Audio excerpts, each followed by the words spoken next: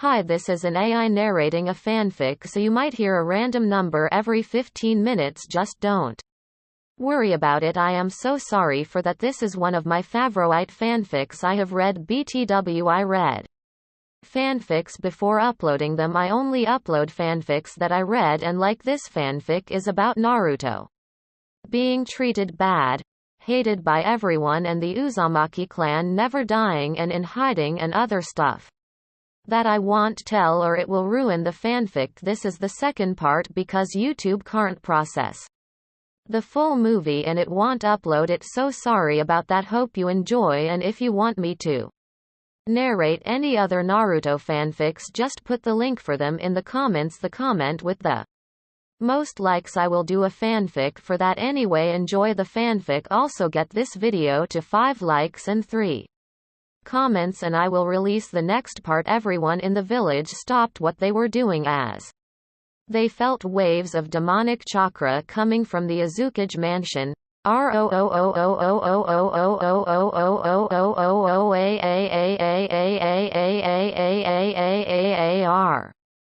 Immediately members of Storm appeared everywhere, telling and guiding the villagers to head to the underground bunkers immediately. Uchiha Madara, the voice shouted as they saw a figure of a child quickly change into a figure of a fox. Soon it grew bigger as a skeleton formed next. The skeleton formed flesh, and in a few moments the Kyuubi no Yoko once again stood in its full glory and might. Once again everyone stopped dead on their tracks on what they have heard. It was also the first time they heard a tailed beast speak, or rather shout, "Konoha, you will pay." Burn Roar.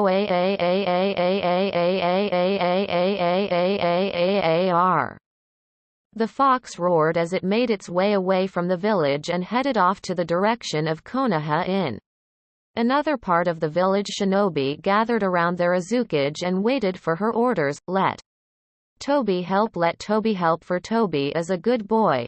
Someone shouted. Everyone turned and saw the former Uzumaki walking on their direction with a masked man who was jumping frantically. Let Toby help. Toby knows what to do, the masked man said as everyone stared at him and widened their eyes in shock. The man had his Sharingan on and it looked different from the normal ones. A Sharingan? Who is this man? Why is he with Arashi-sama? Why does he have a Sharingan? What is an Uchiha doing here? Why does his Sharingan look different? Is that the Mangekyo Sharingan? Most of the shinobi thought to themselves as they stared in confusion at the weird man. Toby no, get away from here. If he sees you he will no doubt attack you. I cannot risk you dying. The Kyuubi stopped its march as it sensed a familiar presence. Its eyes searched the village and rested on the spot where a huge number of shinobi were gathered. Uchiha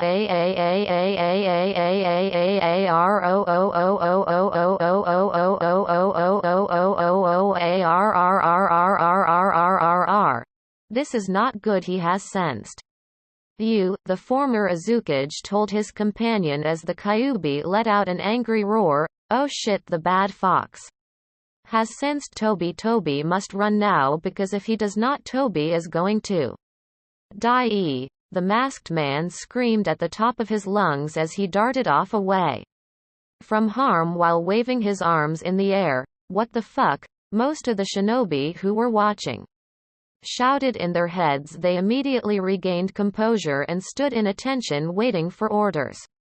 To-sama, the Uzumaki regarded her father. What are we going to do? We cannot just attack it, as it might hurt my Naru-chan. Keep it away from the village, lead it to the shorelines. I want ceiling barriers waiting there and already set up to keep the Kyuubi from going outside our protective seals. It will eventually lose steam and Naruto-kun will regain consciousness. Trust in Naruto-kun, I'm sure he will be able to control the Kyuubi. Now go. Everyone nodded as all of them headed for the shorelines. Minato went after the Kyuubi to lure it or to Hiraishin it to the beach to keep the village from getting destroyed. To-sama, who was that man? Why did he have a Mangekyo Sharingan? What Was he doing with you and why is he like that? Did he hit his head or something? Toby is a good boy. I'll tell you about him later. Arashi chuckled as they followed to the shorelines Minato's paw. Minato immediately went after the masked man to assist. He rushed past the Kyuubi and got to Toby. Toby, we need to lure the Kyuubi to the shorelines. The others are setting a trap there and away from the village. The masked man stared at Minato in surprise as he was addressed. He then got over it and nodded. Toby is going to lure the bad fox to the trap because Toby is a good boy. Toby is a good boy. Minato nodded as they went to the shorelines. The good news, the village were safe from being damaged by the Kyuubi. The bad news, Minato was recognized by the Kyuubi and it also went after him. It was you who sealed me. The Kyuubi inside me. The Kyuubi roared. Minato noticed the two voices. Me. How did my son know? Did someone tell him? You and Ka-chan left me to suffer in Konoha. You let them take me. Now I know why everyone treated me so badly. It was you who did it. I know you are an Uchiha. I can see your fucking eye. You are related to that bastard who controlled me. I'm going to kill you. You left me alone. It roared as two personalities were trying to overpower each other and speak. This is all your fault. It roared and cried at the same time. Minato could hear the anguish in its voice. He was certain now of his son knowing everything, but how he found out he did not have any idea. Normal Pav, everyone in the village could hear its ramblings. They felt quite sorry as they knew the youngest heir was somehow conscious and was currently feeling a lot pain and hurt in his heart. Kushina heard her son through the Kyuubi and also felt heartbroken.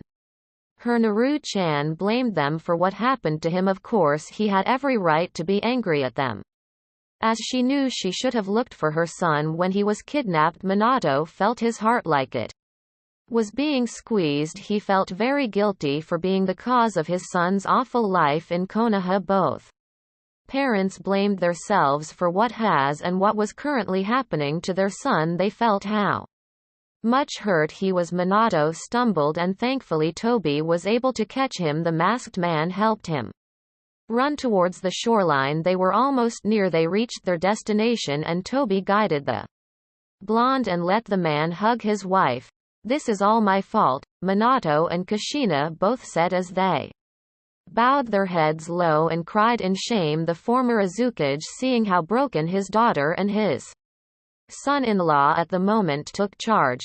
Here it comes, Arashi roared. The Kyuubi found its target and let out another roar. It went at them, charging fast, seal, high, Uzumaki style enclosure of the 5 elements. All of the shinobi roared as they activated the trap. 5 different beams of chakra shot to the sky and immediately connected to each other and formed a pentagonal prism and held the demon fox inside. The Kyuubi tried to run past it but found it could not. It roared in frustration and charged at the barrier. The ground shook as the barrier stood still and the Kyuubi no Yoko remained inside. It continued to rampage inside its cage and tried to escape Naruto's mindscape. Naruto was hunched into a ball and was still crying. He stopped crying for a moment as he felt cold and thought he heard his cries echoed. He looked up and found himself inside an enclosed forest. He felt scared as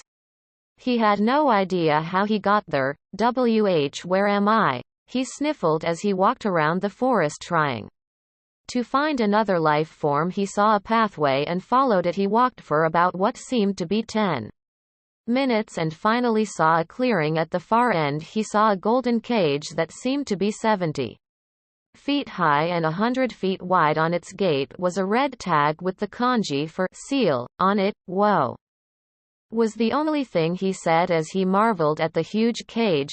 Hello, is anybody here? So my jailer finally graces me with his presence, a booming voice said. Naruto jumped in fear as he was startled and found the voice dark and heavy. Who's there? He nervously asked as he heard footsteps approaching.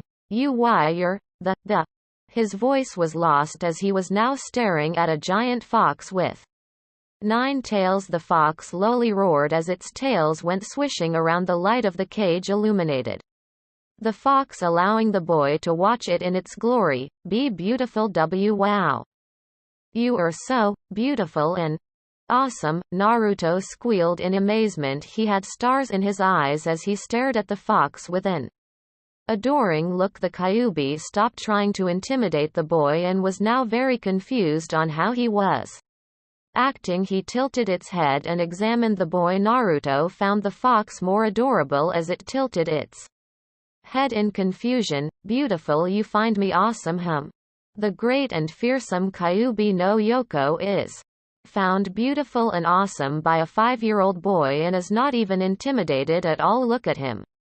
Everyone, he's got stars in his eyes, the Kyuubi said as it sighed, totally forgetting about trying to intimidate the boy, seeing it was useless. But you really are beautiful. You look magnificent with your tails swishing around. It's freaking awesome, he said as he unconsciously entered the cage. The boy tried to touch the fox while it growled menacingly at him. Naruto failed to notice it as he was too star-struck with the Kyuubi.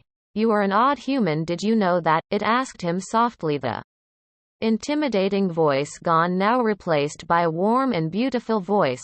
What the? Naruto said as he watched the Kyuubi slowly shrunk. Soon he was staring at a beautiful woman with long red hair and red, captivating eyes. Why you did you just? The boy stuttered. His eyes widened as he noticed the woman was not wearing anything. Why you're.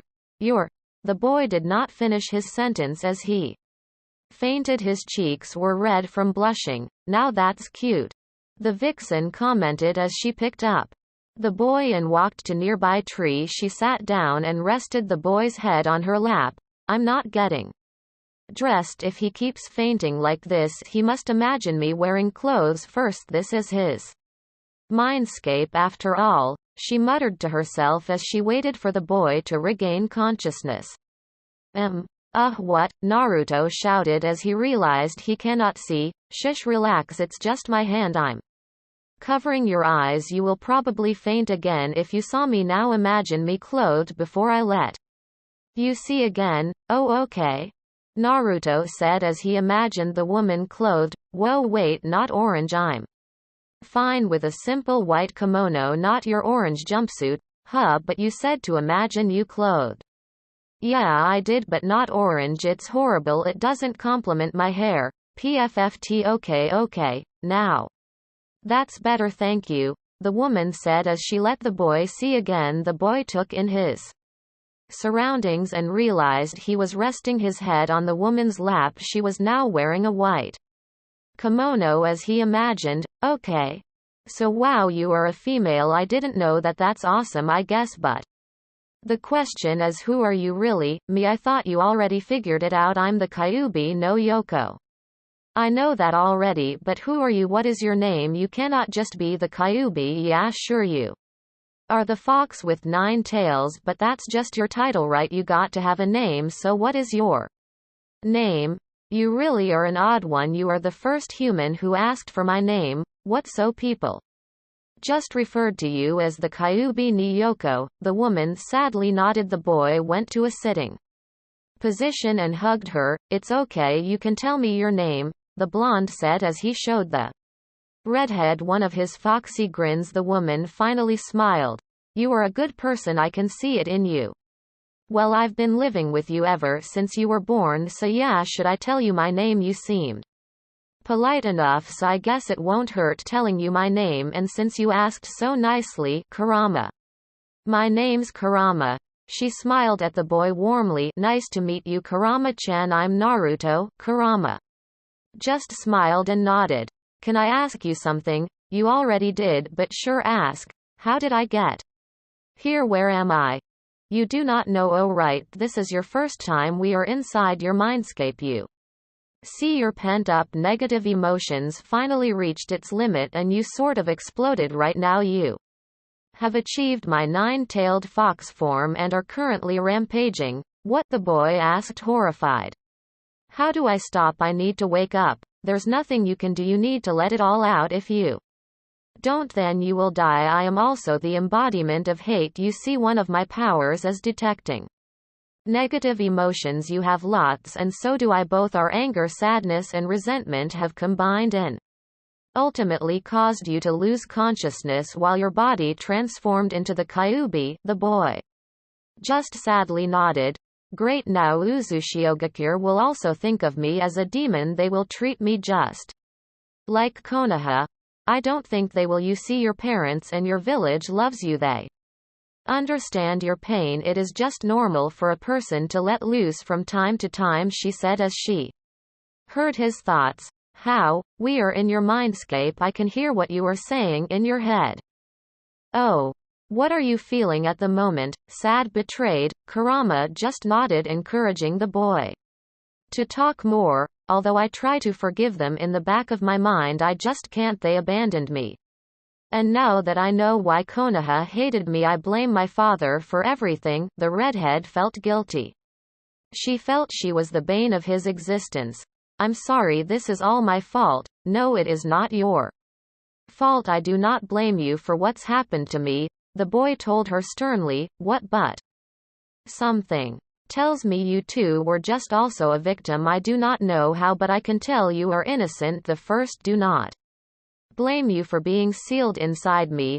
Why you don't? Kurama felt like she wanted to cry and hug the boy. Of course not. You are my friend after all. I trust in you. All you have to do is prove it. Friend? You consider me you friend? Of course we are friends now. I knew it was you who kept me from dying. I haven't thanked you for that yet, so thank you. Thank you for keeping me alive. Thank you for healing me. Thank you for being with me. Kurama felt speechless. The boy didn't hate her being sealed inside him, nor he didn't blame her for what's happened to him. He did the opposite. Naruto thanked her for being with him. We will be here for a while. You have a lot of anger to let out, so I would like to show you something. I think it's the least I can do, and since you asked for it, I'm proving my innocence to you. I know you are a good person, Kurama-chan. Naruto smiled at her. Kurama did not miss the person and the chan suffix. He is treating me like an equal, like a person himself. He really is different from most humans, she thought to herself as she nodded to Naruto. Let me take you back to the time when Uzushiogakure and Konohagakure was newly founded. Anime-style flashback. No jutsu. Newly founded Konoha. My friend, there is no need for violence. We can just ask them to ally with us. Hashirama, they rival us in power. Some say that their clan is even stronger than both our clans combined. They must be destroyed before they get stronger. Madara, your judgment is being clouded. Think this over. I will talk to you again once you have cooled down, Hashirama said as he walked away. No, not you too. Why does everyone contradict me? Even my clansman does not even listen to me anymore. 2 hours later, Uchiha compound. My brethren, we must revolt. I already told you before that the Senju will someday overthrow us. This so-called peace is temporary, Madara said before his whole clan. We cannot do that. We have been warring with the Senju for 100 years now. That they have called for our battles to a stop. We cannot just go back to our former state. We cannot let them reign forever. It should have been us who leads Konoha, but we do lead Konoha with the Senju. No, we don't. It should have been me and Uchiha who became the Shoden Hokage. There is a reason why we Uchihas, your own clansmen, voted for Hashirama for the position of the Shoden. The Senju wants peace while you want war, but we Uchihas also want peace. There will be no peace forever. Just so you know, Hashirama plans on allying with the Uzumaki clan. If that happens, they will be stronger and our clan will be oppressed in the future. You are being paranoid, Madara. No, I am not. I just want what is best for the clan. Let us say we agreed to revolt, then what? The Senju allies with the Uzumaki. The Uzumaki clan is far stronger than both Senju. and Uchiha clans combined. We challenge both clans and then the Uchiha will be slaughtered. We do not stand a chance at all. You will only lead our clan to an end. Madara was feeling downed by his clansmen more and more, but he still tried to convince them, my people, you forget that we have eyes that can take down a whole nation. We do have a chance to defeat them, for we have this, Madara proclaimed as he flared them his Mangekyo Sharingan. We do have the Mangekyo Sharingan, yes, but we still do not stand a chance against the Uzumaki. They are direct descendants of the Rakudo Sennin. I would not be surprised if the Uzumaki clan wielded the Rinnegan. That is only a myth. It has not been proven by anyone. Nobody alive has ever seen the Rinnegan. Only the Six Paths himself wielded it. The Uchiha clan will discover about the Uzumaki clan's Rinnegan if they really do wield it in terms of peace rather than see the Rinnegan used by them in battle. We are not going anywhere with this. This meeting is pointless. We will not revolt. We will keep our peace with the Senju. We will not wish for our clan to be put to a meaningless slaughter. Uchiha Madara tried to convince his clan every 2 consecutive days, but his clan still would not listen to him. Finally he gave up on his third attempt to talk to them. A week after his last talk with Hashirama, Madara finally decided to leave the village. He cut his ties with the Uchiha clan and Konoha since nobody would listen to him. He made plans on destroying both the Senju and the Uzumaki. He felt betrayed by his own clan and so he hated his clansmen for it. They too will pay for their insubordination. He was the Uchiha clan head, but they no longer listened to him. Madara had been a missing nin for 2 weeks now, back in Konoha. The Shoden Hokage Senju Hashirama had begun his negotiations with the head of the Uzumaki clan. The negotiations were almost complete and soon Uzushiogakure will be allied to Konohagakure. Meanwhile, Madara finally found a way to annihilate both clans. He was wandering off while training and stopped on a nearby cave to take some rest. He then heard low growling sounds inside the cave. He went to inspect and found the thing Hashirama had failed to find. Madara found the Kyuubi no Yoko. He watched the giant 9-tailed beast sleeping peacefully. Who would have thought I would be the one to find it, and to think that no one ever did when it is inside the Fire Country's borders, Madara thought to himself as he applied chakra on his eyes and activated his Sharingan. The Kyuubi felt an intruding presence and opened its eyes. Its eyes found a man with long black hair wearing a red battle armor and a gourd-like battle staff on his back. The man had red eyes with 3 tomos on it. So an Uchiha graces me with his presence, the Kyuubi muttered. On this day 4th I am going to be your new master. Don't make me kill you. Leave now while I'm still feeling merciful. You are the one who is going to be in my mercy. The Kyuubi rose and angrily roared at the intruder. The audacity of the man, how dare him! It took in the man's features and memorized it. Know your place, demon, remember this. I, Uchiha Madara, am your master. Mangekyo Sharingan Koto Amatsukami. The last thing the Kyuubi remembered seeing before it lost consciousness was a pair of red eyes with a star-like formation on it. The 3 tomos evolved. Go to Uzushiogakure and destroy the Uzumaki clan when you are done. Attack Konohagakure next. Madara commanded the Kyuubi. Through his thoughts the Kyuubi roared and left the cave, heading out to comply his master's command. No, I cannot be controlled by a mere human, the Kyuubi thought as it tried to fight, but its mind and body won't respond and it still moved to follow the Uchiha's orders. Later that night, Uzushiogakure Mito Uzumaki, the Shoden Azukage, was awake and was watching over her village when she felt an evil presence. Something or someone with a very huge chakra was approaching fast. Mito alerted the village and called for her subordinates. I can sense something with a very huge chakra approaching fast. Alert the village and Escort everyone to the safe houses. I want every shinobi available. Follow me to the shorelines. We will meet the intruder there. Hi. Soon the sounds of the sirens woke the whole village in. Genins escorted them to safety. The higher-ups went after their Uzukage to assist. As they were preparing, they heard a very loud and angry roar. What the hell was that? Uzushio Shorelines. Mito Uzumaki stared at the sea as she felt the huge chakra signature approaching fast. Soon she saw a giant fox with 9 tails.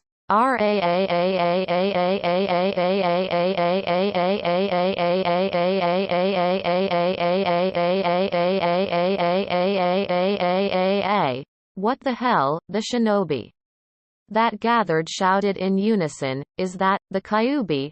Don't let it get past the shorelines. It must not reach the village. The Uzukage ordered. Sealing teams, here it comes. Sealing teams, get ready.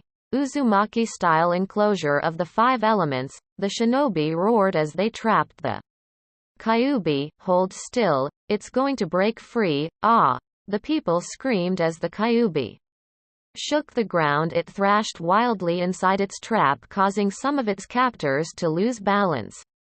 It's out. Battle formation. Wah! They screamed in pain as they were swatted like flies. It's charging to the village. Everyone clear the way. You have done your duty. Leave the battle to me. Mito Uzumaki told her shinobi as her eyes turned purple and ring patterns formed on it. Everyone immediately got out of the way as they realized what their Uzukage was about to do. Bansho Tenin, the Uzukage said as she raised her arms forward and opened her hands, showing her palms. An invisible force forced the Kyuubi to stop its charge.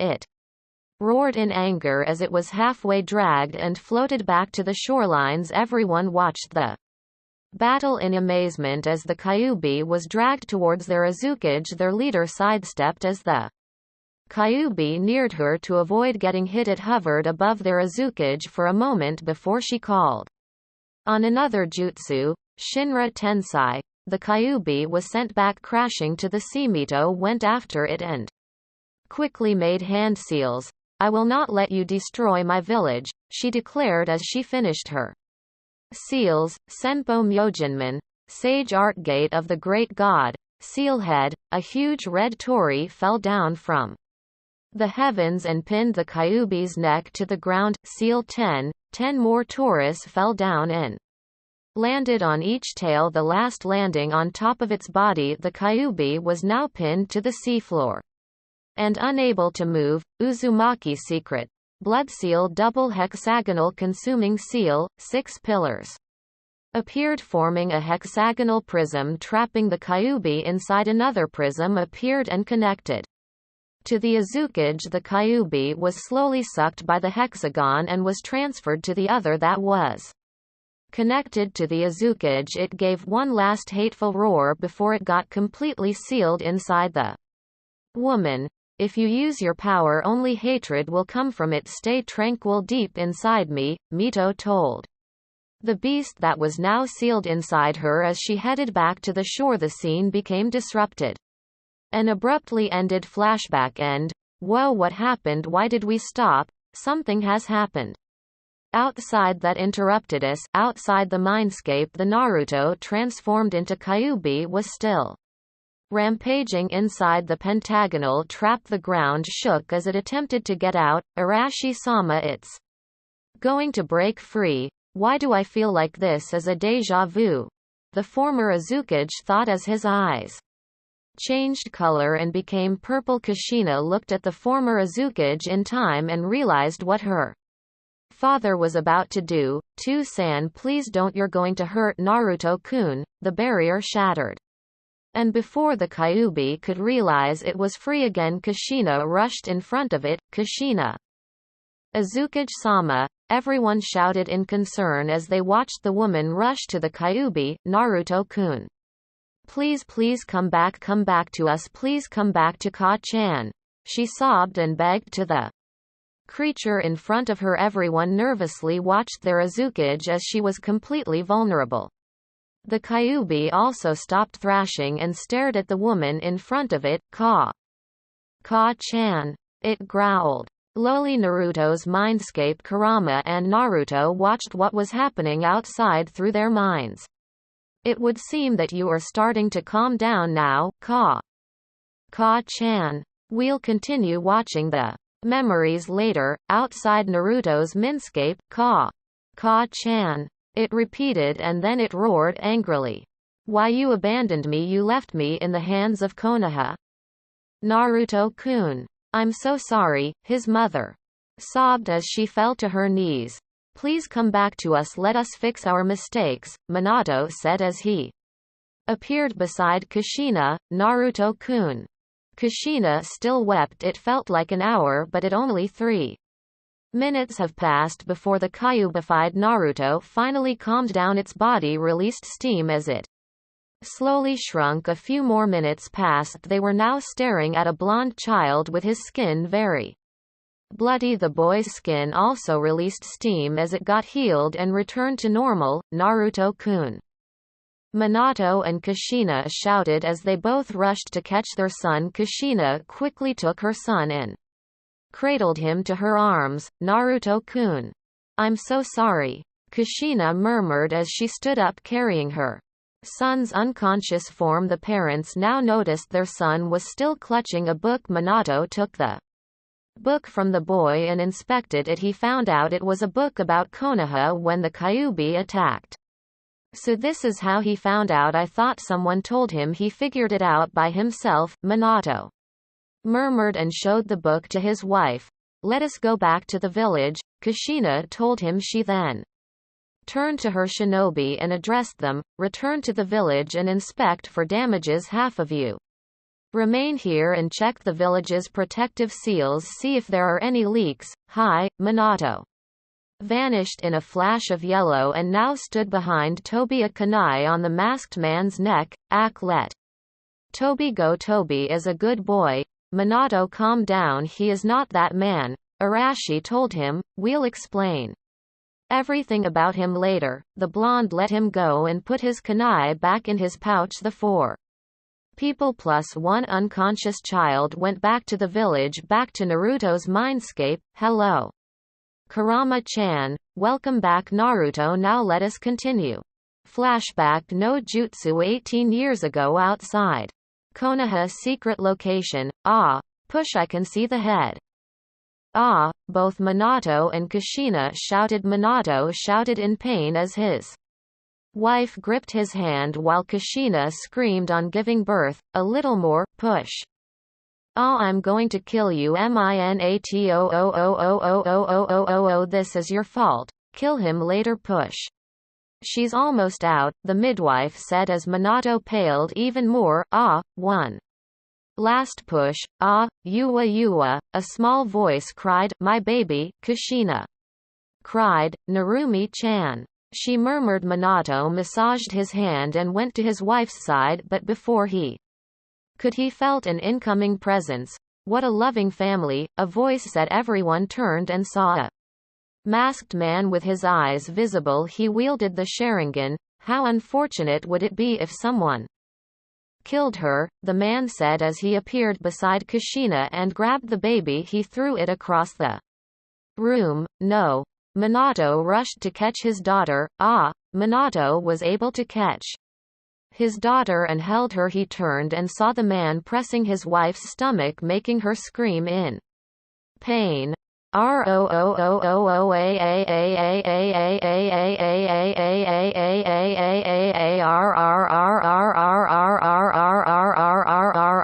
The Kyuubi, it's going to break free. Kushina, wake up.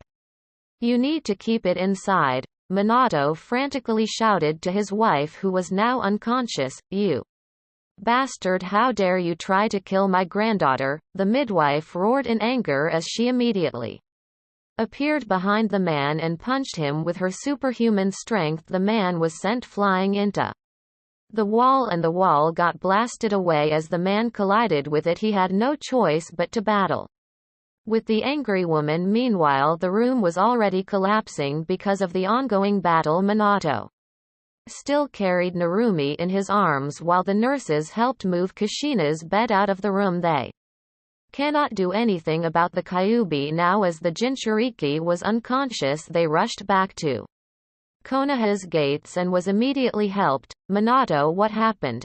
A pale man appeared, Orochimaru. Sensei, a masked man appeared after Kushina gave birth. He released the Kyuubi from her seal. He is now battling with Tsunade-sama. I'm going to assist my teammate take care of the two. Minato.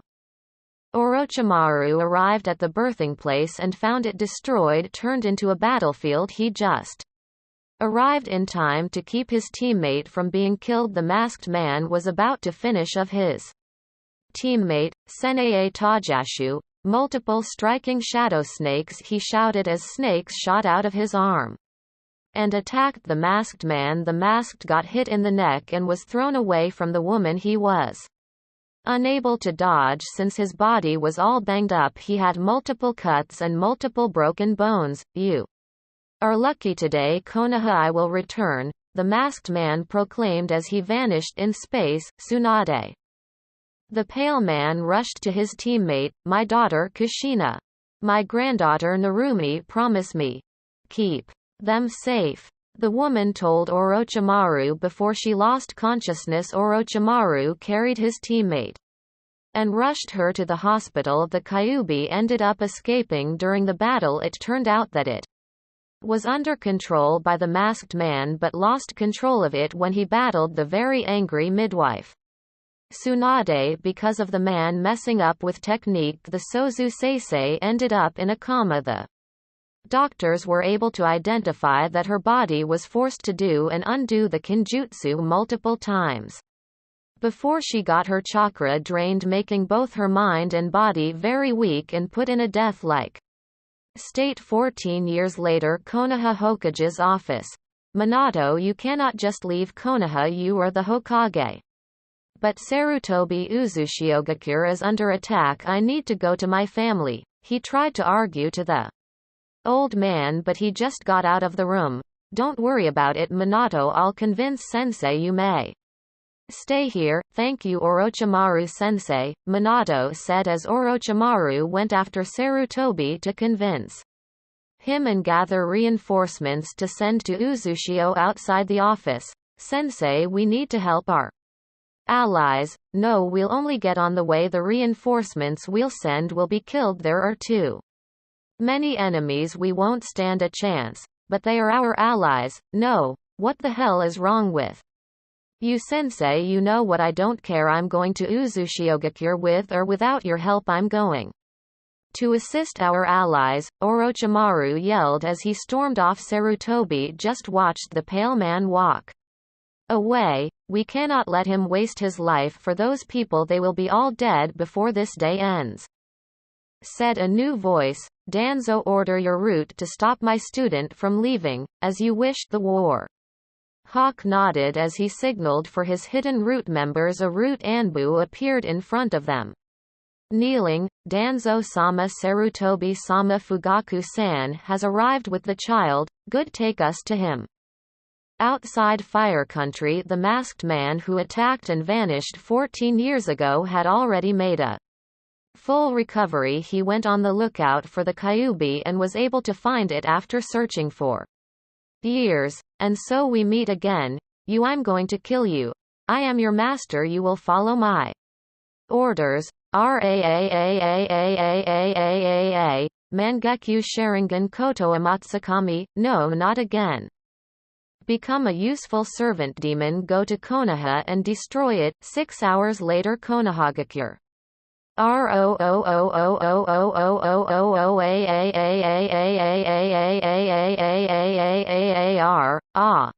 The Konoha shinobi screamed before they died. Some were crushed by the Kyuubi's paws, some were killed by its claws, some died getting bit, cut in half and bled to death. 100 bodies now lay dead on the streets while buildings were on fire. The populace was losing morale and many were starting to give up. Root base, we will use this child, this thing will be our future weapon. He will be able to survive the process. He is an Uzumaki just like the Kyuubi's previous Jinchurikis. Let us talk to Minato about using the Shiki Fujin. His sacrifice will be for Konoha and we will finally get rid of that man. Fugaku cast a genjutsu on this child so Minato would not recognize it. Ironic, if he agrees to it he will seal a demon to his own son. Orochimaru is still locked up in prison. Even if he manages to escape it will be too late to save his precious student. Konoha forests. The shinobi were able to drive the Kyuubi away from the village. They regained hope when their Yondaime Hokage finally showed up. Kuchiyose no Jutsu, what the hell did you call me for, you brat? I demand 100 human sacrifice for this. Manda, I need your help. Why the hell am I sitting on top of the Kyuubi? Don't argue, just help me here, damn it. Minato, the only way to defeat the Kyuubi is to seal it inside a human. Use this child. What? Whose child is this? We do not know. A woman just gave this child to us a few minutes ago, she said. The child's an Uzumaki survivor from the attack. Survivor? What of my family? I'm sorry, Minato. Orochimaru managed to persuade me and we sent reinforcements after we talked, but they too were killed. The woman told us this child is the last Uzumaki alive. The blonde Hokage froze in horror and grief. The child before him was the last Uzumaki alive. His family was dead. He was the only one left. He immediately fell into depression. The Sandaime and the Warhawk used his depression to manipulate him. We are very sorry for your loss, Minato. That sounds suspicious. That Gaki looks exactly like Minato. Didn't he have a newborn son? What if that's him? Yes, the child's got to be his son. The boss snake thought as he was not affected by the genjutsu that was cast on the child by Uchiha Fugaku. It is the only way, Minato. My family is gone. Who will I live for now? The blonde Hokage asked, completely lost. Mangekyo Sharingan, Fugaku whispered. Seal the Kyuubi inside this child. Minato just blankly nodded and took the infant. Oi brat, what are you doing? You can't just seal the Kyuubi into your own son. How did that snake know? We cannot let that thing hinder our plans. That snake needs to be dismissed. It will only interfere with our plans, Danzo thought as he glanced at Fugaku, signaling him to do something. Minato, dismiss your summon. The blonde Hokage just nodded as he dismissed Manda. Something is wrong here. Why are Minato's eyes blank? Is he under control? Shit, he is, the snake thought before he could try and wake his summoner. Minato dismissed him. Good, now seal the Kyuubi inside your son. Muwahahaha. Shiki Fujin. No, I'm not getting sealed again. The Kyuubi angrily thought as it regained consciousness from being controlled by the masked man. The Shinigami appeared and did the ritual. The Kyuubi was sealed inside the child just as when it was about to drag Minato's soul, the man regained consciousness. What happened? Wait, why is the Shinigami here? Oh Kami-sama, I sealed the Kyuubi inside that innocent child, he thought as he got the memories earlier while he was being controlled. He sealed the Kyuubi inside an innocent child, but there was nothing he can do now. Sarutobi, I want this child to be treated as a hero. I want him to be treated by Konoha as a hero. He is the one who defeated the Kyuubi. That is my final wish as Hokage, Minato told the old man as his soul was dragged to the stomach of the Shinigami. Flashback. And Naruto was speechless after watching the memories. Naruto. Are you alright? The boy was once again crying. Kurama tried to comfort the boy and hugged him. Shish, it's alright. You've been controlled, and my dad too, and my family was betrayed by who they believed their allies. I didn't know, and I was angry at them. Now they probably hate me for what I've told them earlier. Your parents won't be angry at you. They understand your pain. They love you. How? What do you mean? How were you able to do it? You said you were the embodiment of hate, but you do not look hateful. How did you overcome it? I am not really sure. There is something in you. Before you got here, I always thought of murdering you the first time you visit me, but when I saw you, I just felt a calming presence. It felt so warm and friendly and full of life. I don't understand. I was inside you. I saw everything you've been through, but you still kept moving forward. I think it is your happy and positive personality, your forgiving side. I don't understand. I am not actually happy. That was just a mask. I hated Konoha for what they did. I hated myself for not being able to defend myself. I hated my parents for abandoning me. That was your other side. You see, everyone has two sides, the bright side and the dark side. Your past experiences in life put you through a lot, and most were bad. It has piled up, and your dark side is showing, has overpowered you. With my dark side combined, our negative feelings and emotions piled up high and merged, causing you to channel my dark side's chakra and transform into Kyuubi. How do we overpower it? How can we not filled with hate, love? Naruto, it's love. Let me tell you something I've heard from your great-great-grandmother Mito Uzumaki. When she was too old and needed to transfer me into another vessel, she told your mother this: we came here to be the vessels of the 9 tails. But before that we must find love and fill the vessel with it. When your mother became Jinchuriki, she was always able to suppress my rage. She always fought my dark side. I'm not comparing her to you, okay? I just want you to understand the power of love. Naruto, you have a lot of people around you who loves you dearly. Use it. Make it your power, your motivation. Remember what you told your parents. You wanted to become a shinobi so that you could protect those who are precious to you. That is love. Naruto, having someone to protect will drive you to become stronger. I see love, the boy whispered. He was still trying to comprehend what Kurama told him. They were silent for a few minutes. Kurama-chan, you were innocent. What? You were innocent? You did not mean to attack Uzushiogakure and Konohagakure. You were controlled by that time. Yes, I was, but humans thought I attacked them on my own will. I will tell them you did not. I will tell them you were controlled. I am going to prove your innocence. Kurama-chan, you would really do that? Of course. We are friends, right? Friends? Oh, okay. Yay, we are friends. The boy cheered. Thank you for sharing with me those memories. Kurama-chan, I'm going to take a rest now. I feel like my head's going to explode. The boy tried to excuse himself as he felt troubled by his transformation earlier. Kurama did not notice the boy's conflicted look. Come visit me again whenever you feel like it. You're always welcome here. Having you around makes me feel good and warm. Will do, Kurama-chan, the boy said as he vanished. You may be just like father. He treated us tailed beasts as beings and not some evil creations. You understand our feelings just like the Rakuto Sennin. I will expect great things from you, Naruto-kun. Kurama thought as smiled to herself. Outside Naruto's mindscape, a day had already passed since the cubified Naruto rampaged. He was still bedridden and his parents were now worried. They haven't left their son's side since yesterday and forgot about interrogating Toby, the good boy. For now, Minato-kun, he still hasn't awakened. Naruto-kun will be fine. Our son is strong. He is just resting. I believe that was the first time he got access to the Kyuubi's chakra, and he did transform into the Kyuubi itself. Just then they heard their son whimpering. No, please.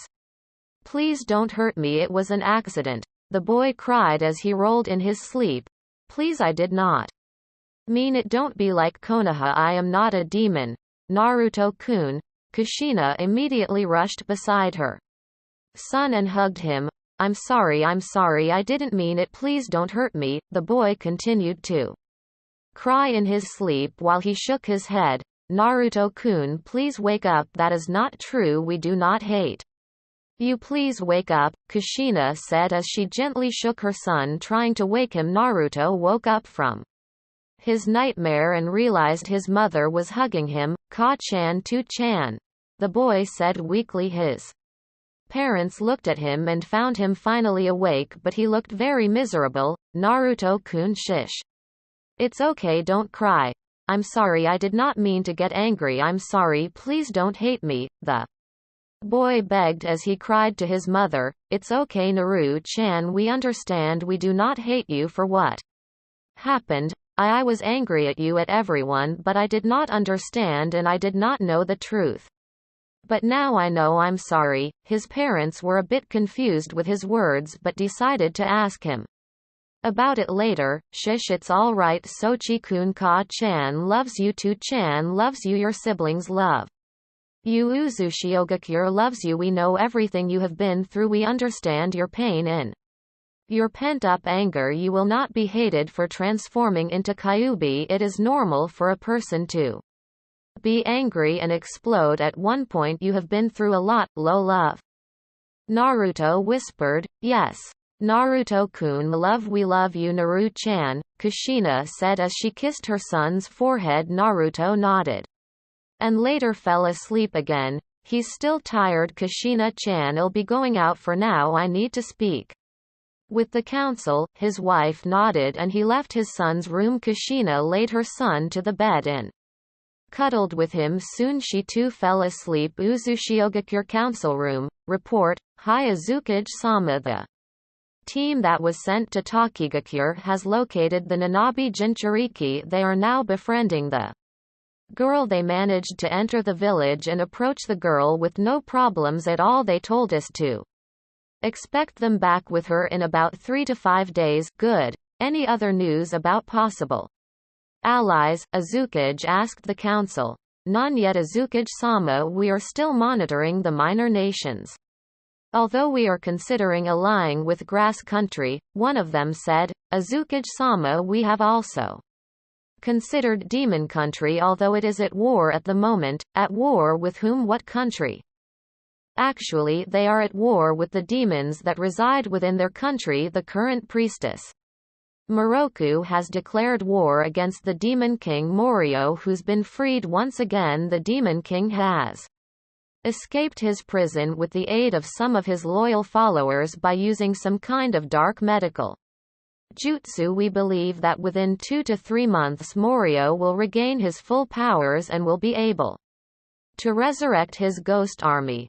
This is not good. With the ghost army resurrected, even the 5 great nations will have trouble fighting them back. Azukage-sama, if I may ask, what is this ghost army?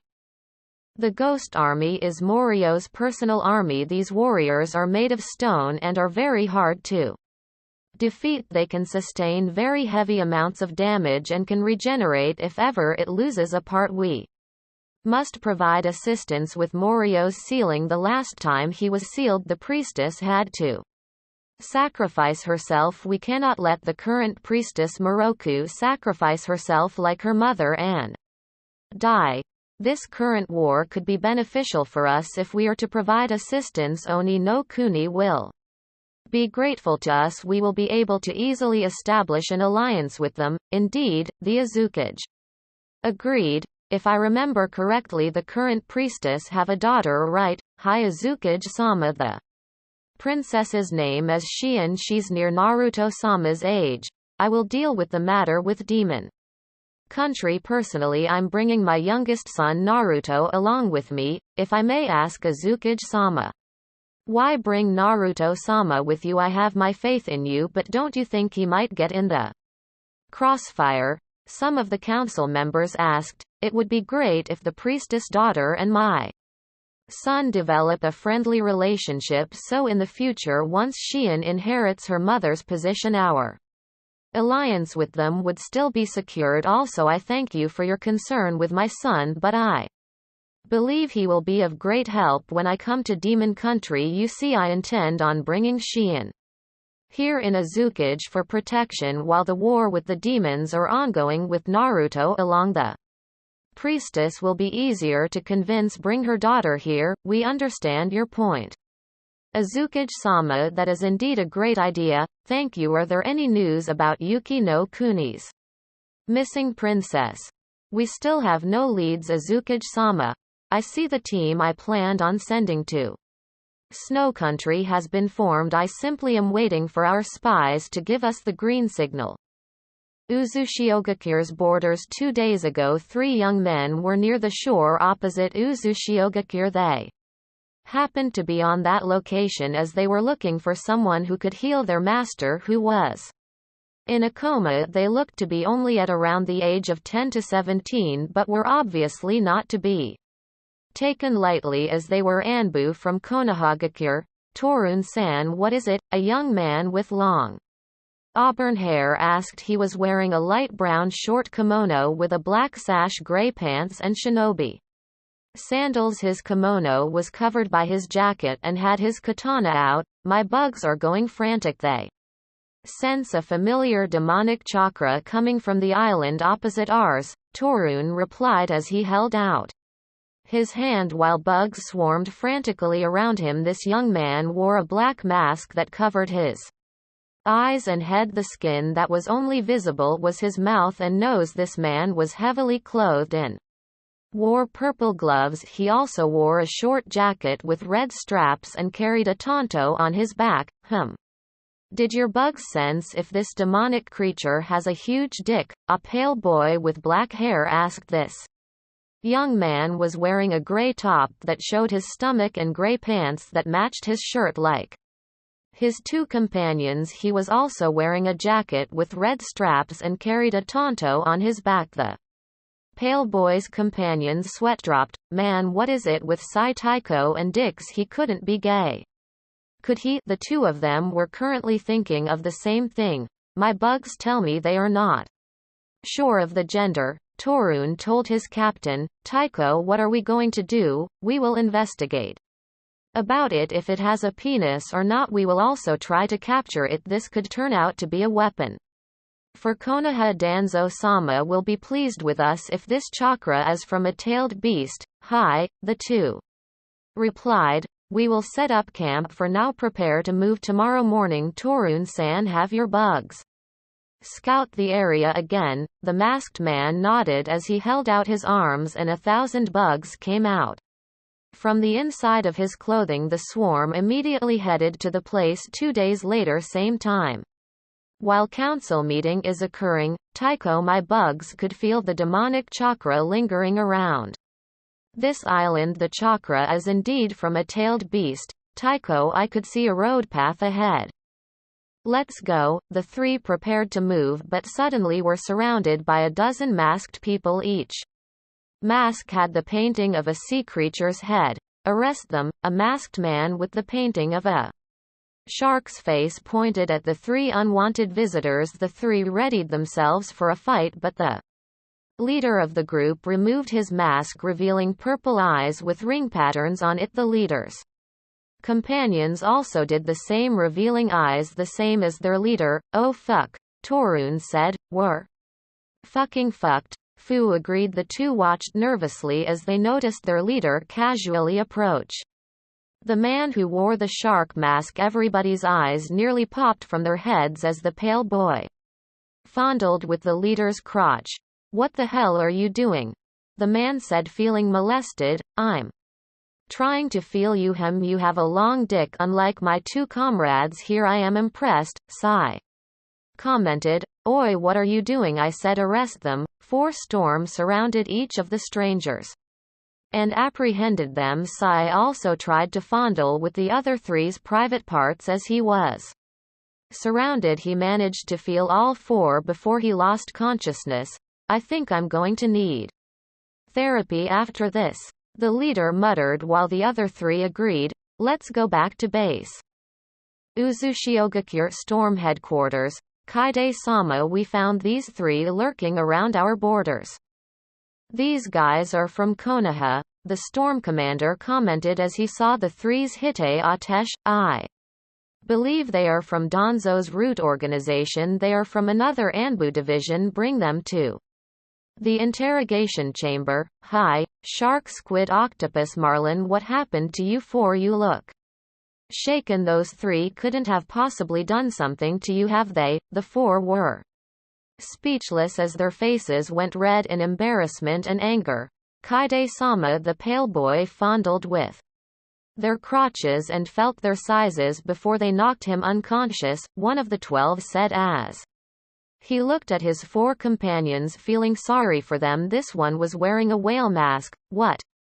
The whale-masked Storm then told his commander the exact story. That's totally outrageous. I never thought Danzo would have gay members among his little fan club. The Storm commander commented, I need to inform the Azukage about these 3. Immediately send out more people near around our borders and check if there are more of them. They might have other companions waiting for them. Hi.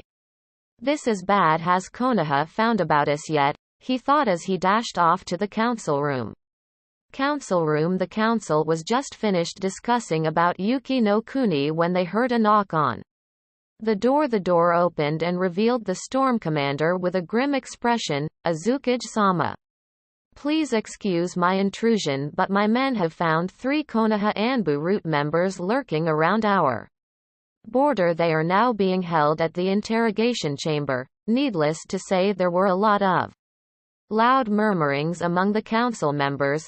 This council meeting is dismissed. Kaide, order all your men to scatter around the island and check for other unwanted visitors if there are any. Quickly disable them and prevent a long battle. Bring them to the interrogation chambers immediately. Also notify all the Jonins. I'm putting the village under alert level 1.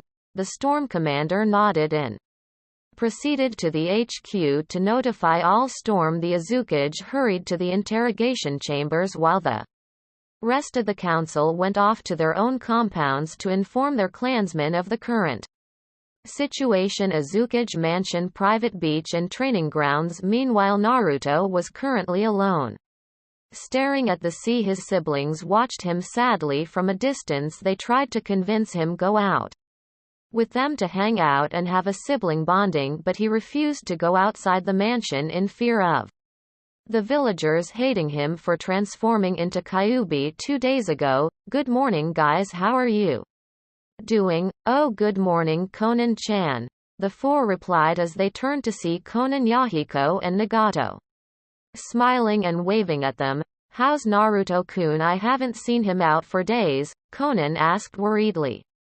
He's there. He refuses to go outside as he is worried about the villagers. We already told him not to, because the villagers did not hold a grudge against him for transforming into Kyuubi. We told him that we all understood what happened to him and what caused him to rampage, but he is still skeptical. Narumi replied sadly, I see. Mind if we talk to him? We wanted to bond with him and teach him a few things before we leave for our mission to Omegacure. Also, I have something in mind that might cheer him up and forget about the incident. Yeah, sure, thanks. We'll be back inside the mansion. See you guys later. The 4 trudged back to the mansion while the 3 Akatsuki leaders remained. Konan raised her arms and about 30 square papers floated from her body. The papers then took different forms. There were paper butterflies, cranes and pegasi. She sent them flying to the boy and followed with Yahiko and Nagato walking behind her. Naruto was interrupted from his thoughts when he saw a butterfly flutter around his face and land on his nose. He watched it cautiously and with curiosity, and realized it was made of paper. He heard more flapping of wings and noticed more paper butterflies. He also noticed paper cranes and pegasi. He watched them in fascination and then almost jumped when he heard a voice, beautiful aren't they? Naruto turned and saw Konan walking towards him. With her were Nagato and Yahiko. Konan-chan. The boy stood up and greeted the girl. The girl then went to hug him tight in greeting. Hello Naruto-kun, the blue-haired teen said as she released the boy from her hug. Yo Naruto, how are you doing? Yahiko cheerfully greeted. Hello Naruto, Nagato said while smiling. Yahiko-san. Nagato Itoko cousin, I'm fine. The 3 noticed the boy's expression and Konan decided to cheer him up. She willed her paper creatures to fly around and land on the boy. Wow, these Our beautiful Konan-chan, did you make these? Yes Naruto-kun, they are called origami. It is an art of folding papers and forming them into various shapes or forms. Amazing, Naruto squealed. Can you teach me? He pouted, doing the puppy eyes jutsu. The girl's heart melted at the boy. Of course. Naruto-kun, I was actually planning on teaching it to you. Wow, really? Konan just smiled at him warmly and nodded. Can you also do foxes? I like foxes. The boy grinned sheepishly while a certain nine-tailed fox smiled at his statement. Yes, I can make most any form. Cool. The four spent the rest of the morning talking about random topics while at the same time Naruto was taught origami by Konan. Inside the mansion, the Uzumaki Namikaze siblings were relaxing in the living room talking to each other. They stopped when an elite jonin came inside, kneeling in front of them. Narumi-sama, Minako-sama, Mio-sama, Miho-sama. The village has been put under alert level 1. The Uzukage has ordered you four to stay inside the mansion and guard Naruto-sama. The Fa's eyes widened in surprise. Narumi was the first one to recover and inquired the jonin. What happened? 3 Konoha Anbu were found lurking around our borders. They are now being held at the interrogation chambers. The Uzukage has ordered all storm to scatter around the island and look for other stragglers. All of the jonins are roaming the village. I see, that's troubling news. We will stay here inside and watch over our little brother. Thank you. The jonin nodded and left. Naruto's siblings hurriedly went outside to the beach. They found their little brother busy folding papers. When they approached him, they realized Konan was teaching him the art of origami. Nagato heard footsteps and turned to see the four. He immediately noticed their grim expressions and lightly tugged on Yahiko's sleeves to call his attention. Yahiko looked at his best friend and saw him silently pointing his head to the four.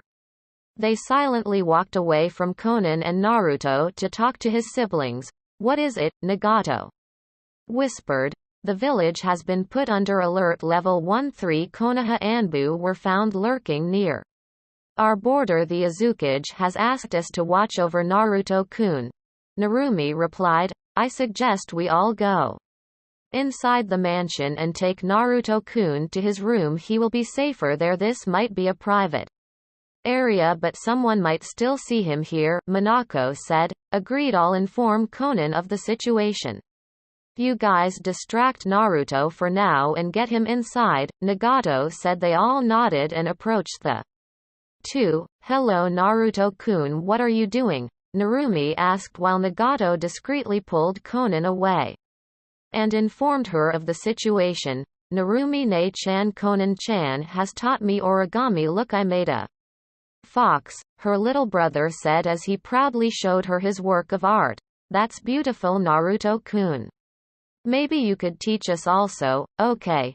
Naruto-kun, it's almost noon. It's getting hot. Why don't we go back inside the mansion? Minako suggested. Yeah, I'm also hungry. Let's have some lunch in.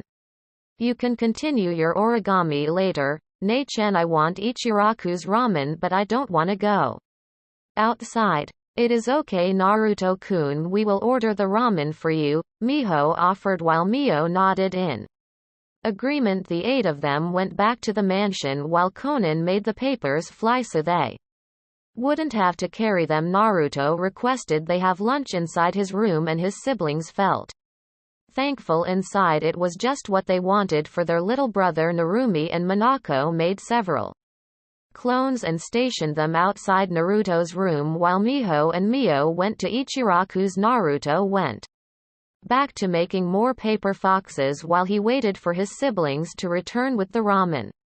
Uzushiogakura's interrogation chambers. Talk, an interrogator ordered as he slapped a seal on the pale boy's forehead. The same were done to his 2 other companions who were in a separate room so they wouldn't be able to communicate with each other. Their captive just stared at them, expressionless. Of course he would not just talk. He was an Anbu after all. He was trained for Situations like this, the interrogators just stared at him bewildered. Tycho, why isn't he speaking? One of the interrogators asked. The seal he placed on the boy's forehead was supposed to make their captive talk.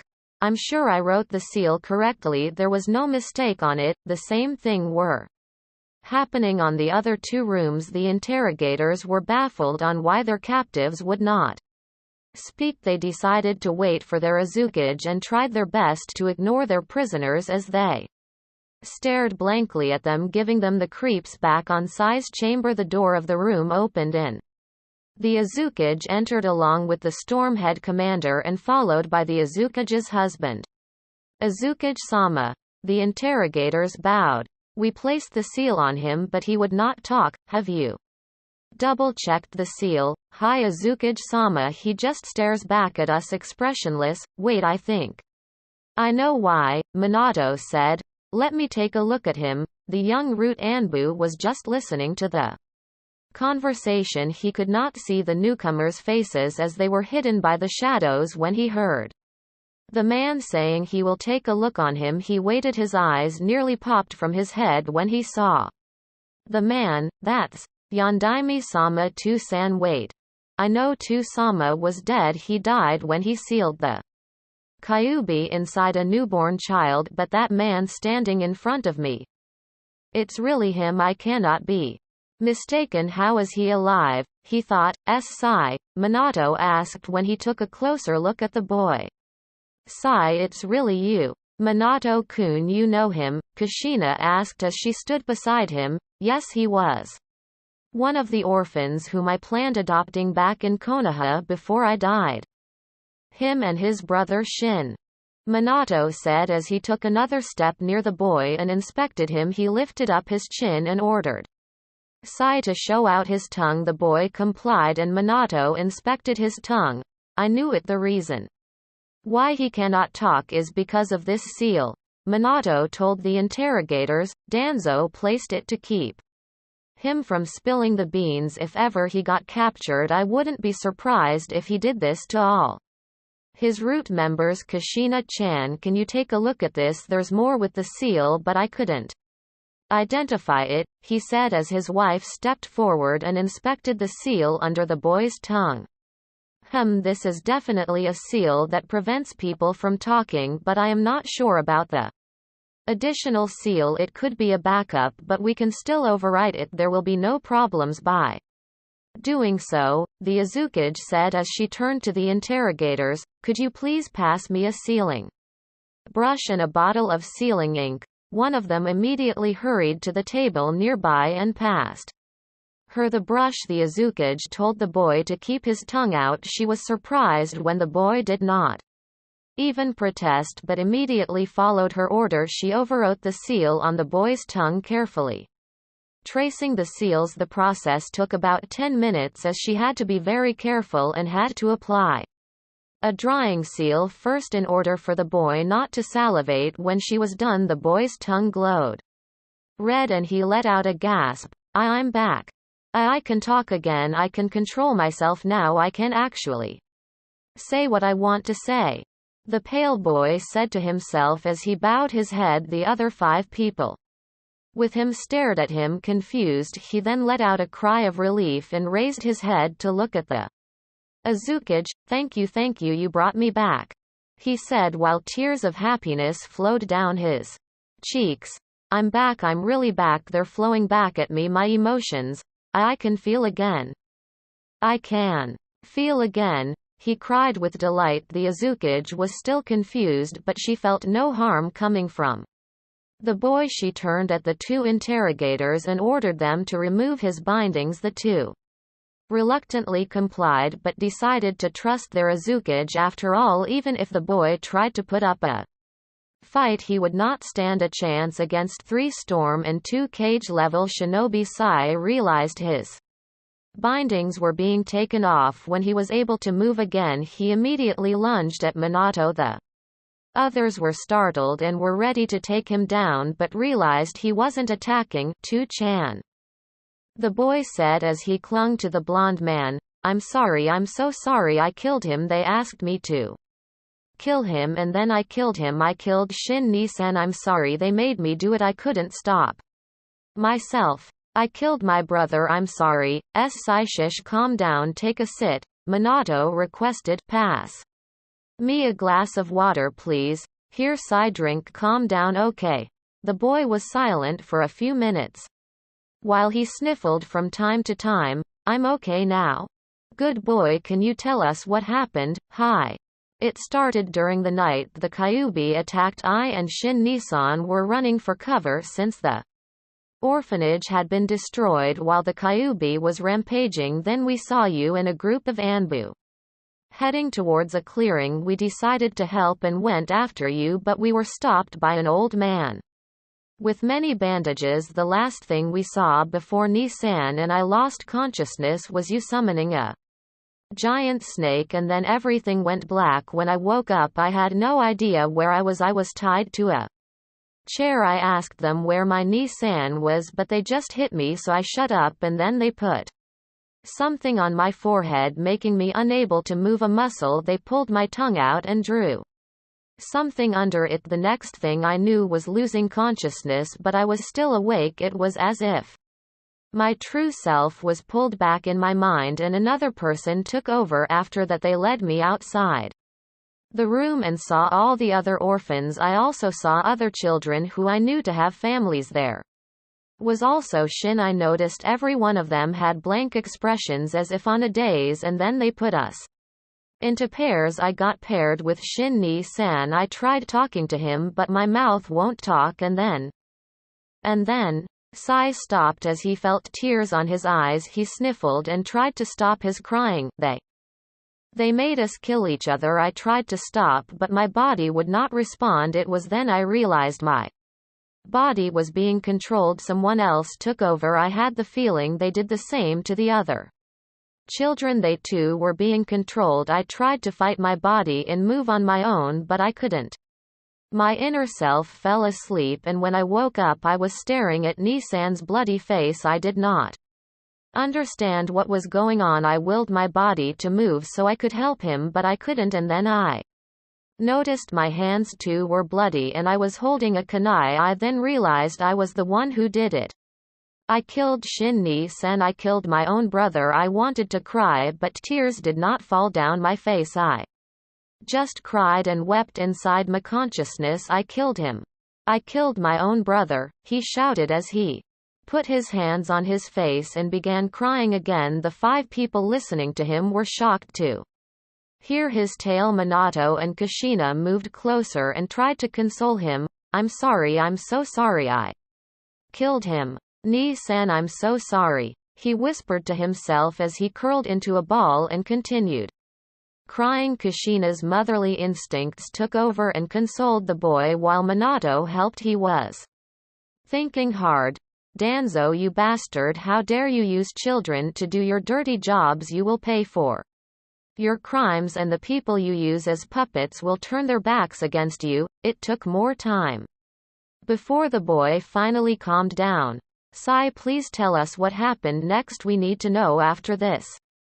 I promise to let you get some rest. The boy nodded and continued, Hi, after that incident we were trained. That's what we did. We just trained and trained 3 years after being taught by them. Our batch had a graduating ceremony. I was top of the class and was chosen to be Danzo-sama's, Danzo's, to be one of his top personal guards. I was teamed with Fu and Torun and we did a lot of missions. I was made team captain. My skills are painting and making them come to life. Fu is a Yamanaka, so he specialized in mind techniques, while Torun is from the Aburame clan, so he uses bugs.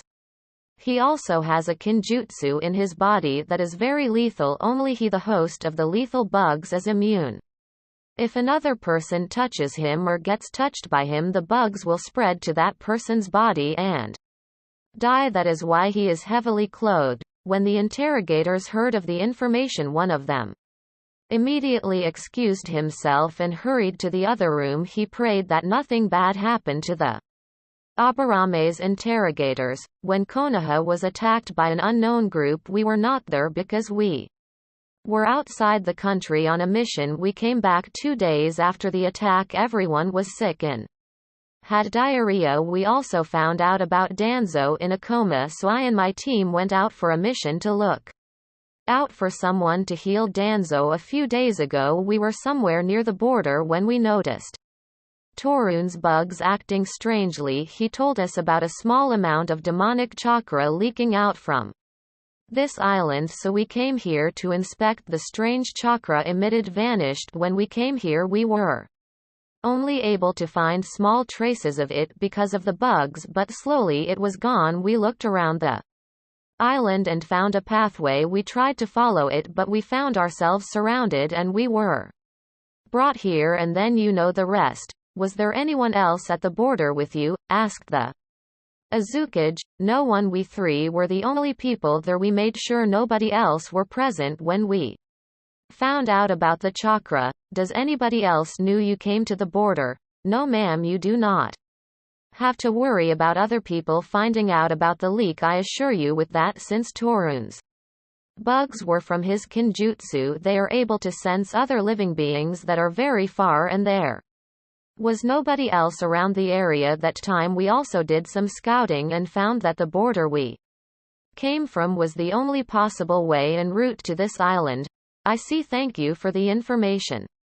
Sai, we will let you get rest, the Uzumaki said as she bowed to the boy. She believed his story since, of course, they applied a truth seal on him, and she also saw how devastated the boy was about his brother. Thank you, Anyo. Will you also help my teammates? I know they were like me. They are also being controlled. Of course, you may see them later. We will talk more about you later and what to do with you. Upon hearing this, the boy panicked.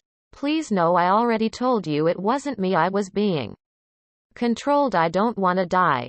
The Uzumaki smiled and patted him. Relax, we believe your story. You will not be punished. Sai sighed in relief and nodded. Please follow the interrogator and he will lead you to a hotel room to get some rest. Upon hearing your story, you will be treated as a guest here, but you will still be kept an eye on.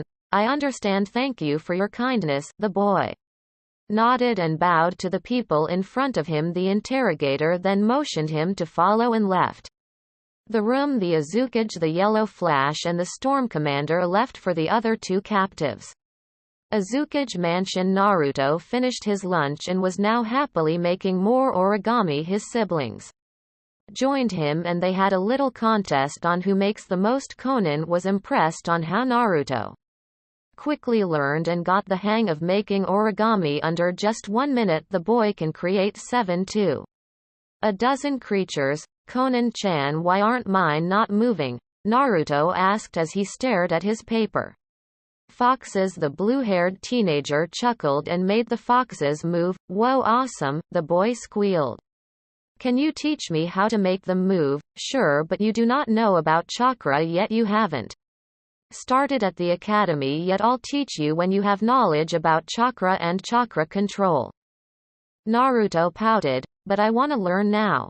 He did his puppy eyes no jutsu and Conan almost fainted. Of course, Naruto-kun, she said as if dazed. Narumi and Miho giggled. Damn kid's good. I guess I'll teach him something about sealing before we leave for our mission, Yahiko thought to himself while smiling at the boy. Maybe we should classify the puppy eyes no jutsu as an S-rank kinjutsu. Nagato chuckled. Minako and Mio were also thinking of the same thing as they watched their little brother in amusement. Conan, Nagato, Yahiko and Naruto's siblings agreed. They spent the afternoon explaining and teaching him about the basic concepts of chakra and how it works. They were surprised at how Naruto easily understood everything and grasped it. After that, Conan explained how she makes the origami move. They were impressed when they watched the boy concentrate and was able to make a paper fox move a bit before sending it crashing on the wall. Wow, Naruto-kun, that's impressive. Narumi praised her little brother, but I lost control. That's alright, Naruto, you need more practice, but your sister is right. That was impressive. You already got it to move at your first try even when we just explained to you the basics about chakra," Konan said as she ruffled the boy's hair in affection and pride. Everyone cheered for him, feeling proud. Naruto beamed and felt very happy with their praise. He promised them he will train hard and become a great ninja someday. "Of course we believe in you, Naruto-kun." The boy gave them one of his foxy grins and went back to concentrating making his paper. Fox's move. Konan and her two companions decided to take their leave. They gave him some easy chakra control exercises and promised to come visit him again the next day. Yahiko promised to teach him basic sealing while Nagato promised to teach him basic jutsus. Konan promised the boy to teach him fold papers using only his chakra once he got better with control. This made Naruto more eager to train and learn. Just then Narumi and Monako's clones dispelled and relayed the original's information, telling them that the alert status have been put back to normal. They informed Mio and Miho of this. While they sighed in relief, his siblings then excused themselves and went to their own rooms. He was now alone in his room and decided that it was time to read the book about the Uzumaki clan. He flipped the book to the second page as the first page had his name on it. Descendant, you are now going to discover and learn the history and secrets of our clan. The first thing that you should know is that the Uzumaki clan prioritizes family and is very loyal. Whatever happens, we always look for each other. Should one of us require any form of assistance, we do not hesitate and help as soon as we can. Know that the world is a cruel place. We Uzumakis can only depend on each other. Naruto took what the book said to his heart. As an Uzumaki, he will be loyal to his clan and will prioritize his family first. Whatever the case, he then turned on the next page and proceeded reading. Our clan has a very long history dating from the War of the Gods. We Uzumakis are the main descendants of the sage of the Six Paths himself. Over time, the clan have experienced and been through different wars, and we became the symbol for peace. We traveled the world and fought wars to keep everything in balance.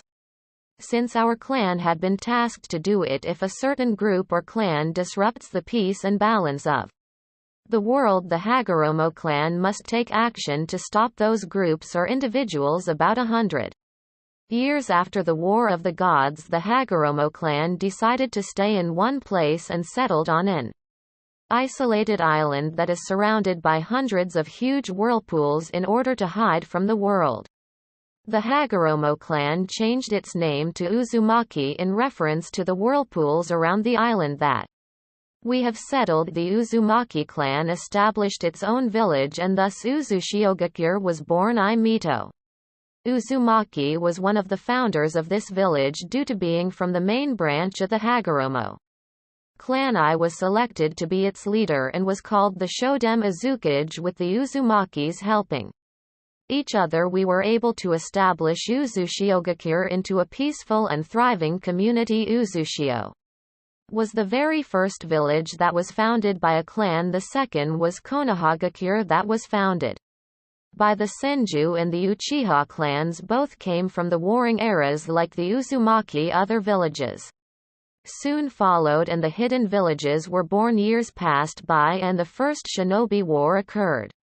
To the world, it was also known as the Great Shinobi War. During this time, shinobi villages fought against each other the same way shinobi fought 100 years ago. Uzushiogakure became allies with Konohagakure through marriage. I was married to Senju Hashirama, the Shodem Hogake, who was one of the founders of Konoha. Uzushiogakure along with Konohagakure participated in the war with the combined powers of the Uzumaki, the Senju and the Uchiha. We were able to win the war. Uzushiogakure decided to lay low and let Konoha take all the glory. Konoha became branded as one of the 5 great nations along with Kumo, Iwa, Kiri and Suna when the Second and the Third Shinobi World War broke out. The Uzumaki discreetly helped its longtime ally Konoha with the help of Uzushio. Konoha became Victorious when my husband Senju Hashirama died. Uzushiogakure's connection to Konohagakure weakened. Senju Tobarama Hashirama's younger brother became the Naidame Hokage and tried to maintain Konoha's alliance with Uzushio strong and firm. Over time the Uzumaki clan felt how Konoha slowly became distant. When the Naidame Hokage died, Sarutobi Hiruzen took the position of Sandame. Sarutobi was the student of the Shodem and the Naidame. Some of my clansmen who fought alongside him during the wars felt his envy. Even though Uzushio lets Konoha take all the glory, Sarutobi could not deny the fact that the Uzumaki clan was far stronger than both Senju and Uchiha clan combined. He wanted to have the power that our clan had, and he was very jealous. The Uzumaki clan then became wary of this. With him as the Hokage, Konoha became more distant to Uzushio. Hey, I knew the old monkey always felt resentment to your clan. A voice suddenly spoke and interrupted Naruto from his reading and startled him. What the who's there? The boy asked, clearly frightened. Relax, Naruto-kun, it's me. Kurama. Oh, all right, the boy said as he relaxed. Wait, you can talk to me even though I'm not in my mindscape, correct? You see, when we first met our minds connected and created a mental link, so now we can talk even though you are not inside your mindscape. That's cool then, the boy grinned excitedly.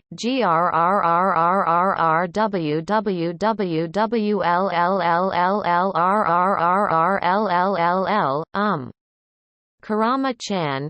Grow.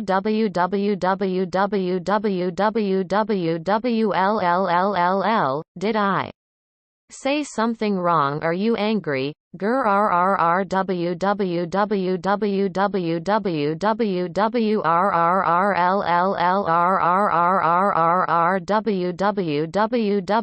Buahahahahahaha. That wasn't me. Listen again. Gur. It's your stomach. You're hungry. Ha ha ha ha ha. Ha ha ha. Yeah.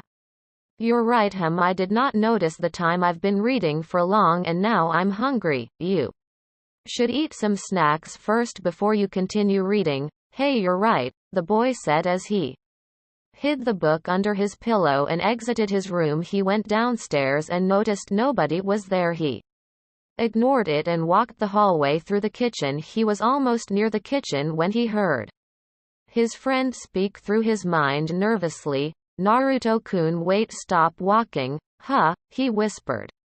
Shush, do not make any noise. I sense someone else not welcome. This one's not from the household nor your relatives. By the way, you can talk to me silently, just speak in your mind.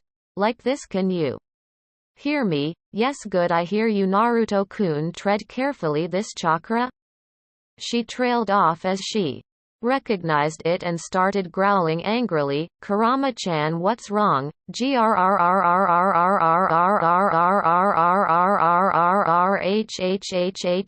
The fox did not respond as it continued to growl. Before he could ask again, he heard an unfamiliar voice. Muwahahahahaha. At last I got inside and nobody else is around.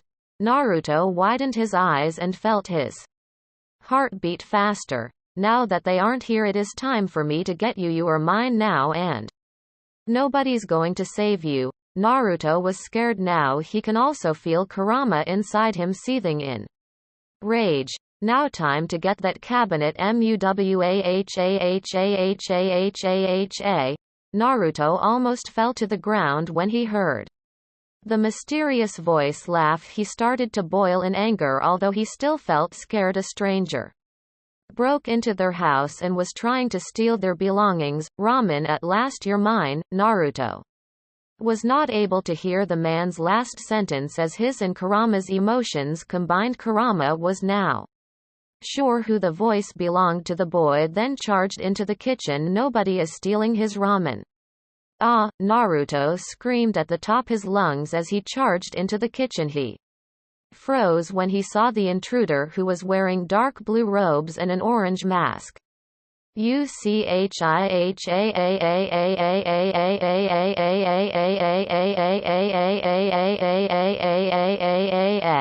Kya Toby has been spotted. Wa, everyone inside the mansion heard the screaming and recognized Naruto's voice. They all rushed to the boys' aid and stopped when they saw the youngest heir and a masked man who was halfway slurping a bowl of ramen. Naruto did not notice the household, his siblings, his parents and some other Jonin and Storm that was now standing behind him. He was too busy glaring at the man to notice the newcomers. You! The boys shouted and pointed at the masked man. His voice sounded demonic, causing everyone to gasp in shock.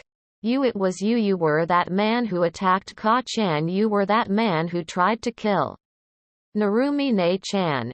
Everyone, especially Naruto's parents, were surprised to hear this. They of course recognized the masked man, but they have no idea how their youngest son knew of that event since he wasn't even born that time.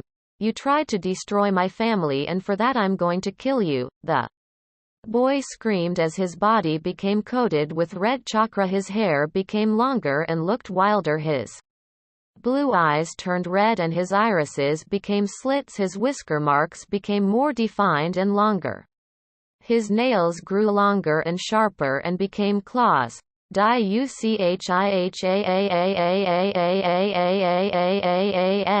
The boy screamed as he lunged at the masked man. Wah! Someone please help Toby! The masked man screamed as he dodged the boy while hugging his bowl of ramen. Naruto crashed on the wall but used it as a rebound and lunged at the man again, trying to swipe at the masked man's face. This is all a misunderstanding. Toby is a GOOY boy. Naruto-kun, please stop. He is not that man, Arashi Uzumaki said as he tried to restrain his youngest grandson. The boy tried to escape the former Azukage's grip but failed. Naruto-kun, his mother exclaimed, clearly worried. She rushed to her son and took him from his grandfather's arms. She hugged her son tightly while she said soothing words to calm her enraged son. Shish, calm down, it's all right, mommy's here. Shish, Kushina said as she stroked her son's head. Thankfully Naruto calmed down and his features returned back to normal. He hugged his mother back while he cried, Ka-chan, it's him, it's that masked man. The boy tried to say between sobs, shish. It's all right, Ka-chan's here, she cooed while she glared at the masked man. Toby or whoever you are, I want explanations now, she said, going Azukage mode. Yes, we need to know who you really are, where you are from and what your motives are. Minato agreed while also glaring at the man. Toby gulped and immediately nodded his head vigorously. Toby shall explain everything. Toby is not going to lie. Because Toby is a good boy. Wait, Ka-chan, I want to hear his story too. Narumi interrupted. I'd like to hear it as well, said Minako. Hey, don't leave us out, we'd like to hear it too. Miho and Mio chided. Naruto-kun, you should tell your parents you want to hear about it as well. I need to know everything about this man, although I do not trust him. Ka-chan, I want to hear it too. Naruto looked up to his mother while performing the puppy eyes no jutsu. Of course, she said while smiling at her youngest. Please find Kaide and tell him to wait for me at the office, the Azukage told the storm that was around. She then dismissed everyone while her father Arashi Minato and her children stayed. Let's go to my office. 10 minutes later, Azukage office.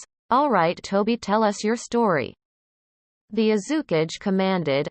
Toby would like you all to hold hands. Toby will show you everything Toby knows. The Azukage raised an eyebrow and then glanced at her father, who simply nodded. It's alright, I used the King of Hell on him the first time I met him. Toby has my full confidence. Toby shuddered as he remembered the demon head that Arashi used to interrogate him. Alright, Kushina nodded as she took Naruto's hand. The rest followed suit, making them form a circle. Toby then held out his right hand and placed it on the Azukage's head. Anime-style flashback. No Jutsu Valley of End.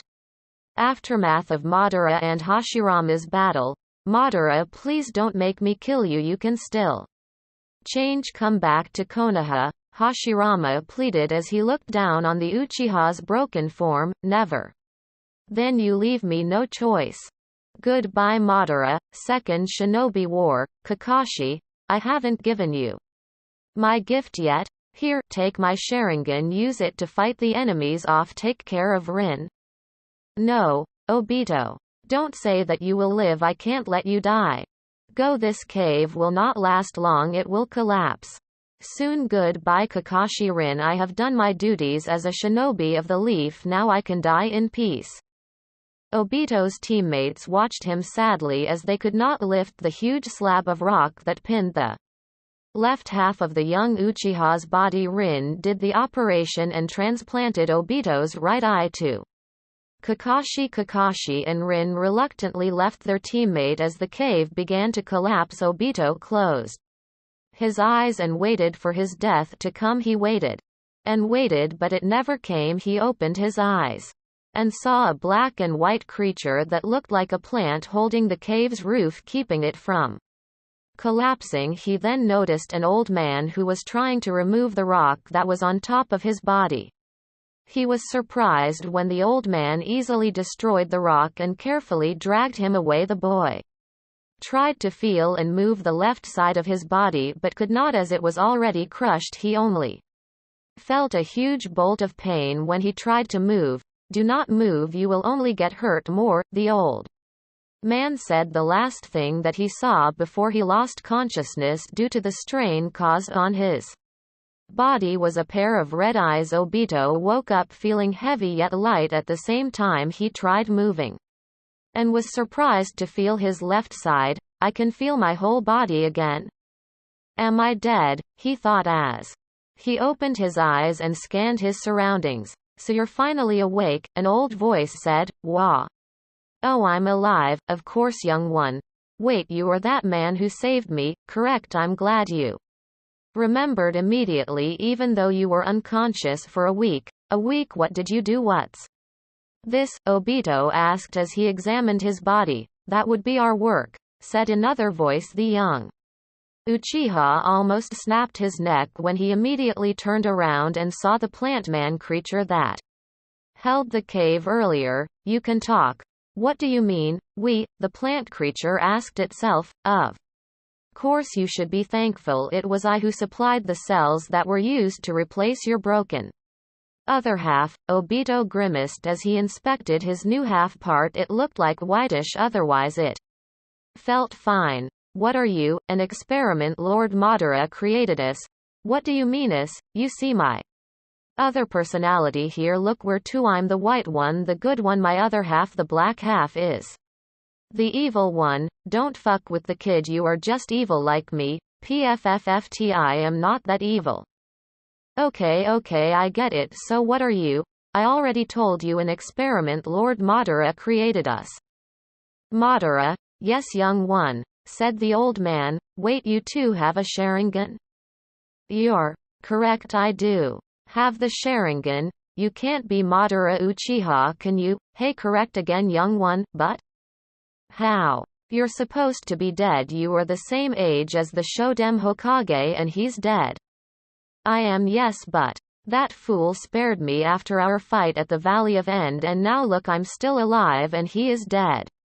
Wow, you're very old. I am, young one, although I must say my time is nearing. I was only able to live this long because of Zetsu. Zetsu. That's us. Oh. You see, young one, I created Zetsu with my DNA and Hashirama's DNA. That sounds complicated. Haha, it does, but never mind that. Now that you are awake, I must begin your training and teach you everything I know before I pass away. You will be my successor, young one. You will be the one to carry my will. And so Madara Uchiha taught Obito everything. He passed on his will to him, his hatred to Konoha, his hatred to Uzushiogakure, and his hatred to the world. He told him of his plans to make the world bow down to the mighty Uchiha.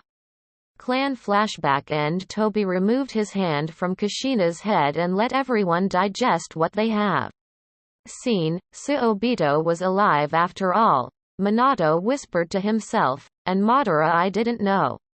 Grandfather spared him, Arashi said as he just saw the memory for the first time. Now that you have seen that, Toby said as he slowly put up his right hand and touched his mask. He removed it and everyone was stunned when they saw his face.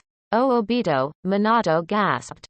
No, it is I, Toby. Toby is a good boy. Do you remember Zetsu? Everyone simply nodded dumbly at him, because of the Zetsu cells used to create Obito's other half. Another personality caused it to develop over time like Zetsu. He had a dark and good side. Obito is a bad boy. Toby is a good boy. Toba's other half split from Obito's other half. Obito doesn't know, nor does Zetsu. Toby hid from the shadows and watched everything the bad boy did. Toby watched when the bad boy set the Kyuubi to attack Uzushiogakure and Konohagakure. Wait, so you're saying it was Obito who did it? Yes, you see, Madara passed on everything to Obito. He specifically tasked him to destroy Uzushiogakure and Konohagakure someday. Toby felt sad because Obito did bad things, so Toby decided to go away from Obito so Toby will be safe from harm if he ever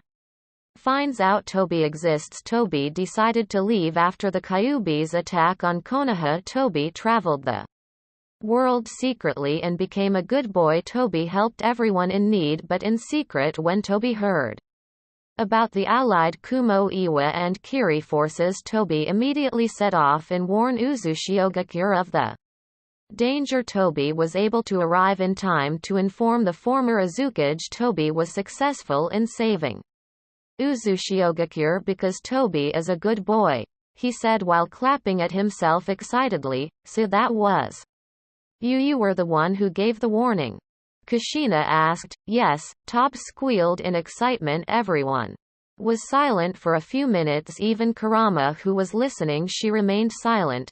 Thank you, Toby. We owe Uzushiogakures existence to you. No ma'am, you do not have to thank Toby because Toby is a good boy and Toby knows the Uzumaki clan is strong. You would still have survived. Yes, we know that. But still, with your help there were only few casualties and the damage on the city was very small. Toby appreciates your acknowledgements. Toby is a good boy. Everyone smiled when he said this. Hey. Yes, you are. Kurama chuckled through Naruto's mind. Poor guy, he must have hit his head hard by something. Why do you talk like that? Naruto suddenly asked. Toby talks like this, yes, because Toby is a good boy. Kurama-chan asked if you hit your head with something. Naruto muttered. Everyone raised their eyebrows wondering who Kurama was. He no, Toby did not hit his head, you see. Toby is childish while Obito is mature. Oh.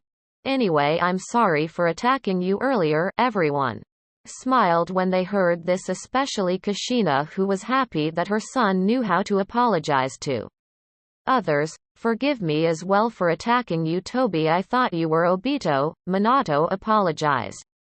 Pardon me as well, I did not treat you good, the Azukage said. It is all right, Toby understands. Because Toby is a good boy, he said cheerfully. Just then Naruto dropped to the ground unconscious, causing everyone to jump in panic. Even Kurama freaked out in her cage. Naruto-kun, his family shouted as they rushed to him.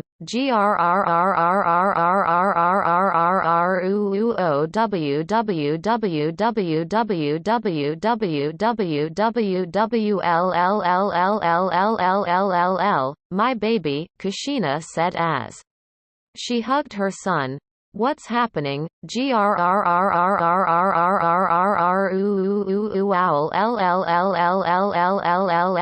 Ka-chan. I'm starving. Naruto cried out. I'm so weak. I need ramen. Ramen.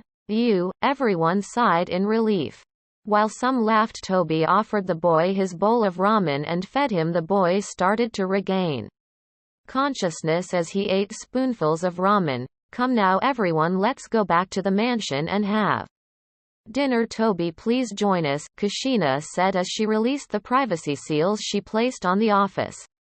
They marched back to the office so Naruto could finally have his meal. Kushina and Minato decided to ask Naruto later about Kurama and how did he knew about Narumi's near-death experience. Uzushiogakure Streets. Sai was walking around the village with his teammates Torun and Fu, who were released an hour after he was released. They spent the night at the guest hotel with Storm watching over them. They were discussing about their lives, what could have happened if they were not kidnapped by Danzo. Sai told his teammates that he was an orphan and had a brother whom he was forced to kill. He told them that the Yondaime Hokage planned on adopting him and his brother Shin before he died. Sai loved painting and drawing. It was his passion that he took after his brother. During his spare time he would draw and paint but could not think of a title. When the seal was removed, his works improved in. He started to think of titles for his art. His art was also his weapon in battle. With a brush, ink and a scroll he could draw various creatures to assist or fight for him in battle. Torun then told his teammates that he was an outcast from the Aburame clan. He also had no parents. When he was younger he accidentally killed his parents because of his lethal bugs who started living on his body when he reached the age of 3. When his clan found about it, they decided to punish him by banishment from the clan instead of death, as the death of his parents were only an accident. Fu, on the other hand, was from the Yamanaka clan but was also made an outcast. The clan head Inoichi decided to offer him to Danzo. He had no other special abilities, just the same mind-reading jutsu of his clan, although he later found out that he was good at kenjutsu. The three noticed that most of the villagers were giving them odd looks while some of them openly glared. They later realized that it was because they were from Konoha. They removed their hite-atesh, but it was already too late. That villagers have seen it, they could not blame them, as they knew about Konoha's betrayal to Uzushio. Sai, being one of the top-ranking root Anbu, had privileges to read all high-classified mission. When he read about Uzushio's supposed downfall, he told his teammates about it. His teammates just had more reason to hate Konoha. When Said told them about it, they were already thinking of staying in Uzushio and applying there as inhabitants. Here they could continue being a shinobi, and this time they will be able to do everything at their own will. If we join Uzushio, what about Root? Asked Torun. You can't be really thinking of going back, are you? Replied Fu. No, of course not. I was just thinking of our other batch mates. They too were being controlled. Maybe we could ask the Azukage for help, said Sai. Yeah, she seems like a fair person, so we are going to apply as Uzushio citizens and then ask for a mission to help other controlled root members, Torun said. That's pretty much it. I wonder if the other people who placed the seals on us are simply being controlled too, Fu mused. It's possible, agreed Sai. Alright, let's go back to the hotel and think of how we're going to convince the Azukage to let us stay here. The other two nodded and they headed back to their hotel. Azukage Mansion. Hello Naruto-kun, how are you doing? Kushina asked as she entered her youngest son's room. Minato followed inside and closed the door. Ka-chan, Tu-chan, I'm doing well. Konan-chan taught me origami. Look, I can make foxes. I'm trying to make them move. Nagato-san, Yahiko-san in. Konan-chan taught me about chakra with the help of Ni-san and Nei-chan. They also taught me some basic chakra exercises so I could make my origami move. That's wonderful Naruto-kun, she said as she ruffled her son's hair, feeling proud. You really are a fast learner. I'm proud of you, son. We have decided to teach you basic stuff that are taught in the academy so you could catch up in a few weeks. The next term will start and you could join the academy, Minato said while beaming. Wow, I can't wait, exclaimed Naruto. Naruto-kun, we would like to ask you a few questions if you don't mind. What is it Ka-chan to-chan, Naruto-kun? How did you know about Narumi-chan's near-death experience, and who is this Kurama-chan? The boy in question looked at his parents with fear. What if they get angry? Kushina, seeing her son's worried look, tried to comfort her son. Naru-chan, we are not angry, your Tusan and I were simply curious. We are also worried of you. We've been hearing you talking to someone we cannot see. Please tell us, baby. Naruto-kun, tell them, and then I'll show them the memories too to make it easier to explain. Tell them from the day you discovered you are a Jinchuriki. Alright Kurama-chan, I'll tell them. Naruto muttered while his parents waited. Ka-chan to-chan, it started on the day I found out I was the Jinchuriki of the Kyuubi no Yoko. He then told his parents everything from the books he was reading about the shinobi wars that made him curious about the Uzumaki clan and the Rinnegan, up to the point where he met Tobi. Sneaking into the kitchen, he then held out both his hands and stared at his parents, silently asking them if it is all right for him to touch their heads. His parents looked at him questioningly at first, but agreed. Naruto then held his parents' heads as if he was praying for them as he closed his eyes. With the connection to the boy's parents now linked, Kurama channeled her chakra and shared the same memories she showed Naruto. She also showed the memory when she and Naruto first met, excluding the part where Naruto fainted because she was naked. After she showed the memories, Naruto removed his hands from his parents' heads. The boy's parents looked dumbfounded and were silent for a few minutes, trying to digest everything that were shown to them. I can't believe it. The person whom I considered as my own brother put me under a genjutsu and made me seal a demon into my own son, Minato said while his voice cracked. He looked at his son with mixed emotions. He suddenly grabbed the boy into a hug while tears fell down his eyes. Naruto-kun, I'm so sorry, this is all my fault. The boy returned the hug and patted his father's back. To-chan, it is all right, I'm no longer angry at you. I understand why you sealed Kurama-chan inside me. I do no blame you for every bad thing that's happened to me. Minato then nodded and chuckled at the affectionate name his son called the Kyuubi.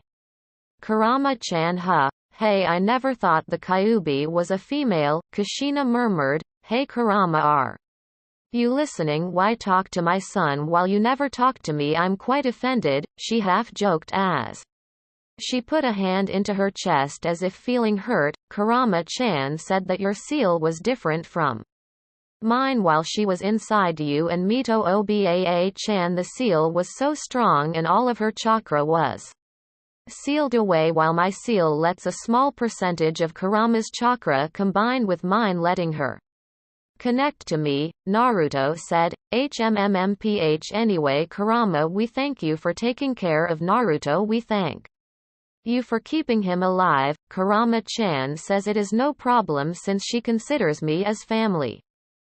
Thank you, Minato and Kushina both said. Kushina then changed the subject as she noticed the book that was half hidden under Naruto's pillow. So Naru-chan, what have you read so far? She said, indicating at the book. Oh, I was only able to read our clan's history with Konoha. That's where I stopped to have something to eat and met Tobi-san. You really are amazing, Naruto-kun. As a parent, I'm proud that you're very interested, learning a lot of things even at your young age. You do remind me of Karen. She's just the same as you, too curious about everything. Karen. I remember seeing her name. She was the last person who signed the book before I did. Yes, it was I who assisted her when she wanted to learn about our clan. I do believe you'll meet her when you go to the academy. I can't wait to see her. How does she look like? Why, Naruto-kun, are you interested in her? Minato joked. To-chan, you are just like Ne-chan and Ni-san. Naruto whined. Well, Naruto-kun, she's cute. She wears glasses while your eyes are blue. Hers are a pinkish red, I'm sure. You'll like her and she will definitely like you too. You're just the same, Kushina said. Ka-chan, not you too, the boy pouted while his parents chuckled at their son's reaction. Minato ruffled his son's hair while Kushina picked the boy up. Come on Naruto-kun, let's have something to eat, yay ramen. Konohagakure. It had been almost a week since their village was attacked. Surprisingly, no more attacks followed, not even minor villages or some bandits or thugs dared. They probably heard about the Konoha villagers' disease and were afraid of getting infected, so they wisely kept themselves away from the village. The effects of the laxatives have finally started to wear off. Although they are still feeling weak, they were thankful as the epidemic had finally come to an end. The Hokage had ordered everyone to begin working for the village's repairs and cleaning. Hyuga clan main house mansion. The Hyuga elders along with the current head Hiashi was currently in a meeting. They just finished discussing about the mysterious attackers and were now talking about their own clan's problems. Hinata is too weak, she is too gentle, she doesn't show the characteristics of a future clan head. One of the elders said, yes, she is also. Have you noticed her eyes? It's as if she doesn't have the Byakugan. Another one said, I have noticed that. I've been also thinking of making Hanabi my successor instead, Hiashi said, but that's unfair. Hinata's the rightful heir. One of them defended, yes, I agree, that's quite unfair. Another one said, how about we make her fight against a branch member? If she wins, then we will consider keeping her as heir. If she loses, then we make Hanabi as your successor instead. Hinata will be branded with the caged bird seal and will be given to the branch house. Hiashi's father suggested. Everyone was silent while they thought of the condition. As someone from the main house, there was no doubt that Hinata would lose. The branch house had less opportunities and were only taught weaker versions of the main's techniques. All right then. Let us vote. Everyone nodded as they made their decision. In the end, it was a unanimous result.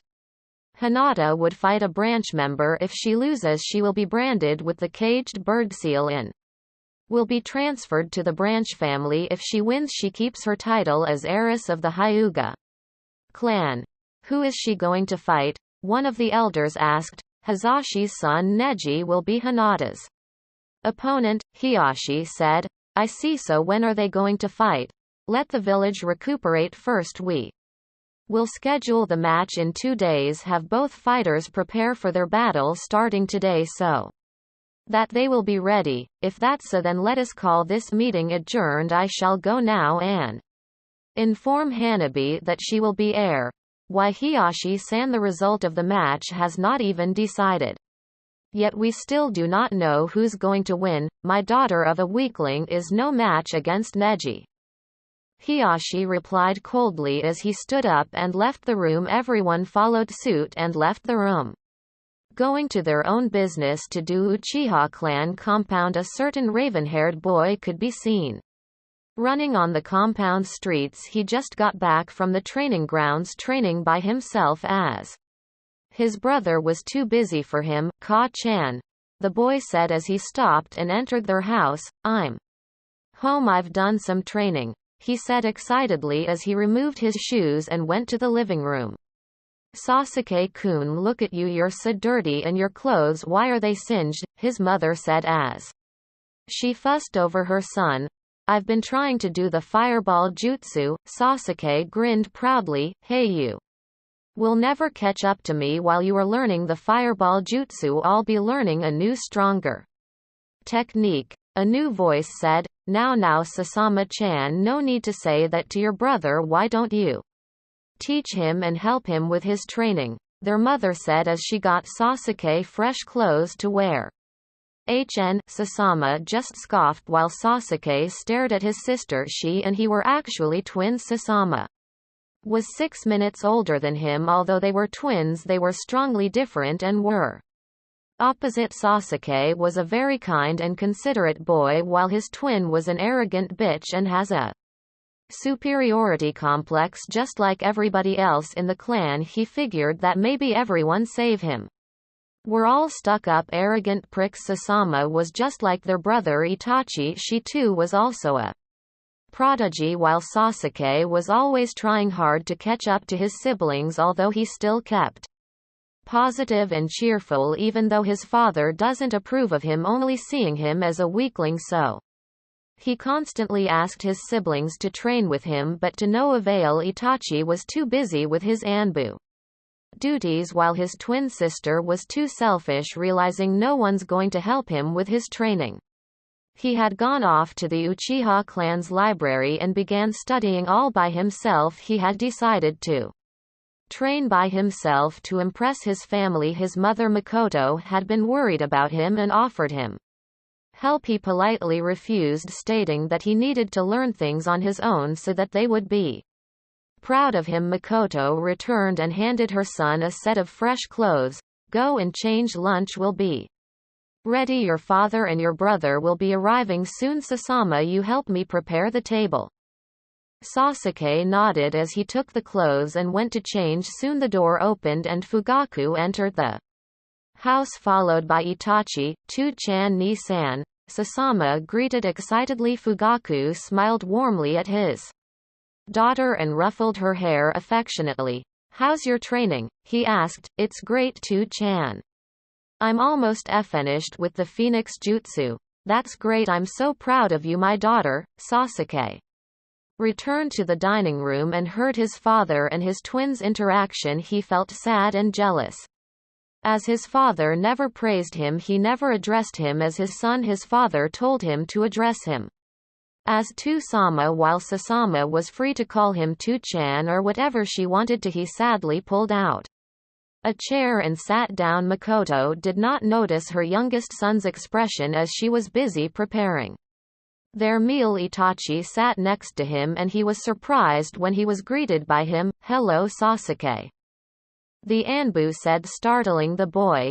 "How are you doing?" The boy felt happy and his spirits lifted up as his brother and idol inquired about him. "I'm doing fine, Itachi ni-san. I can almost do the fireball jutsu," Sasuke said while beaming proudly. The elder brother smiled at his brother for a moment. "That's good, Sasuke, but you will never be as good as your sister. You are a failure and a weakling. Remember that," Itachi said, making the boy frown and bow his head, feeling heartbroken. His brother just insulted him again. "Why are you like that, Nisan? You are slowly becoming like father. Why do you always approve of Sasama while you ignore and degrade me?" Sasuke sadly thought as his vision became blurry. Tears started to form, threatening to fall down. "Auish little Sasuke. Sighing," Sasama teased as she heard her older brother insult her twin. "I will not have a crying weakling inside this house."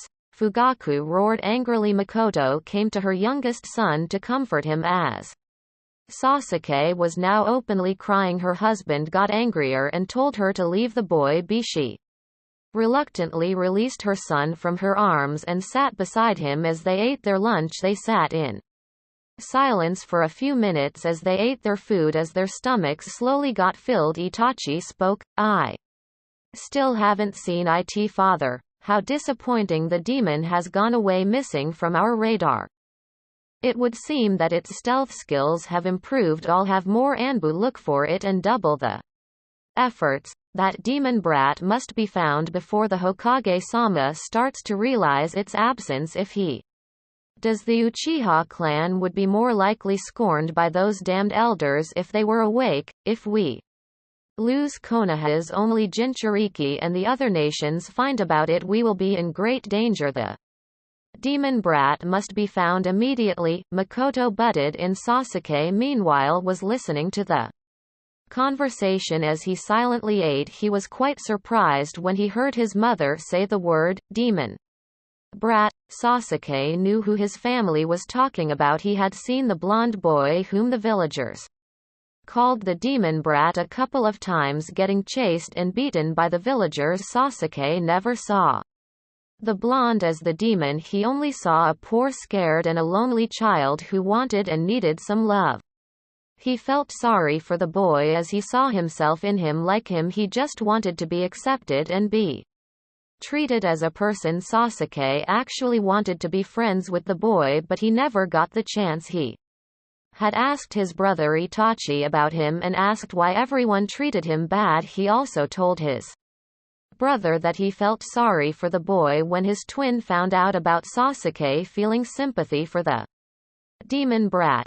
She immediately told their parents, and Sasuke got a beating from his father and a long scolding from his mother. Sasama teased him and called him a demon lover. After that day he never asked anyone about the blonde boy again, although he still felt sympathy for the boy and wished that he could help him defeat the mobs if he could only do the fireball jutsu. When he heard his brother and his parents talking about him going missing, he somewhat felt happy for the blonde as he knew that nobody from Konoha could harm him anymore. Now he could only pray and hope that the whiskered boy wherever he was safe from any kind of harm. Tokigakure, a girl with green hair and orange eyes, could be seen running in the streets. She was escaping from a huge mob who was trying to kill her too. This was normal as she got used to the villagers hating her and trying to murder her. Girl, this way quickly before they see us, a voice whispered. The girl listened to the voice and followed. She turned to a narrow passageway and saw 4 masked people waiting for her. Quick, here, use this. One of them, who sounded feminine, said as she passed her a cloak. The girl took it and quickly draped it over her. The 4 unknown people motioned for her to follow. They ran for about 15 minutes and ended up in a clearing deep inside the village's outer forests. Here, the female said as she passed the girl a bottle of water. Thanks, she said as she quickly drained the bottle and asked for more. The masked female passed her another bottle while she gratefully took it. Are you all right? One of them asked. Yes, thank you, the green-haired girl said. Why did you save me? What kind of question is that? Why did you save me? Everybody here in the village hates me. We know about that. That is why we saved you. We are not from here. Our leader heard about how Tokigakure treated you and decided to save you, so here we are. She's telling the truth. I feel no deception. You can trust them. A voice spoke in the girl's mind. You know about me? Yes. You guys know exactly why the people hate me? Yes.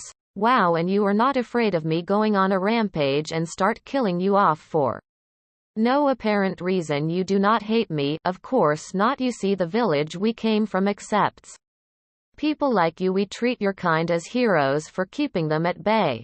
Are you guys from Kumo? No.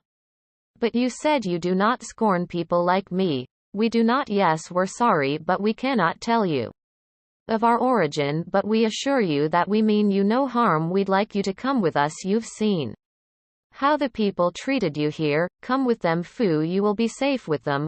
All right, then I'm coming with you. We will stay here for the night. We leave tomorrow. We'll create a blood clone of you to send it to the village so they will not get suspicious. So that's just your mission, to take me with you. The leader of the group raised an eyebrow, although the green-haired girl could not see it. Yes. Is there anything else you'd like us to do? Well, yeah, I kind of thought you might want something else from Tokigakure aside from me. I mean, there's classified information, jutsus owned by this village, and some other useful stuff that can be used against them in the future. Well, our task was to find you and take you with us. We cannot do anything else aside it. Yeah, I know that. I have a proposition for you then, which both ends will actually benefit your village the way I see it. And what is that? I will come with you, but before I do, you will help me steal Taki's most prized possessions and kinjutsus, including the hero's water, she said. The 4 Storm got silent.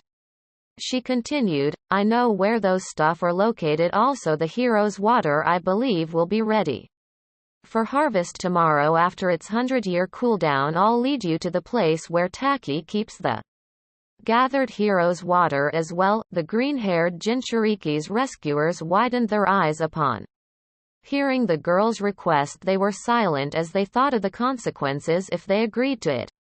The four talked to themselves, well damn, it is a good offer. Well yes, we're talking about acquiring classified information here, plus we're having Taki's most prized jutsus, and the hero's water too. Well, it is part of the girl's deal, we take them, the girl comes with us and our mission gets completed. The Azukage will be pleased. Alright, we agree to her deal, alright. They agreed and they all turned to the Nanabi Jinchuriki. The leader spoke. Alright, we will do it, we will take this village's most prized possessions and forbidden techniques, including the hero's water. Yes, I'll help you collect them. We prepare today, we'll take everything we need tomorrow and leave immediately once we have what we want. By the way, what is your name? My name's Fu, although I do not have a surname, I'm an orphan. We understand that most people who are like you lived in isolation, but do not worry, once we get you out of here you will have your family to call. Thank you.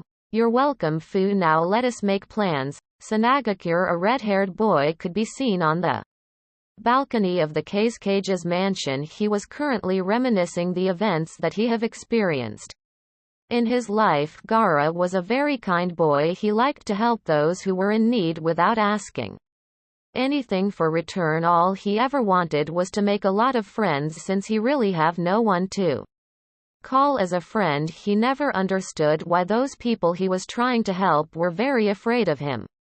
The first time he experienced a weird incident was that time when he tried to help capture a boy's pet eagle that escaped its cage as he was trying to reach for the bird that perched on a roof. The eagle started attacking him viscously. He felt too scared as he was only 3 by then. He tried to cover his face from getting scratched and then he blacked out, to everyone's surprise who were watching. A huge arm made out of sand suddenly came out from his right arm and caught the bird. The sand arm then began squeezing the bird and suddenly closed its hand, crushing the eagle in, splattering some blood and feathers. The boy who was the owner of the bird along with his family were watching the incident. They started to bolt away from the red-haired boy in fear. A few moments later, Gaara regained consciousness and found himself alone. He looked around and noticed his right arm was bloody. He panicked as he saw his bloody right arm and began to cry. There was also this incident when he was 4. He went to the playground to play with the other kids there and make friends, but the story about him crushing an eagle was known to most children. When the other children saw him, they ran away in fear. Gaara then was left alone, feeling miserable. He took a seat in one of the swings and began to cry. As he was busy crying, he did not notice 2 masked people approach him, both carrying kunais. Gaara looked up in time and saw a masked man swing a kunai at him. His body froze in fear and was not able to move. His mind went blank. When he regained consciousness, he was confused to find 2 huge pools of blood. He also noticed that his face and his clothes have blood splatters. He ran back to his home to look for his siblings for help. Gaara's older siblings Tamari and Konkura watched their baby brother lean in the balcony in silence. Ever since Gaara was born, there had been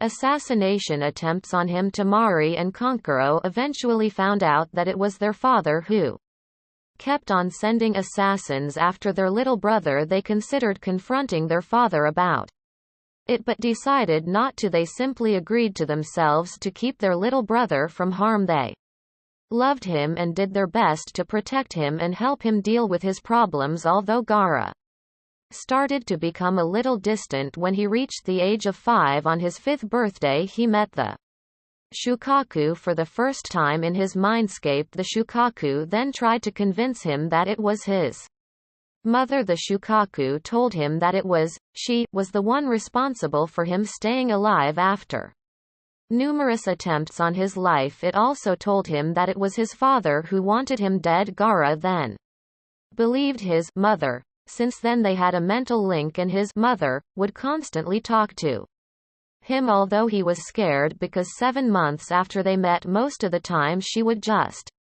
scream in his head and tell him to kill everyone who does him bad. It was his kind and loving nature that helped him keep his sanity and kept him from going into a murder spree. He was starting to doubt of the Shukaku and thought if it really was his mother. Thankfully he heard about the Uzukage wanting him to stay at Uzushio. He was told that he will stay there for at least 5 years along with his siblings. He was excited at the prospect of having friends and a new environment where people would not hate him or be afraid of him. He was brought out of his thoughts when he heard movement. His sand armor immediately went up and got ready for a fight.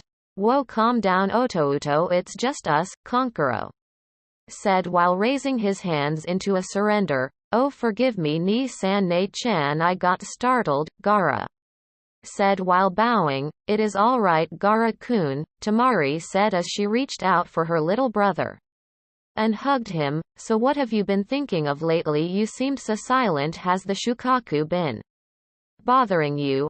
I was just thinking of our trip to Uzushio-gakure. The Uzukage said that her son is just like me. I can't wait to see him and become friends. Tamari and Konkuro smiled upon hearing him. Do not worry, I'm sure you will be great friends. Yeah, so when are we leaving? I want to get out of this place already. Shukaku's starting to give me headaches. She's been talking to me non-stop about murdering people. Don't worry Gaara-kun, we will be leaving in 3 days. Just hold her off for now. Okay, Konkuro said as he ruffled his little brother's hair. Okay, Gaara replied, smiling at his siblings. The Uzukage secretly talked to him and his siblings and told them that they planned to fix Gaara's seal so that he will be able to interact more with people without the Shukaku screaming in his head for bloody murder. The siblings then went back inside the mansion to have lunch. Uzushio-gakure council meeting. Uzukage-sama, I and my friends offer you our undying loyalty. We would like for your approval to let us join your ranks. Also under your watch we would like to come back to Konoha to free our comrades. We strongly believe that they will be a good addition to Uzushio-gakure's forces. We intend on making up a story to make most of the root members come to an agreed location where you will be waiting so that you could subdue them and remove their seals. We will help on persuading them to join your cause, Sai said as he and his 2 companions bowed their heads to the council. The council members along with the Uzukage Minato and Kaide talked to themselves. These council members mostly came from clans that did not originate from Uzushio. Most of the clan heads came from various shinobi villages and hid themselves from their original villages they repopulated with the other clan members that also came from another village, making their offspring the ultimate juggernauts. Their great-grandchildren have now multi-bloodlines and they secretly work for Uzushio-gakure while they are hidden in the shadows of their great-grandparents' former villages. Keeping a watchful eye, the council members group are unknown and only the Uzukage and the former Uzukages knew about their ancestry. Author's note: thanks and credits to Like a Pro for the idea for the council members. After about 10 minutes of talking they have agreed to let Sai Torun and Fu to join Uzushio-gakure's forces and will be under probation for a month as genins. If they pass they will be inducted to the academy and will learn of Uzushio-gakure's teachings for 6 months. After they are taught they will graduate and will be promoted to the rank of chunin. Then they will be finally allowed to return to Konoha and have the remaining root Anbu members go to an agreed location where they will be ambushed and have their seals removed. If the freed person chooses to join Uzushio-gakure, they will undergo the same process as the first 3 Sai Torun and Fu had. Otherwise, if they chose not to join Uzushio-gakure and remain loyal to Konoha, they will be executed. We thank you for your kindness Uzukage-sama, Yondaime-sama. We swear that we will do whatever we can to help Uzushio-gakure and to return the favor you have given us, the 3 former root members said as they bowed their heads in gratitude. Welcome to Uzushio-gakure. Sai Torun. Fu, please follow Kaide and he will lead you Outside you will be given a whole month of free time. Do as you wish, the Uzukage said as she raised her hand ending the council meeting. Please follow me, the storm commander said as they got out of the room. Here are your passes. This will let the villagers know that you are on probation. This will also be your ticket to be able to buy something from shops. Just present it to them at the counter. Enjoy your stay. I hope that you will prove to be a great addition to Uzushiyogakure's forces after a month. Thank you, Kaide-sama. We'll take our leave, the three said as they took their passes and bowed Kaide Sunshine to the Storm HQ as the three walked away. Azukage's mansion. Naruto's room. The Uzumaki clan are known to the world as Fuinjutsu masters. They feared us because of our efficiency. With it, a Fuin master who is a non-Uzumaki are only at an adept level compared to an Uzumaki. This is why our clans hailed as Fuinjutsu masters. Sealing is just one of our basic abilities. One of our secrets is the Rinnegan. Nobody else from Uzushiogakure knew about our sacred dojutsu. Those who came from different villages that have encountered the Samsara eyes have died in battle. Naruto skipped the Rinnegan part as he have already read its info from another book. He scanned to the next chapter and read something about another secret. Chitin, or also known as blood release, is another secret of the Uzumaki clan. This is considered as kinjutsu as it requires blood sacrifice from the user. The chitin is one of the ancient jutsus that were used during the time of the sage, where royal creatures known as vampires were at large. It had been passed down to the Hagoromo clan and until now we Uzumakis use it. Most chitin jutsus have been used along with the art of Fuin. Seals become more deadly with the aid of chitin, while other non-Fuin jutsus are blood controlled. These techniques could be used to control the bodies of the enemies, use another person's blood to heal the user, or use it for rituals such as summoning. Naruto turned to the next page and read some of the strongest chitin jutsus. On the very first paragraph of the page there was a warning: Descendant, it is highly required that you should become a jonin first before you begin practicing the art of blood relays.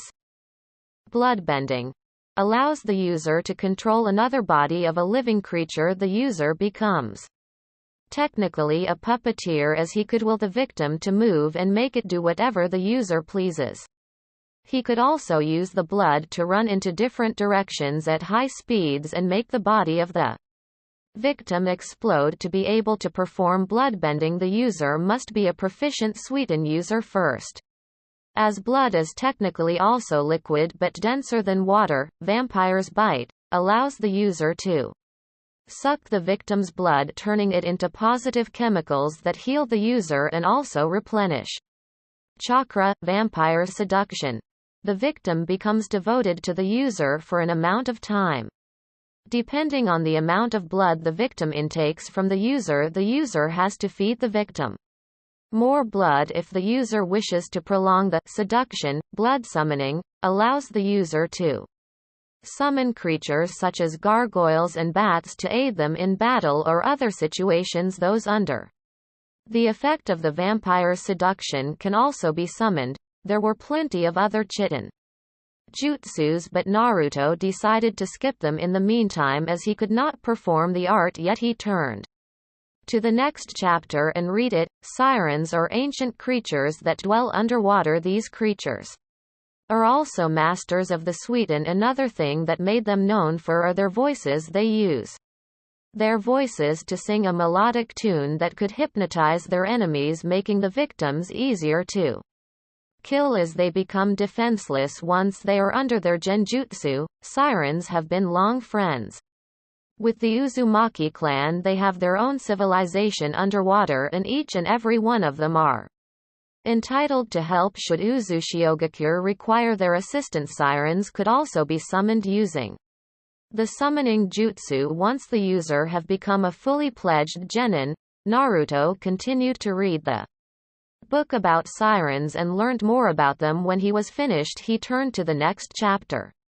Dragons are the personal summons of the Uzumaki clan. Each dragon becomes automatically bound to one Uzumaki clan member. In order for the Uzumaki Ryu blood pact to activate, the Uzumaki clan member must be brought to Terra and presented to Watatsumi 3 days after the Uzumaki clan member's birth. Once presented Watatsumi, the god of dragons will decide on who will be the Uzumaki clan member's dragon partner. The Azukages family have the liberty to summon more dragons besides their personal summon. Those who have the Uzumaki Ryu pact will receive a mark on their shoulder proving them as one with the dragon clan. Summoning a dragon requires a lot of chakra. The chakra required to summon boss summons such as Gamabunta, Katsuyu and Manda are 24 times more in order to summon a dragon. This adds a reason why the dragon contract is exclusive only to the Uzumaki clan, since our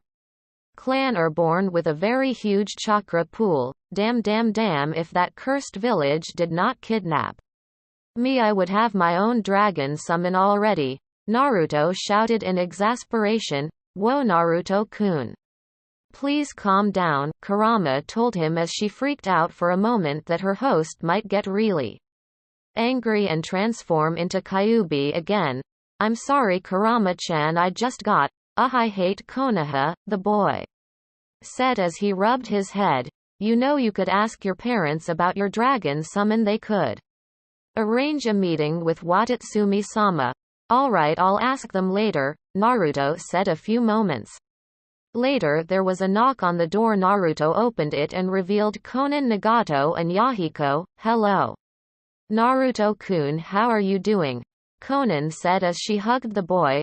I'm doing great Konan-chan. I've been practicing making origami move with my chakra. That's good to hear. Now let us get back to your training. The 3 Jonins spent their afternoon training. Naruto Nagato taught him about the concept of ninjutsus while Yahiko taught him about basic fuinjutsu. Konan helped him with the origami mastery. Unkown location. Konoha's defenses are still weak at the moment. I need you to go there and become my spy. Offer them your services and join their ranks, a snaky voice said. It will be done. To Sama, replied a female voice. Good luck Anko-chan.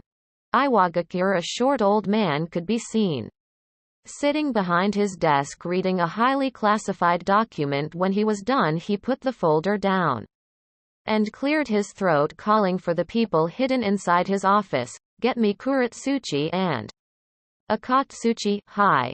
10 minutes later a tall man and a girl with short hair entered the room. Tsuchikage-sama, you called. The tall man bowed. Onoki Jiji, what is it that you want? The girl asked cheerfully. Here, read this, the old man said as he showed the two the folder he was reading.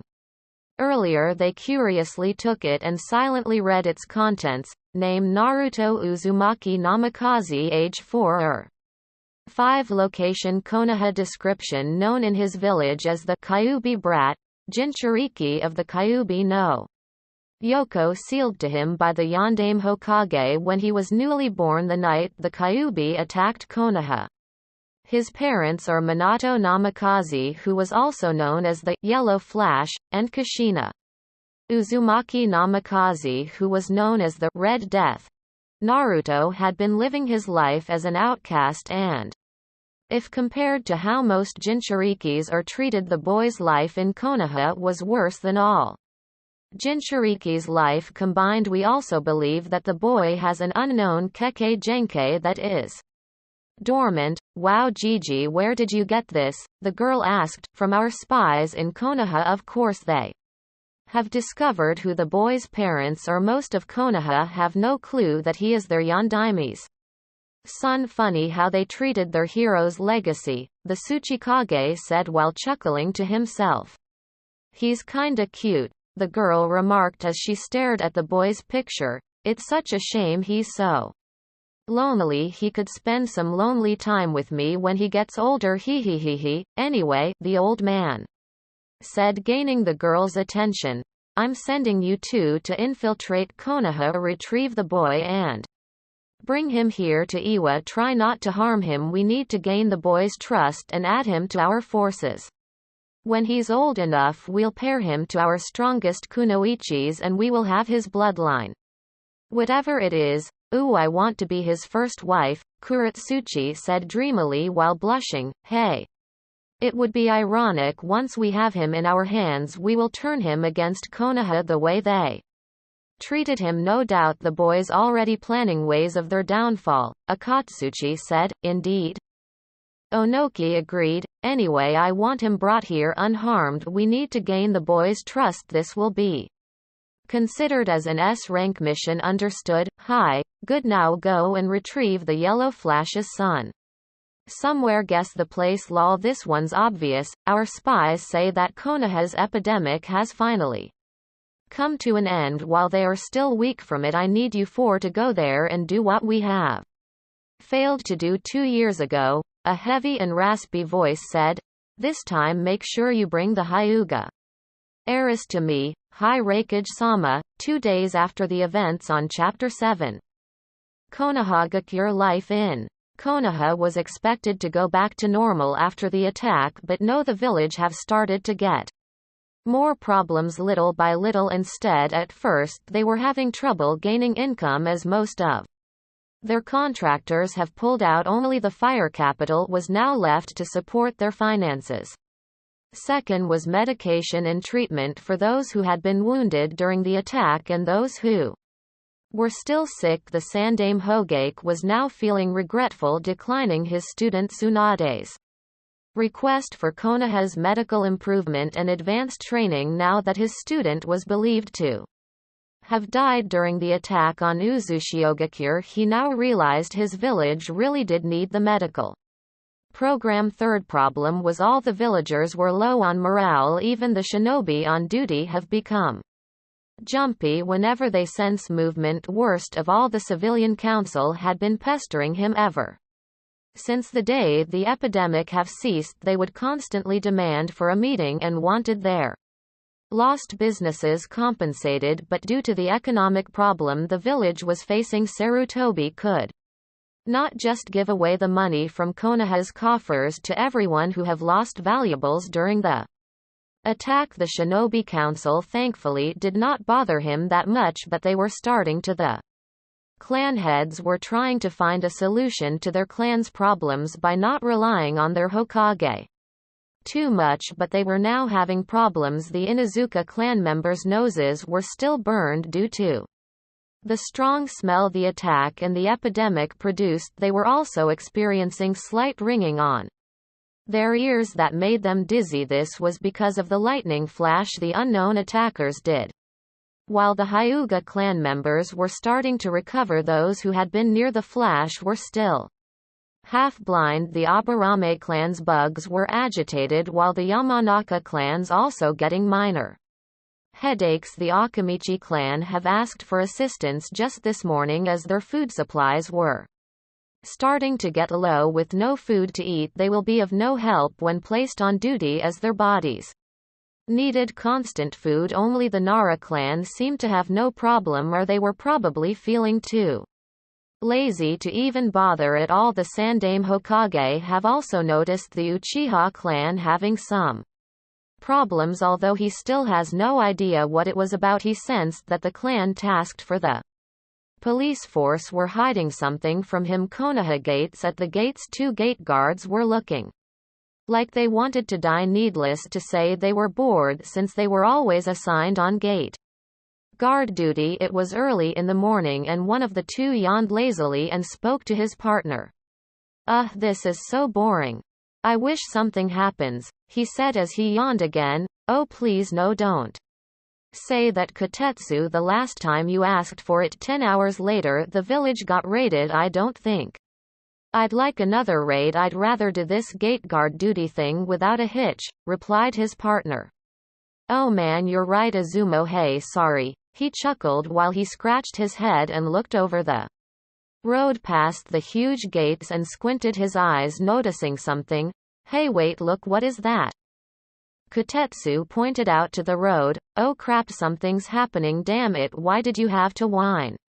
Earlier, Izumo said, now feeling a bit anxious as he also stared past the gates. He could see a figure slowly approaching but could not clearly see it as the figure looked like it was wearing a cloak. Oh shit, do we alert the Anbu?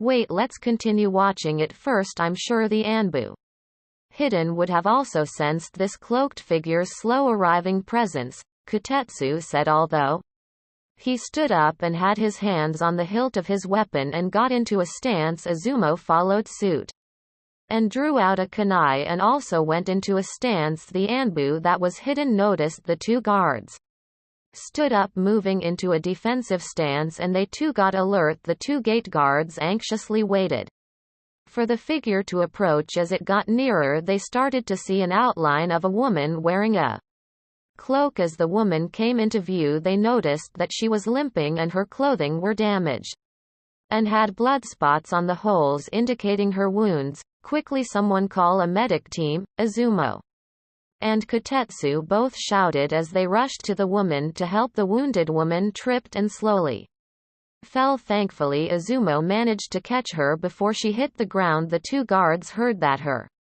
breathing was ragged. They almost jumped in fright when the woman screamed, "No, please stop, no more.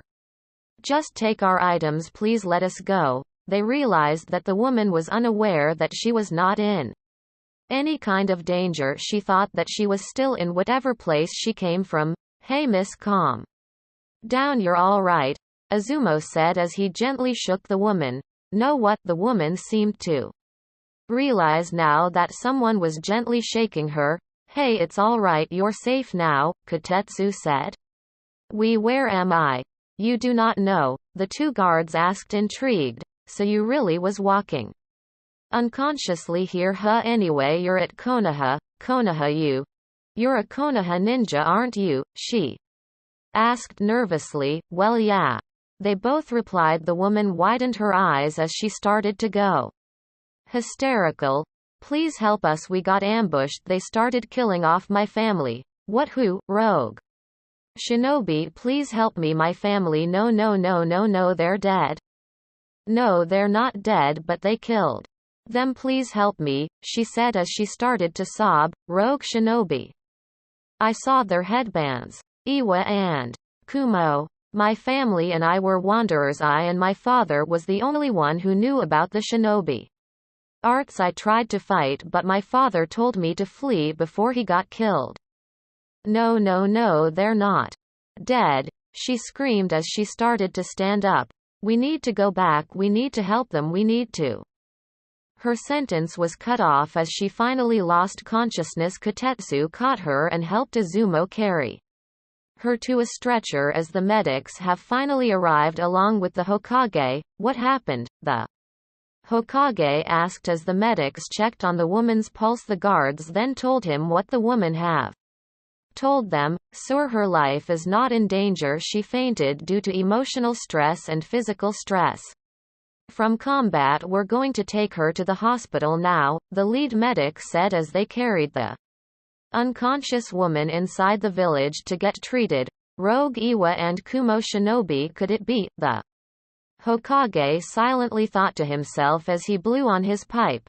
"You two, I want a detailed report about this incident after your shift. Now go back to your posts." "Hi," the two said as they went back to their boring job. 3 hours later, Konoha Hospital. The woman slowly regained consciousness and opened her eyes. Finding herself in a white room, she heard a beeping sound and realized she was at the hospital. "So you're finally awake," a voice said. The woman looked up and saw a nurse wearing round glasses holding a clipboard. "Rogue Iwa and Kumo shinobi, huh? Well, well, well, who wouldn't have believed your story? You sounded very convincing. Oh well, I guess great acting really runs in our family. Anko ne-chan."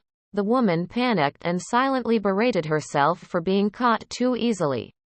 She was now freaking out but did not show it. She stared at the nurse and calmly spoke, "I do not know what you are talking about. Drop the act. We're the only ones here. You do not have to worry about people knowing about your identity. Your secret is safe with me." "Who are you? What you do not Recognize me, I'm hurt. Anko stared at the man closely and memories of a boy with round glasses flashed in her mind. Kabuto Otouto, Nei-chan, I'm glad you still know me, I missed you, Kabuto said. As he hugged the woman who now turned out to be his elder sister. I missed you too, Kabuto-kun. I'm sorry I didn't recognize you sooner, Anko said as she returned the hug. Hey, it's alright, so what brings you here? Tu-chan asked me to join Konoha's forces and to spy for him. Tu-chan, how is he? Where is he now? I got loads of things to tell him. We haven't heard about you two for ages. Well, ever since he defected from this village he's been hiding in places we never stayed in a place for more than 3 days. We were constantly on the move. I see. Well, the next time you report to him, tell him that Ka-chan and I need to talk to him personally. We've got some message to rely. Why don't you tell me? Sorry, it is an SS class secret. It's not that I trust you, but I'm just being careful. I see. So how's Ka-can doing? She's fine. She's also one of the head medics here. You'll meet her later anyway. I have to go. I've stayed here for too long. Alright, I'll see you when I get released, Anko said as she went back to bed. Yeah, see you later then, Kabuto said as he exited the room. Finally, I'm home, Anko thought as she went back to sleep. Hyuga compound. The whole family, both main and branch, have gathered to the Hyuga clan's arena to watch the match between the heiress and her cousin who was from the branch family. Everybody knew what will happen if the heiress loses. While the branch family hated the main house, they felt sorry for Hinata as they knew she was different from the main family and have already expressed her intentions on removing the caged bird seal from the branch members and finally combining both houses into one again. The person who was going to be her opponent, on the other hand, felt different. Neji hated Hinata and blamed her for the death of his father 2 years ago. She almost got kidnapped by Kumo shinobi but was saved. The Reikage demanded compensation for his dead shinobi's lives and the Hyuga clan offered Hazashis to be placed on their stead. Hazashi was then brought to Kumo only to be killed and his body and eyes to be examined. Neji was then left an orphan. The Hyuga clan members took their seats and waited for the match to start. As the two combatants got into the gentle fist stance, Hajime, a Hyuga referee, shouted as he jumped back to the seats. The two did not move and waited for the other to make an attack first. You cannot win. Fate has decided that I should win. In the end you will be branded the caged bird seal like us. Your path is to walk the road of the branch members, Neji said coldly, and no IIC cannot L lose T to YUI. I'm going to W win A and O. Once IB became H air IW will abolish T the C caged B bird seal.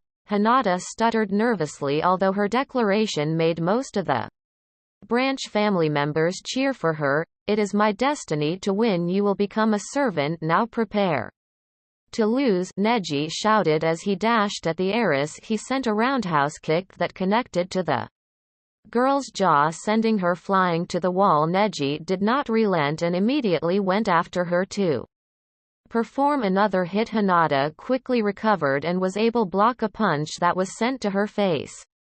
Her opponent attempted another hit, sending her a knee kick. Once again she was able to block it and counterattacked by performing a strong palm strike to her opponent's chest, sending him crashing away.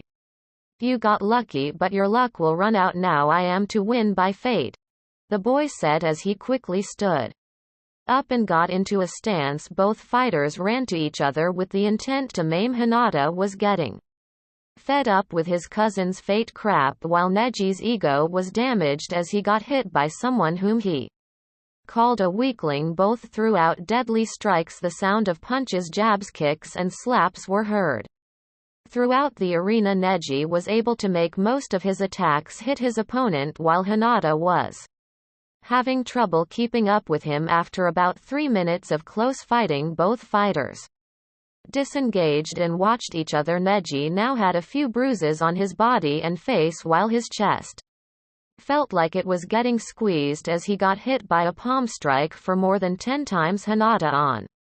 The other hand was bleeding, her eye was swollen while the other had a cut, she had more bruises in. Hers were bigger, her body now felt sore. Neji could hear Hinata's tired breathing and decided to end the match once again. He charged while his opponent got into the main house's stance. He simply smirked as he knew what she was going to do, and he already had a counter for the move as he approached the heiress with a flying kick. Hinata shifted her footing and caught it. She immediately used her fingers to close Neji's tenketsu points on his leg. This infuriated the boy and made him attack even more viciously as he failed to counterattack the move that closed his leg's tenketsu points. He used his other foot for a knee kick and was able to hit the girl in the stomach, making her double in pain and cough out some blood. He took a step back and got into a main house stance. You are within my field of divination, Neji proclaimed, making everyone in the arena gasp. Impossible. He's bluffing. He couldn't possibly know that technique. How did he learn that technique? He's a branch member. How? Many thought to themselves as they watched in anticipation. Hake Rokujuyan Show. Gentle fist art 8 trigrams 64 palms. Neji shouted as he began striking Hinata, closing off her tenketsu points. Ni sho yan sho hachi sho juroku sho sanjuni sho rokujuyan sho. His last set of attacks hit Hinata square in the chest, sending her crashing to the wall and making her cough out huge amounts of blood. Most of the clan, especially from the main house, were in disbelief of Neji being able to perform the Hake Rokujuyan show, as it was only taught to the main house members. One of the elders who defended Hinata during the meeting was the first one to recover and jumped down to the arena as she saw Neji charging at Hinata with a killing blow. The elder was able to interfere between the two and sealed off the boy's arms and legs. Tenketsu points. That's enough, Neji, you have already won. There is no need to kill the heiress, the elder said sternly. She is not the heiress. Not anymore, Neji said coldly as he started to walk away. You got lucky today, Hinata. Fate has decided for you to live, but do not worry, I'm going to kill you in another time. Father, forgive me for not being able to do it. I will wait for the time our paths cross again. Only fate knows when. When that happens, I will make sure to kill her, and then you will be avenged. Father, the elder watched the boy exit the arena and then looked at Hinata sadly and carefully detached her from the wall. I'm so sorry, Hinata-chan, she told the girl as she waited for the medics to arrive in the stands. The spectators were starting to recover from their shock. They just witnessed a branch member beat down a main member, and exclusively the heiress, using one of the main family's technique. Whoa, that was unexpected, said by a branch member. I should have known, said another one. Of course the main family's right, she's a weakling, commented by another one. Who were we kidding, she just got our hopes up, but in the end she still lost. We'll never be free from this cursed seal, not when the heiress is such a weakling. Yeah, most of the branch members were thinking and saying of the same thing. There were only less than 5 branch members who were still grateful to Hinata even if she lost. Soon the crowd got into an uproar. Boo, weakling, welcome to the branch family, ha ha ha ha. The elder and Hinata sadly listened while the former glared at the crowd. You ungrateful bastards, the elder hissed. Thankfully the medics finally arrived to take the now former heiress to the hospital to be given medical attention and to get away from the clan members who were now hostile against her. I'm so sorry, Oba-chan, I failed, Hinata weakly whispered as she started to sob. Shush, it's alright, Hinata-chan, do not worry, everything's going to be fine. She tried to calm the girl as she was taken away by the medics. Uzushiogakure Azukage's private training grounds. Kaboom! Explosions could be heard from the Azukage's mansion when the people heard it for the first time. A Lot of storm quickly gathered to inspect the area. They thought something bad happened but only found the lost maelstrom training. They were now starting to get used to the explosions during the last few days. Konan, Nagato and Yahiko had trained Naruto hard so that he could master a few techniques before they left for their mission to Omegacure on the last day of their training. Naruto have finally mastered Konan's paper manipulation. He could now create and fold dozens of origami using only chakra and send them flying into a target. Yahiko taught him the substitution jutsu and the transformation jutsu. Naruto could now substitute himself to anything that was within 10-meter radius. He is still training so that he could perform the substitution with another object farther than 10 meters.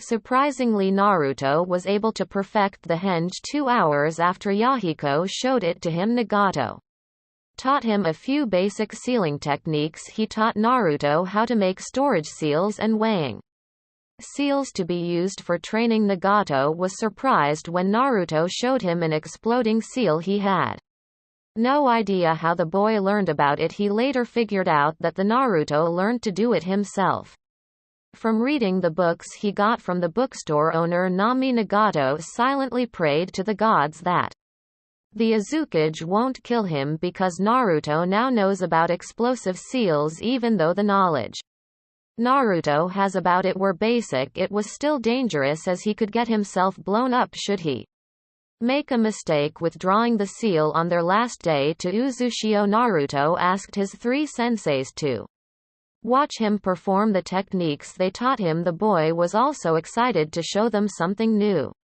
He learned by himself. The 3 watched in a distance as Naruto showed them his new technique. They were very proud of him when he was able to show them everything they have taught him and perform those techniques perfectly. Look, I got this idea when I learned the exploding seal, Naruto shouted excitedly. Naruto then took out a dozen explosive tags that he made using his chakra. He formed the tags into origami. He made 11 cranes and 1 huge fox. Next he set them off flying to a target. Behold, this is my art. You see these origami? I'll show them to my enemies in the battlefield. They will be awed with my art. When the cranes reach their target, they Naruto trailed off as he made a single hand sign, Katsu. 11 consecutive booms were heard as the cranes reached their dummy target and exploded. They explode. Naruto cheered happily. But wait, there's more, he said as the huge paper fox reached the target. Katsu, kaboom, art as an explosion, Naruto said happily. Meanwhile, his 3 senseis watched in awe. I'm so proud, Nagato said and trailed off, and scared of him at the same time. Yahiko finished. Yeah, Nagato and Yahiko agreed. They looked at their female friend who had stars in her eyes and a huge blush on her face. Konan, are you all right? Beautiful. So beautiful his art, she murmured. I never knew someone would be as indigenous as him.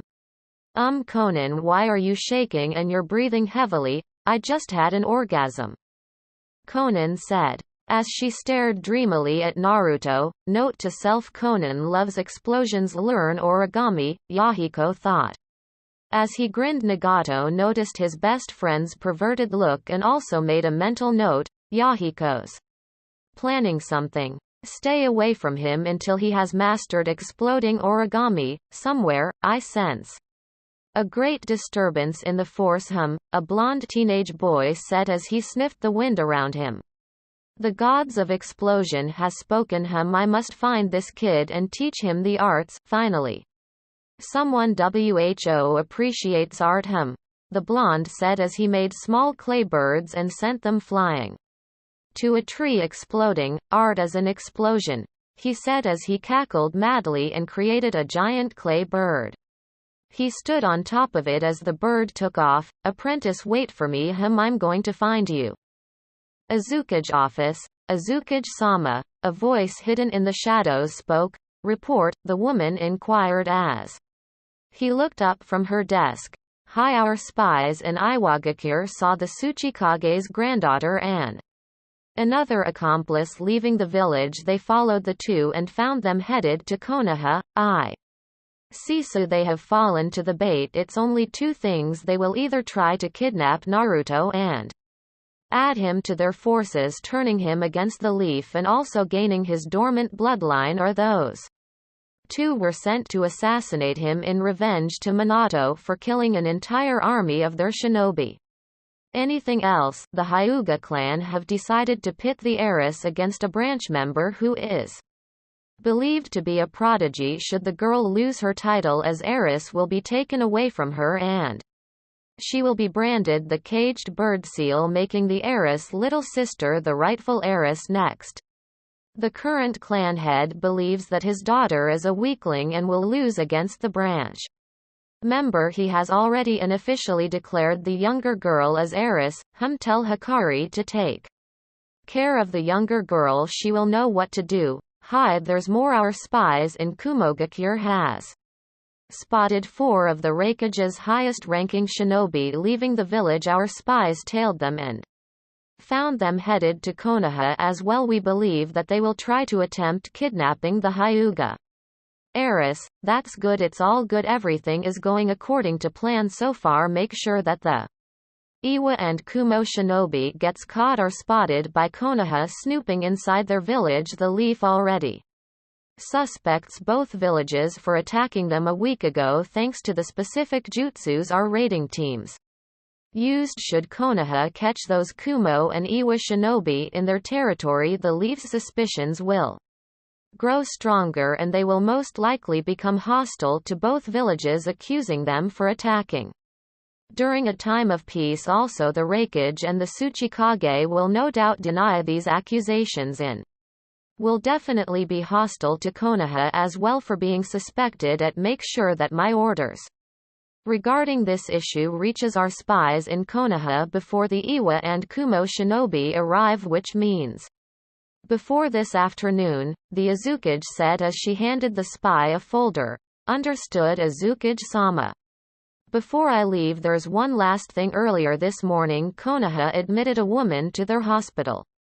Our spies in Konoha were not fooled and believe that the woman is also a spy trying to get to join Konoha's ranks. Nono asked to talk to me specifically and told me her concerns. She believes that the woman was sent by Orochimaru. She told me to ask you for orders regarding the woman. Orochimaru can wait. We are in an important situation at the moment. Tell her to keep an eye out for the snake's spy. For now, I'll take my leave, Azukage-sama. Thank you for the report. I'll hear from you again, she said as she returned her attention to her desk. Konohagakure borders late afternoon time. Finally, we're here, Akatsuchi panted. The two had been traveling almost non-stop ever since they left the village. They only stopped for water breaks and snacks. Hey, yeah, let's get some rest and wait until evening. It will be too risky to enter in broad daylight, Kuratsuchi replied, but we need to know where the kid is. No problem, we can send mud clones ahead. Of course, why didn't I think of that? You're a genius.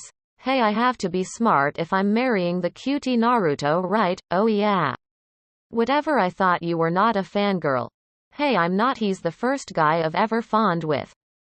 Oh shish. Earth-style mud clone. Earth-style mud clone. 2 clones materialized for each of the 2. You know what to do, Kuratsuchi said as the clones nodded and left while her partner started to make camp. 7 hours later, after Hinata and Neji's match, Hinata woke up feeling like her world was spinning. She looked at her surroundings and noticed that she was at the hospital. She tried to sit up, but still felt a little nauseous. Hinata-sama, you're awake here. Drink this, it will take away your dizziness. As Hinata finished her drink, memories flooded back and she started crying. Father W was right. I am such a weakling. IIL lost, the girl said as she bawled her eyes out. Shish.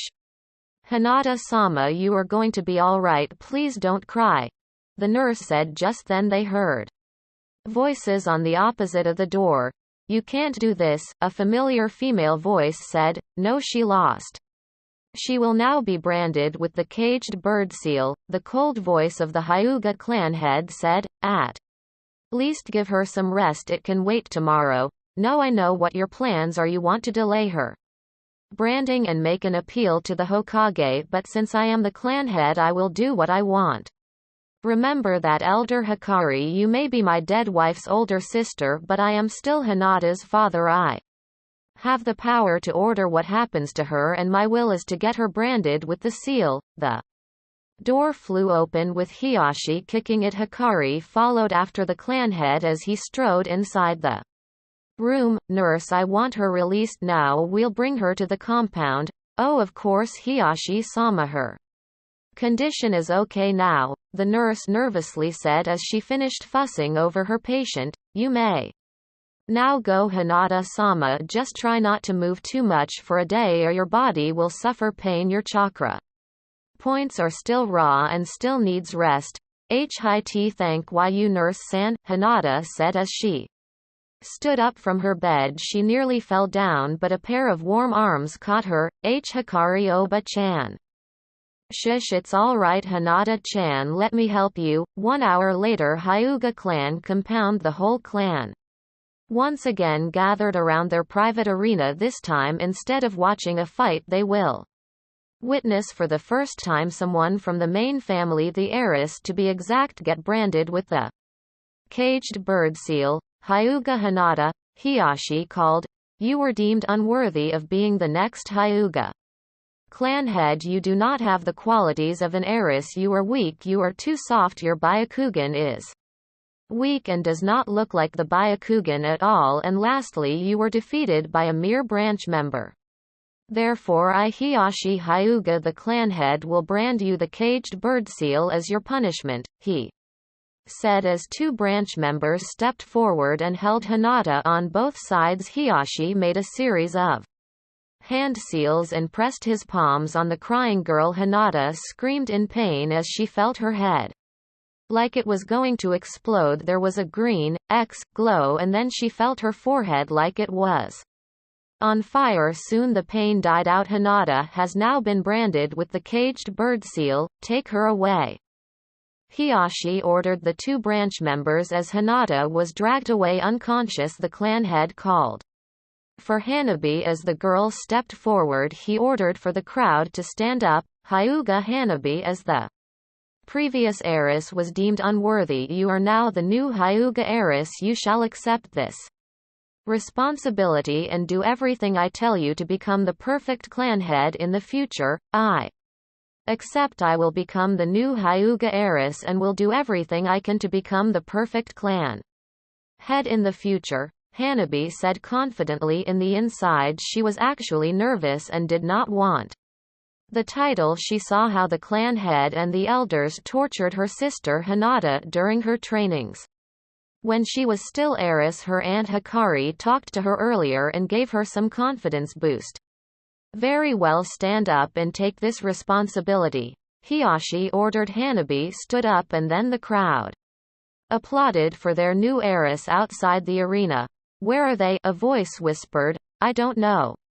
Someone replied. Shush, someone's coming, another one said. The voices hidden in the shadows watched as 2 Hyuga Chunin entered the villa carrying an unconscious girl. They watched as the 2 turned to another corridor. That's the heiress, another voice said. Taicho orders, KL stay here and take watch with me. The captain and followed the corridor where the heiress was brought.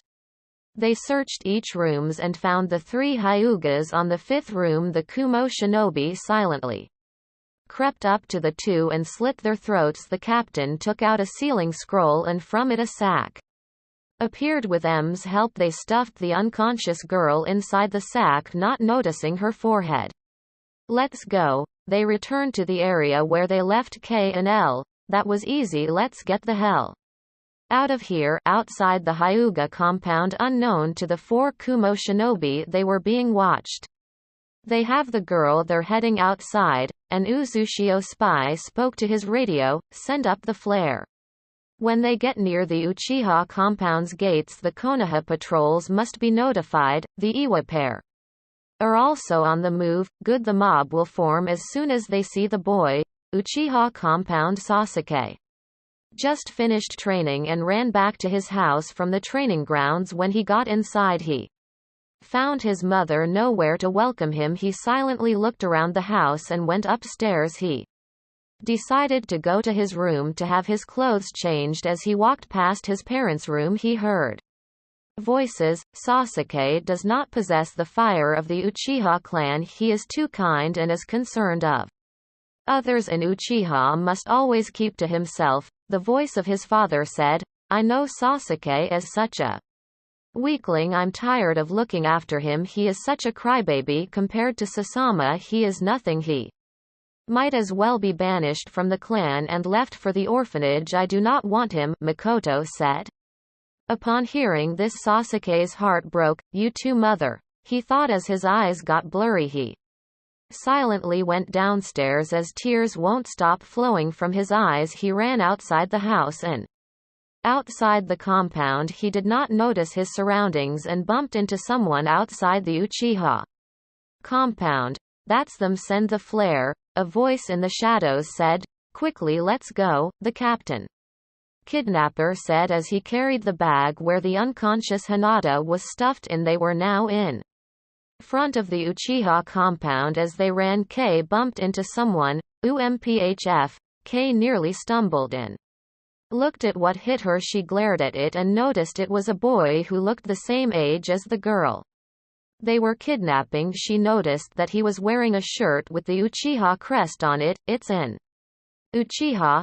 Sasuke still haven't noticed that he was in danger as he was too heartbroken to care. Well, what do we have here? This must be a lucky day indeed, the captain said. We are taking the boy as well. L knocked the boy unconscious as took out another sack. K helped her teammate stuff the unconscious boy inside the bag.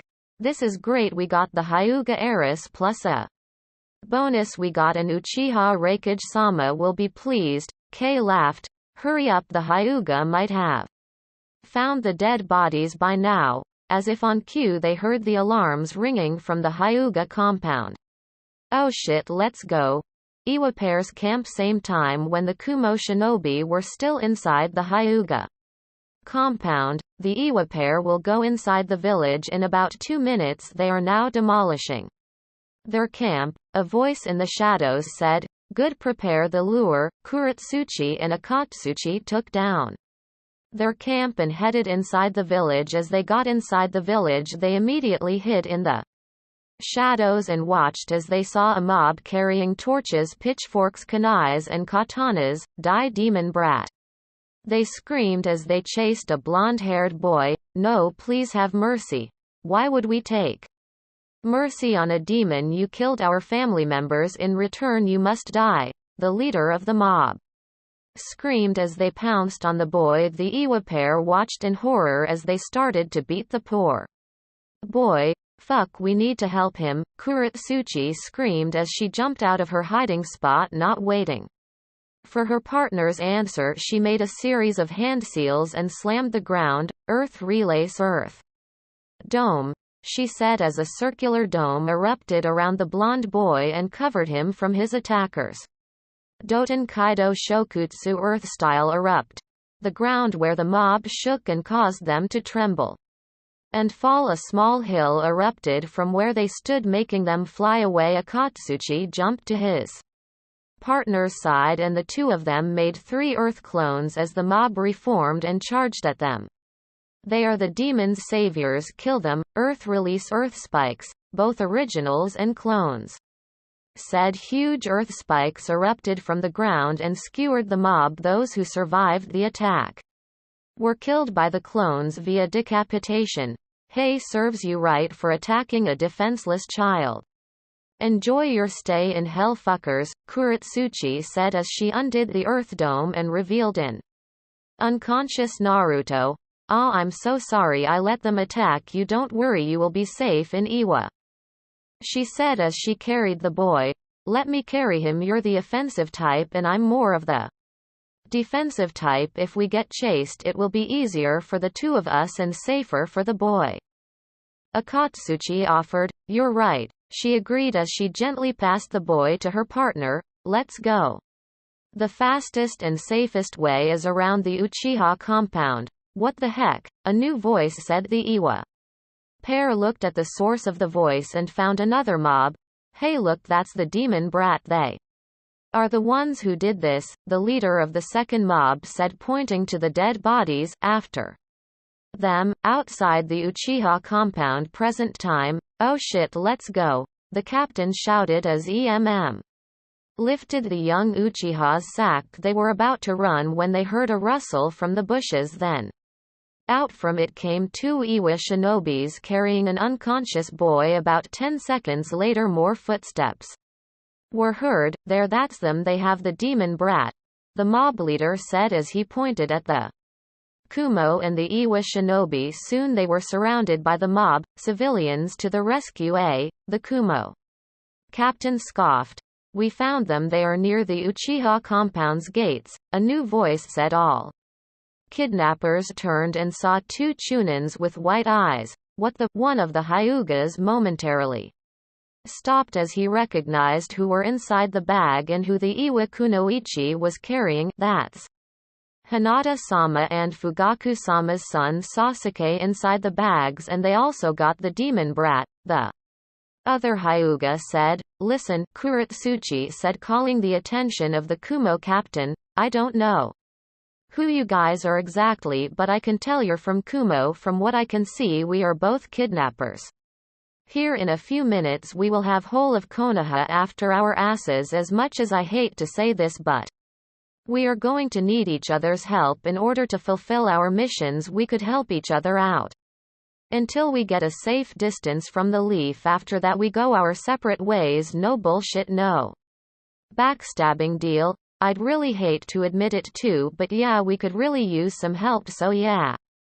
Deal. Now let's get the fuck out of here, the Kumo captain said. The Iwa pair nodded and left with the Kumo team. With a couple of Doten and Raiten jutsus, they easily killed the mob that surrounded them. As they were only civilians, they were gone for a good 3 minutes before a dozen squads of Anbu Uchiha and Hyuga arrived. Bloody hell, these people are civilians, one of the Uchihas said. Please help me. All of them turned and saw a civilian who was barely breathing. It was the leader of the second mob. He had multiple bone fractures and his heart was impaled. They took the Hyuga heiress Fugaku-sama's son. And the blonde kid Kami-sama. Please forgive me, the civilian whispered as his soul left his body. Before he died, he realized his mistake and finally figured out that the blonde boy whom they hated and tried to murder was actually a human and the container, not the Kyuubi no Yoko itself. This way, quick, the Hyugas said as they found the kidnappers with their Byakugan. They motioned for the others to follow and jumped into the bushes leading to the forest Hokage office. Hokage-sama, a Jonin, entered the office without knocking on the door. He was panting as he kneeled. The demon brat, the Hyuga heiress, and Fugaku-sama's youngest son were kidnapped. Dozens of dead bodies were found near the market district and the Uchiha compound gates. All of them were civilians. The Hyuga clan have also reported 2 dead chunins whose throats were slit. The kidnappers have escaped through the forest from the Uchiha compound. A dozen squad are currently chasing them. Thank you, you may now leave, the Hokage said as he pointed at his crystal ball, indicating he already knew a part of the news. Hi. The Jonin bowed and left the office. Closing the door, Sarutobi stood up from his seat and inhaled from his pipe. He faced the windows and looked at the village as he exhaled the smoke. Iwagakure and Kumogakure. Is this a coincidence, or are they the ones responsible for the raid? Onoki? What are you two up to? The professor mumbled as he blew another from his pipe. Takigakure. Same time the kidnapping was happening. This way. Follow me, Fu whispered to her Uzu companions as they entered the village. Once again they have made preparations and waited for nighttime to fulfill them as someone who used to run and hide ever since. She was able to walk and talk. Fu knew all the passages in the village, be it a secret passageway or not. The girl knows about them as she had been there when hiding from mobs. Fu and the four storm crept into a narrow passageway hidden from the night patrols. There were only a few since the village was peaceful except for the fact that they were hostile against one girl. "There's nobody here," the captain of the team commented. "You really know your way, huh? Of course, now we take this secret passage. This leads inside the Takikage's mansion," Fu replied as she pointed at a corner with a small puddle of water. "If someone would look closely, they will see nothing but a simply puddle of water." But in Fu's case, she found out about it. Fu and the Uzu retrieval team entered the secret passage. They got inside the mansion and immediately headed to the safe with the use of some blood seals. They were able to open the safe and immediately created copies of the scrolls ranking from A to Kinjutsu. They took the original ones and placed the copies inside the vault. The copies will remain there just for the Takikage to see if he decides to check. Once he have checked the scrolls and found them there, the fake scrolls will vanish. They exited the mansion without a problem. They sneaked into the shack where the gathered heroes' water was being kept. They took everything in, placed it inside a special sealing scroll, and not a single drop was left from the container. "We're done here, thank you. Now let's go to your place," Fu said as they got back inside the forest where they made camp for the day. "Sounds good, let's go." The captain nodded. They jumped off, leaving the village hidden in the waterfall behind Takigakure, Konoha border. Fu and Storm's Pav, the five, were speeding back to Uzushiogakure when they felt 6 strong chakra signatures and 3 faint ones. "Weird, I can sense my sister's chakra but it seems faint, incomplete." The Nanabi spoke through her container's mind. "There's another one like me?" Fu asked. "Yes, and if I am not mistaken it is the Kyubi," Nanabi said, not mentioning her sister's real name as it was a rule the demon or demoness itself shall be the one to tell a mortal of their name. "Halt, I sense a familiar chakra signature," the Uzu captain said as she and her 4 companions stopped. Nanabi said she can sense the Kyubi. Fu informed the 4 storm, making their eyes widen. "Naruto-sama, what is this? The chakra signatures with him are not familiar," the captain muttered, and then realized, something has happened. "Everyone, conceal yourselves. Fu, you stay away and hide," she barked to her teammates as they got into an ambush formation. "Wait, what's happening? Are those people enemies?" Fu inquired. "Yes, the chakra signatures around Naruto-sama are not familiar." "Naruto-sama, who is he?" "Oh right, you do not know. Well, he's like you, a Jinchuriki. He has the Kyubi no Yoko. We'll explain more about him later. For now you need to hide while we rescue him. The 6 chakra signatures with him are high Jonin level in normal standards. Taicho, there are friendly chakra signatures chasing after them," one of the storm said. "Wait, normal standards?" Fu asked, bewildered. "We'll explain later. Hide and conceal your chakra. Go." Fu nodded and went to find a spot to hide. The 4 storm activated their Rinnegan behind their masks and waited for their guests. Iwa and Kumo Shinobi Pav were passing through the borders. The Kumo captain said as he adjusted the sack over his shoulder, "They are still after us. We'll need to do something," Kuratsuchi said. "Let's stop here. KL, watch over the kids. With me. We're fighting the pursuers." "All right, Akatsuchi, please watch over my future husband. Prepare to do support." Konoha pursuers. Pav, unknown to the kidnappers, the Konoha shinobi have long stopped from pursuing them. Instead, it was the Uzu nins who were chasing after them, only wearing Konoha gear. Taicho, they have stopped. They are probably thinking of engaging us now. There are 4 friendly chakra signatures ahead them and another strong one unfamiliar. Wait for and another Strong one. That's the Nanabe Jinchuriki retrieval team. I think they have also sensed us and the ones we are pursuing. I need you to go ahead around and inform the other team of the current situation. Quickly go. Hi. Real Konoha pursuers Pav earlier. Wait, no, stop, Hyuga shouted as a Chunin stepped on something. Boom. Damn it, this place is rigged with traps. If we go around they will be too far away to catch, and Uchiha said, we have no choice, we need to go around. Where there are no traps I'm sure we can still catch them, another one said. Well then let's go. Before the pursuers could begin to move they felt unfriendly chakra signatures around them and were many. Well looky here, we got some Konoha nin inside our camp, a heavy raspy voice said. Haha, let's kill them, cackled by a high-pitched voice that sounded like a fangirl. The Konoha pursuers got into a defensive position and prepared. Damn it, we let ourselves get ambushed, said by a Chunin. The Leaf found themselves surrounded as the owner of the voices came out. There were 100 of them. Bandits, let's deal with them quickly. Ooh, looky, they think they can beat us. Let's show them why they should fear us, the leader said as they stepped out from the shadows of their hiding spots as they surrounded the Konoha nin. The Anbu recognized them. You're Kumo and Iwa nin, so you really are working together, the Anbu commented. Hey, quite right, the fangirly voiced male said. So the woman we admitted to the hospital earlier. Girl, wait, I think I remember. Wearing a purple dress.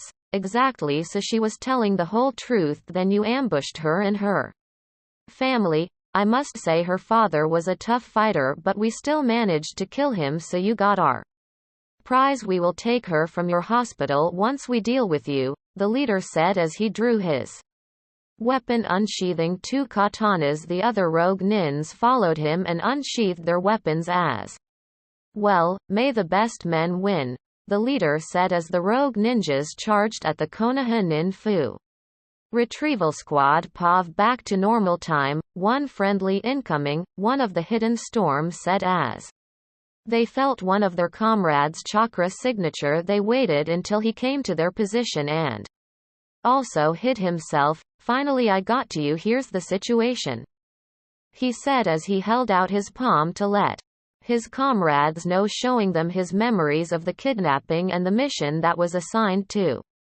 them. Flashback. Ka-chan, Naruto-kun, I would like to ask you something. This is very important.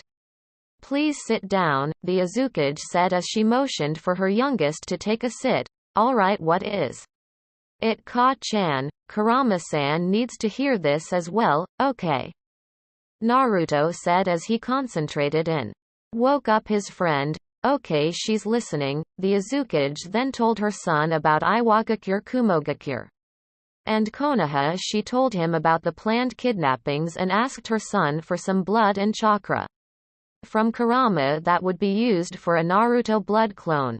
The girl who is going to get kidnapped is my goddaughter. Her mother Hitomi is an old friend of mine and was my teammate when I was still a genin. The reason why we're interfering is that she's part Uzumaki. There is a chance that her children might also have gained our bloodline. We cannot let it fall into the hands of another village. I understand, so the clone will be used as bait for Iwa. Yes, alright, I'll help. Naruto grinned as his mother hugged him in thanks. The Uzukage then motioned for the storm that was hidden and called for the team that was assigned for the mission. She then briefed them about the intervention they will be doing during the supposed kidnapping of the Naruto blood clone and the daughter of Hitomi Hinata, Uzumaki Hyuga. End flashback. I see, we were worried that the lost Maelstrom had been kidnapped again. Thanks for the information, the captain said and motioned for her team. Alright, we're going to assist retaking back the kidnapped children as Konoha shinobi. Iwa and Kumo shinobi. Pav. Here they come, one of the Kumo shinobi said. Hand us over the children, and we will our separate ways and forget this incident this ever happened. Like hell we will.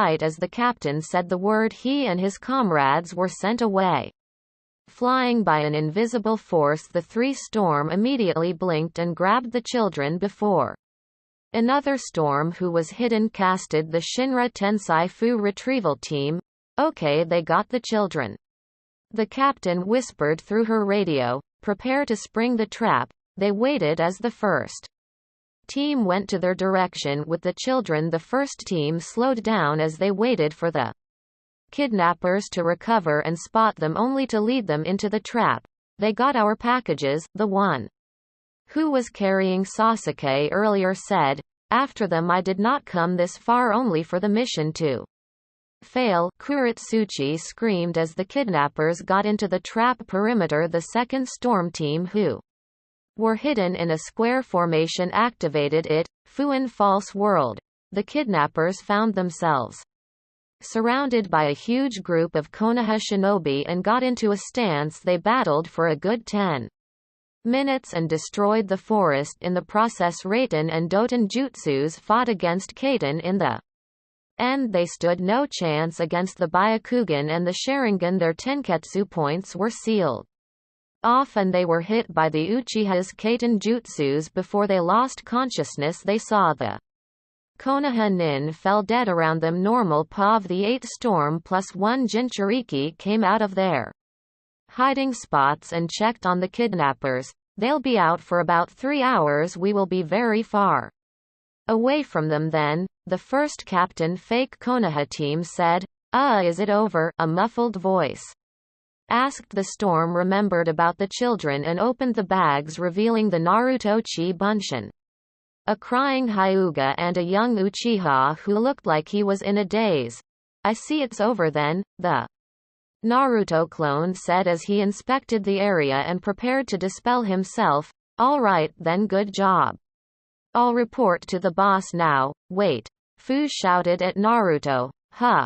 Are you the Jinchuriki of the Kyuubi? The blood clone did not respond and stared at the storm questioningly. My name is Fu. I'm the Jinchuriki of the Nanabi. She felt your chakra inside you, so she told me about you. I see. Well, to clarify things, I'm just a clone. A percentage of blood and chakra that came from my son and the Kyuubi were used to create me. Most of the blood used was from my original WHAAAAAAAAAT. Fu asked. Totally confused, the Naruto clone chuckled and formed a hand sign. There was a poof of smoke, and from where the Naruto clone was, a beautiful woman with long red hair now stood. I'm sure your rescuers have already told you about us being on good terms with Jinchuriki. My son Naruto is the Jinchuriki of the Kyuubi. I am the leader of the village that you are going to. My name is Uzumaki Namikaze. Kushina Shodem Azukage of the new Uzushiogakure. Uzumaki Uzushiogakure. Fu's eyebrows scrunched as she got into a deep thought. I think I've read those names before. Shish, we'll talk more about that later. For now you need to move. You will meet my son later. She smiled as she made a hand sign and dissolved into a puddle of blood. The blood soon dissipated into smoke.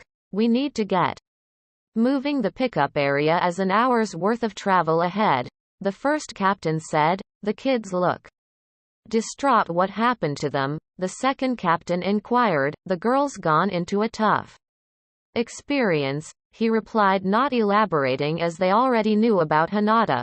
We do not know about the boy. We need to check him first. He may be a kid, but we cannot just trust someone from Konoha. Yeah, you're right, he said as he placed his palm on top of the boy's head and scanned through Sasuke's memories. Oh dear, poor boy. he mumbled as he unplaced his hand from the boy's head and held it out for his teammates to see. Oh, poor boy, indeed, we'll take him with us. Naruto-sama and he will be great friends. Azukage-sama will be pleased about him as well. Let's go. Just cast a sleeping jutsu on them. 1 hour later, they had been running non-stop for an hour and slowed down as they approached a huge waterfall. We're here, the first captain said as he walked inside into an opening that was behind the waterfall. This is Uzushiogakure. You're located inside a waterfall, Fu asked, feeling incredulous. However, she still followed inside and heard someone laughing. This is just the pickup point. From here I'm going to transport you to Uzushiogakure, a new voice said as he stopped laughing. Fu looked for the owner of the voice and found a man with long blonde hair wearing a white cloak with flame patterns on the bottom of it. Hello Fu, my name is Minato Namikaze. I'm the Azukage's husband. You look like an elder version of Naruto. Minato chuckled and replied, haha. Yes, you'll finally meet him later, he said as he stared at the two sleeping children the storm was carrying.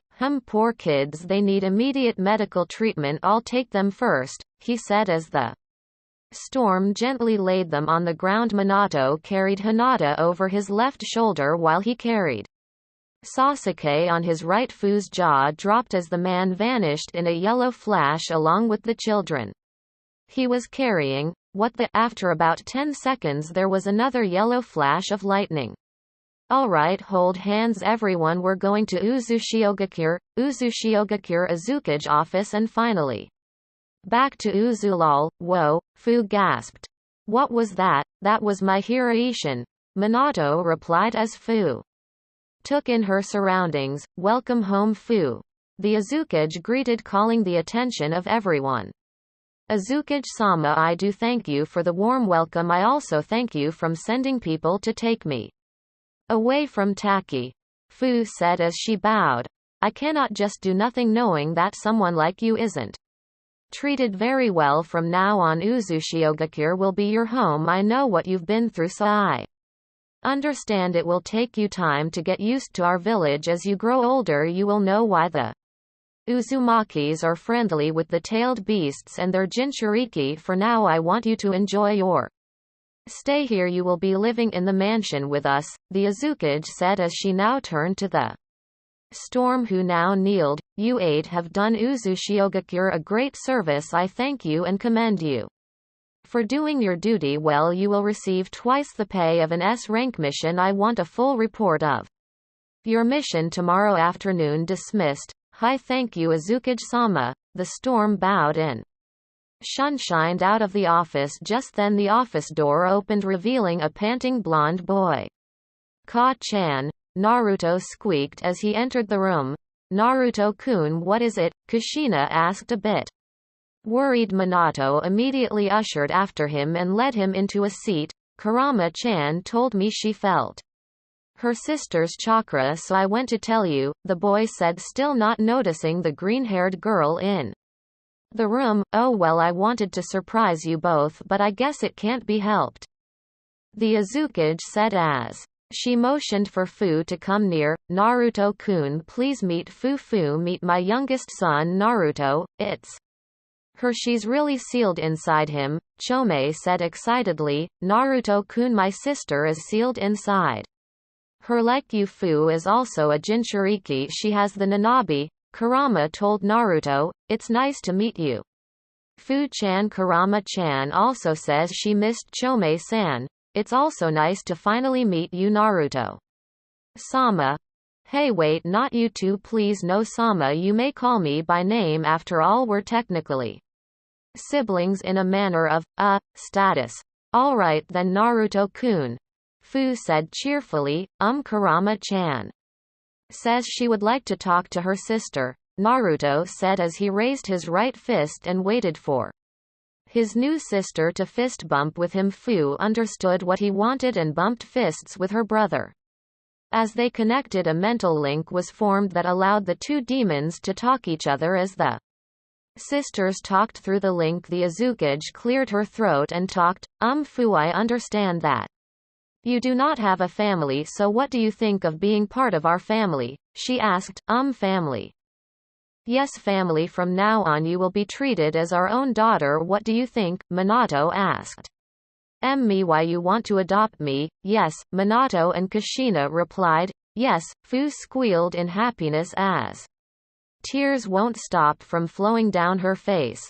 I finally have a family. I've always wanted a family, and I got a brother too. Well then, how does Uzumaki Namikaze Fu sound? I like it. Ka-chan to Chan, she said as she hugged her new parents. Yay, I got another sister. Naruto cheered as he joined the group hug.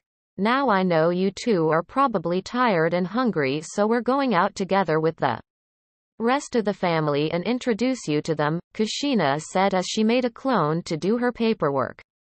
Ramen, Naruto cheered happily as they exited the office. Afternoon time. Uzushiogakure Hospital. Hinata's room. Azukage-sama, their health condition is fine now. The boy is still asleep because of the medicine we gave him when he woke up earlier crying. The girl should wake up in a few moments, the nurse said as she led the Azukage and Minato into Hinata's room. Hinata mumbled as she slowly opened her eyes. She looked at her surroundings and realized she was at the hospital. She hasn't noticed the two people standing near her bed yet. Hello, how are you? A voice asked, making the girl squeak in surprise. Oh, I'm sorry, I didn't mean to startle you, Kushina said gently. My name is Uzumaki Namikaze Kushina. I had you saved from being kidnapped by Kumo. Do not worry, you're safe now. Your wounds have been also healed. Please let me stay here. I don't want to go back to them, she whispered as she curled into a ball and started to cry. Shish, don't worry Hinata, I'm not sending you back. Did you know I'm your godmother? As your godmother I'm not going to let any more harm come to you. I will protect you. Gee, godmother. Yes, Hinata-chan, Hitomi named me your godmother before we got separated. You know my Ka-chan. Yes, I did know her. Your mother and I were best friends. She was also my teammate back when we were genin until we made jonin. See, can you tell me more about her? Of course, Kushina said as she smiled warmly at the girl. For the past hour she spent it by telling Hinata stories about Hitomi. When she was done, Hinata was once again crying. I miss her so much, she sniffled as Kushina embraced her. Hinata unconsciously touched her forehead and rubbed it. It doesn't hurt anymore, she whispered as her godmother released her from the hug. The caged bird seal has been removed from you. I took the liberty of having it removed when you were still asleep, Kushina informed the girl, making her cry again, but this time Hinata cried in relief. Thank you. Hiyashi will pay for doing this to you. Also, do not worry about your sister. I'll have someone take care of her and keep her away from harm. Hinata nodded in thanks and relaxed. Just then the door opened and more people who looked like Minato and Kushina went inside. Ka-chan. Is she awake? May I see her now? Naruto asked excitedly. You? Hinata pointed to the boy as her face turned red. Kushina became worried that Hinata might have been brainwashed about her son as well and got ready to defend her youngest. I never knew your name, she mumbled. Uzumaki Namikaze Naruto. The future Azukage believe it. Hin Naruto-kun. Never got the chance to thank. Why you, thank me for what? Naruto asked as he sat on Hinata's bed, making the girl blush even more. Why you saved me. Why you're my Naruto-kun, she stuttered as she lost consciousness, fainting. She meant to say, you're my hero, but due to Naruto being too close to her, her mind overloaded and caused her to faint. You're my Naruto-kun.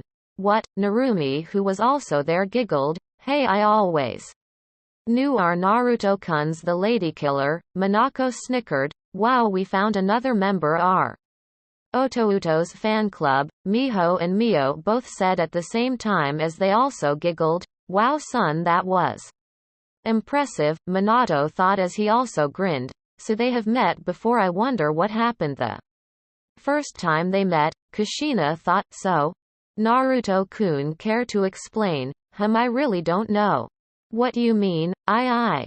Everyone turned to the girl as she regained consciousness. "Hes saved my life when I was 3 years old." Flashback. It was a night of festival in Konoha. A celebration was held as the ambassador of Kumo arrived for the peace talks and the possible alliance between both villages. As for Naruto, it was just a normal night for him as he just escaped another mob that was trying to murder him. As he turned into a corner, he did not realize he was near the Hyuga compound. The boy immediately jumped in alarm and hid as he heard hushed whispers, "Quickly, we need to get out of this village now." Naruto, being the child he was, got curious and went out from his hiding spot and checked out the voices. "What are you doing?" he asked as he approached two people, with the other one carrying a crying girl. "Help me," the girl cried as she heard Naruto's voice. "Hey, let her go. What are you doing to her?" Naruto demanded. "Get lost, kid," one of the kidnappers said as he hit the boy in the head, knocking him out. "No, what did you do to him? You're bad people. You killed him. Come on, we need to go," the one who hit Naruto said.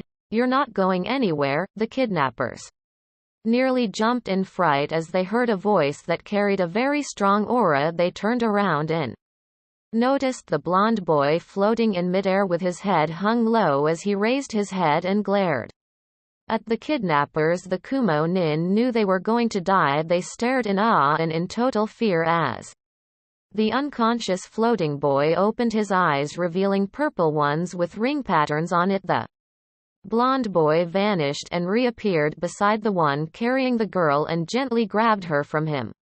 He once again vanished and reappeared in front of the kidnappers about 5 meters away from them. It happened so fast that the Kumo nin did not know what happened and only realized it when they saw the boy in front of them carrying the girl they were kidnapping. He quickly set the girl down and stared at the kidnappers. They were about to charge at the boy when he raised both arms with his hands opened. Shinra Tensai, heavenly subjugation of the omnipresent God or Almighty. Push. The kidnappers were blasted off from their feet by an invisible force, causing them to crash into a wall. Bansho Tenon, heavenly attraction of all creation or universal pull. About a second passed after they crashed into the wall. They felt themselves being pulled to the boy this time.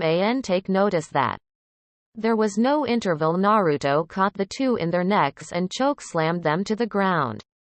"Ninjendo, human path," he said as he placed each hand on top of their heads in a grip-like hold. He raised his arms as he pulled the souls of the two kidnappers, immediately causing their bodies to drop dead. "You're safe now," he told the girl as he turned to her and helped her get up to her feet. "Your family will be arriving soon. I can sense them." Naruto started to walk away but smiled at the girl before he left the area. The girl was fascinated with the boy's purple eyes. "Hinata will forever remember this incident and wait to see her savior once again and to thank him." Ever since the failed kidnapping, she had developed a liking for Naruto. End flashback.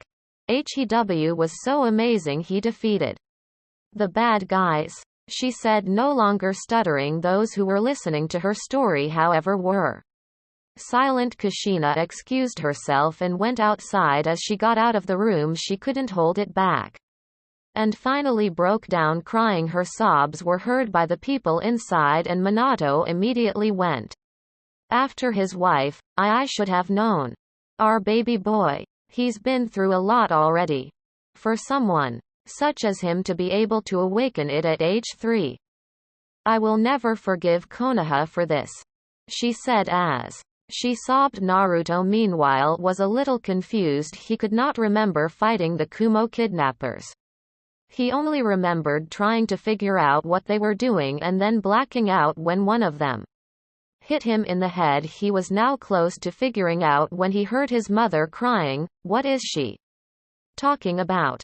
Based on the girl's story, he battled the kidnappers by sending them away flying in. Back defeated them by touching their heads. Kushina also said something about him awakening. Something. Has Naruto-kun awakened it? How come I never noticed? Kurama thought silently as she was also listening to the story. She was pacing inside her mansion that Naruto made for her. I need to look into this memory. The Rinnegan, it normally awakens when an Uzumaki reaches the age 18. If the person undergoes harsh training, he or she could awaken it earlier in extreme cases like the Uchiha clan's Mangekyo Sharingan. The Rinnegan can be also awakened if the person experiences very traumatic physical, mental and emotional pain. This was the case for Naruto. Is that Ka-chan? Why is she crying? Naruto asked his siblings worriedly. They understood why their mother was very hurt at the moment and decided not to disturb her while their father tried to comfort her. Ka-chan's alright, I think it was just someone else who sounded like her. Don't worry, Naruto-kun, Minako said. Are you sure? The boy asked, doubtful of his brother's answer. Yeah, we're sure, Narumi said as she smiled at Naruto. Okay then. Naruto decided to ask about his mother because he was sure he felt his mother's distressed emotions. For now he just pretended to believe his older siblings. You know, Naruto, there is also this boy admitted to the other room. He was also from Konoha. Would you and Hinata like to meet him? Narumi asked as she tried to divert the attention from their mother. Do you know him, Hinata-chan? Naruto asked the girl. The girl shook her head and told him she thought she was the only one who'd been kidnapped. Alright, then let's go meet him, he said cheerfully as Mio and Miho led them to another door that led to the next room. Narumi went to the other door that their parents used to check on her mother. Minako waited until Naruto and the others got inside Sasuke's room before following after his older sister. Sasuke's room. The young Uchiha could be seen staring at the wall opposite his bed. He knew he was kidnapped and was saved and was brought to another village. He was currently thinking of his family, or if he should still call them his family. His father and his siblings never showed any kind of affection for him, while his mother also said she no longer wanted him. When he got out of the compound and bumped into the Kumo kidnapper, he knew he was in danger but shrugged it off because a huge part of him wanted to get kidnapped and be taken away from Konoha. When he regained consciousness, he now found himself in a foreign place. Although new, he felt the people were friendly and nice to him. He had already developed a liking to the new place he currently was and couldn't wait to get out his bed to make a tour. He was interrupted from his thoughts when he heard the door of his room open. Hello, may we come in? A familiar blonde boy poked his head inside and asked him. Sure, please come in, Sasuke said as he got into a sitting position. Hello, I'm Uzumaki Namikaze Naruto, the blonde said as he came near his bed and offered a hand. Sasuke shook it and smiled. He finally recalled who the boy was. My name's Uchi. My name's Sasuke. He did not tell his surname because deep inside he knew he was already an outcast and his parents no longer wanted him. An Uchiha, Kurama said through Naruto's mind. She immediately perked up when she heard the boy mention Uchi. She knew it was Uchiha if he finished it. The boy also looked familiar as he strongly resembled the human being she hated the most. I finally got to know you. I've always wanted to get to know you, you know. Oh wow, really? Yeah, I saw you a couple of times being chased by a mob. I'm so sorry about that. I really wanted to help you, you know. I know you're not a demon despite what they say.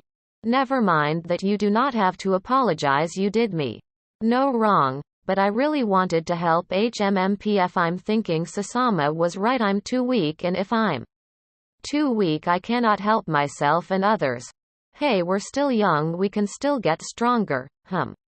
You're right anyway. I'd like to ask you if you'd like to be friends with me. Friends, of course I like friends. You know, someone once told me that having friends also means having someone to motivate you to become stronger so you can protect them. That's great then. Sasuke cheered happily. He now noticed 3 other people who entered the room after Naruto. Oh, I'm so sorry I haven't been talking to you. Oh, it's alright, don't worry about it, Mio and Miho said. A polite Uchiha besides Toby now.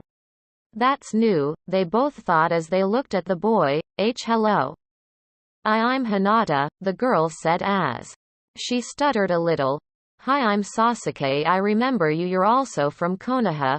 Why yes B, but I'm no longer wanted there and I've already decided I'm staying here. You too, huh? Yeah, so your clan also banished you? Pretty much, yeah, I guess I can also call this place my new home now, he said. As he looked at Naruto, where are we? I guess I can trust you. We are in Uzumaki no Sato, and this village is literally hidden since no other village know it still exists, for the next hour with the two promising not to tell anybody. Naruto spent the time by explaining to Sasuke and Hinata the story about Uzumaki, including Konoha's betrayal and the village's supposed downfall back during the war. Mio and Miho excused themselves earlier to check on their mother. Wow, I knew there was something wrong in Konoha and I was right, they are players in traitors and wow, Naruto, your clan must be very strong to be able to defeat 3 armies. I guess so. Their thoughts were interrupted when they heard their stomachs growl. Haha, we're all hungry. I know a good place where we can eat. Follow me, Naruto said as he led the 2 out of the hospital and headed to Ichiraku's Azuka's office. So Naruto-kun's awakened the Rinnegan, Minato said as he leaned on a wall. Yes, but it's been dormant. I could not sense it in him as active. I do not know what exactly happened. I need to watch the memory, Kushina replied as she massaged her head while she sat behind the desk. We need to ask Hinata for it. Yes, we will, but the girl has yet to recover first. She's been through a traumatizing incident. Naruto's siblings were also inside the room listening to their parents' conversation. They were worried about their younger brother as well.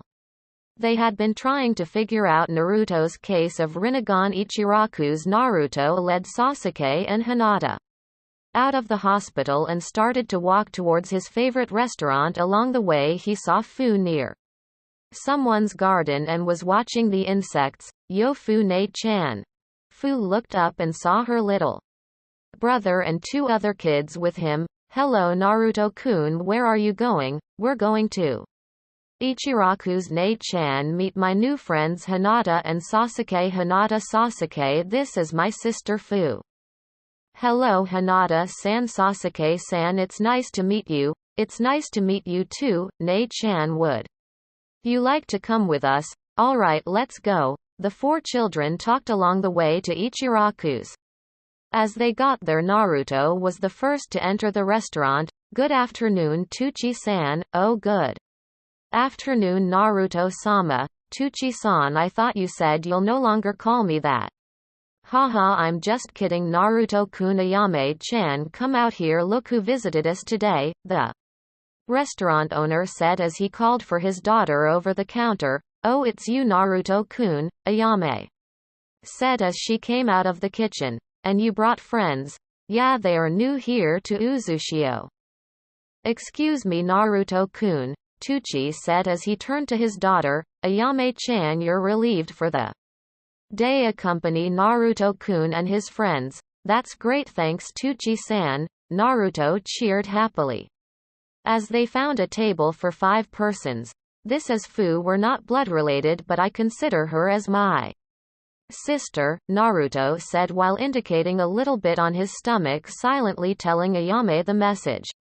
So Hinata and Sasuke won't know. At least he would not tell them yet. Oh, I see, that's nice. I'm Ichiraku Ayame. It's a pleasure meeting you, Fu. So what number are you? Ayame asked Fu while winking. Fu's eyes widened as she realized what Ayame was asking her. She smirked at her as she replied, 7. This is Sasuke and Hinata. They are also from Konoha while Fu's from Taki, Naruto. Sasuke, Hinata. Fu and Ayame spent the afternoon sharing stories about their lives back from their previous villages. They got closer to each other as they found themselves having each experienced an awful life.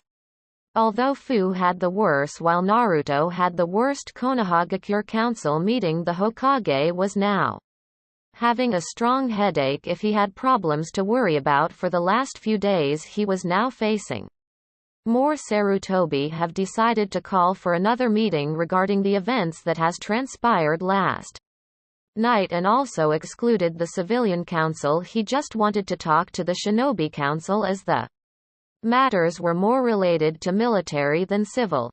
Alright, now let us get this started. Yesterday morning, 2 gate guards called for a medic team and had a woman admitted to the hospital. I also came to the gate when the team was summoned. From what the woman have said, she was from a traveling family that were also merchants. They got ambushed just a few kilometers away from our main gate. The ambushers apparently were not regular bandits, they were Kumo and Iwa Rouge Nin, the Hokage said as he blew on his pipe and stared at Hiyashi.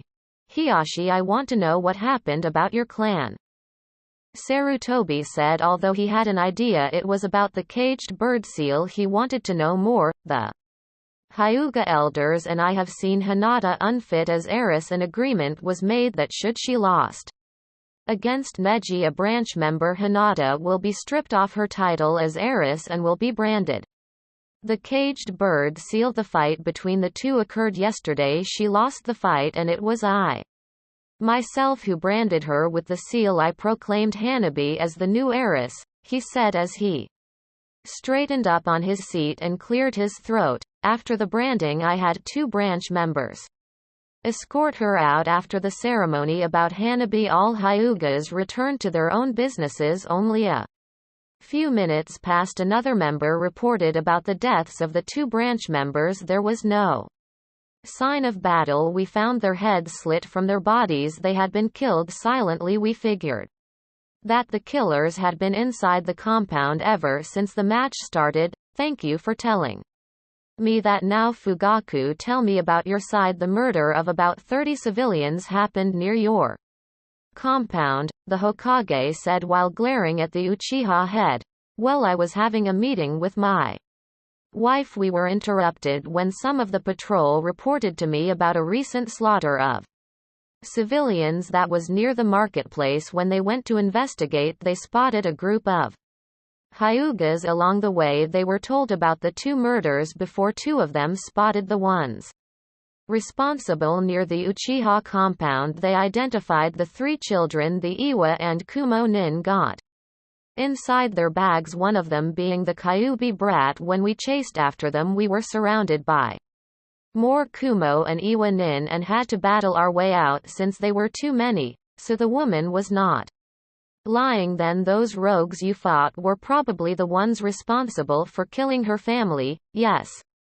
They mentioned something about us admitting a woman to the hospital. They threatened us of hitting the village, so we had to fight them. By the time we killed every last one of them, the kidnappers were already too far away and we could not locate them. I see, so Kumo and Iwa have teamed up to kidnap 1 Hyuga, 1 Uchiha, and our ultimate weapon Shikaku, Sarutobi said as he turned to the lazy head. Tisk, this is too troublesome, but I'll put this together.